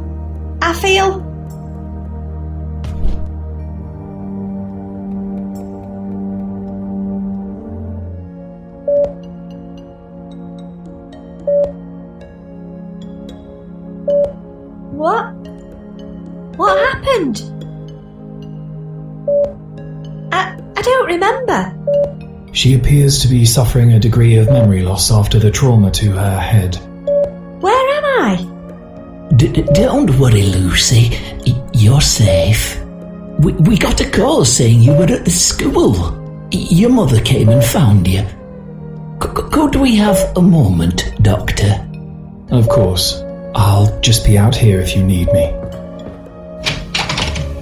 You know, Lucy, your mother's always been the one looking out for you. Ever since... well, you know, she won't let anything bad happen to you. What do you mean? What are you talking about? Oh, never mind that now. Listen, you try to get a good night's sleep, you hear? We'll be back tomorrow to check on you. Night. Fugitive Horatio Figg has been found dead after a decade of being on the run for the murder of his brother Fergus. His body was discovered on the outskirts of his hometown of Figgington. He appears to have slipped whilst running with an extra-large pair of scissors. So the local police are treating his death as accidental. Finally, it seems the Figg family will be able to rest in peace. Poor guy. I wonder if he did it. I don't remember anything from the past few days. I'm just looking forward to getting some sleep.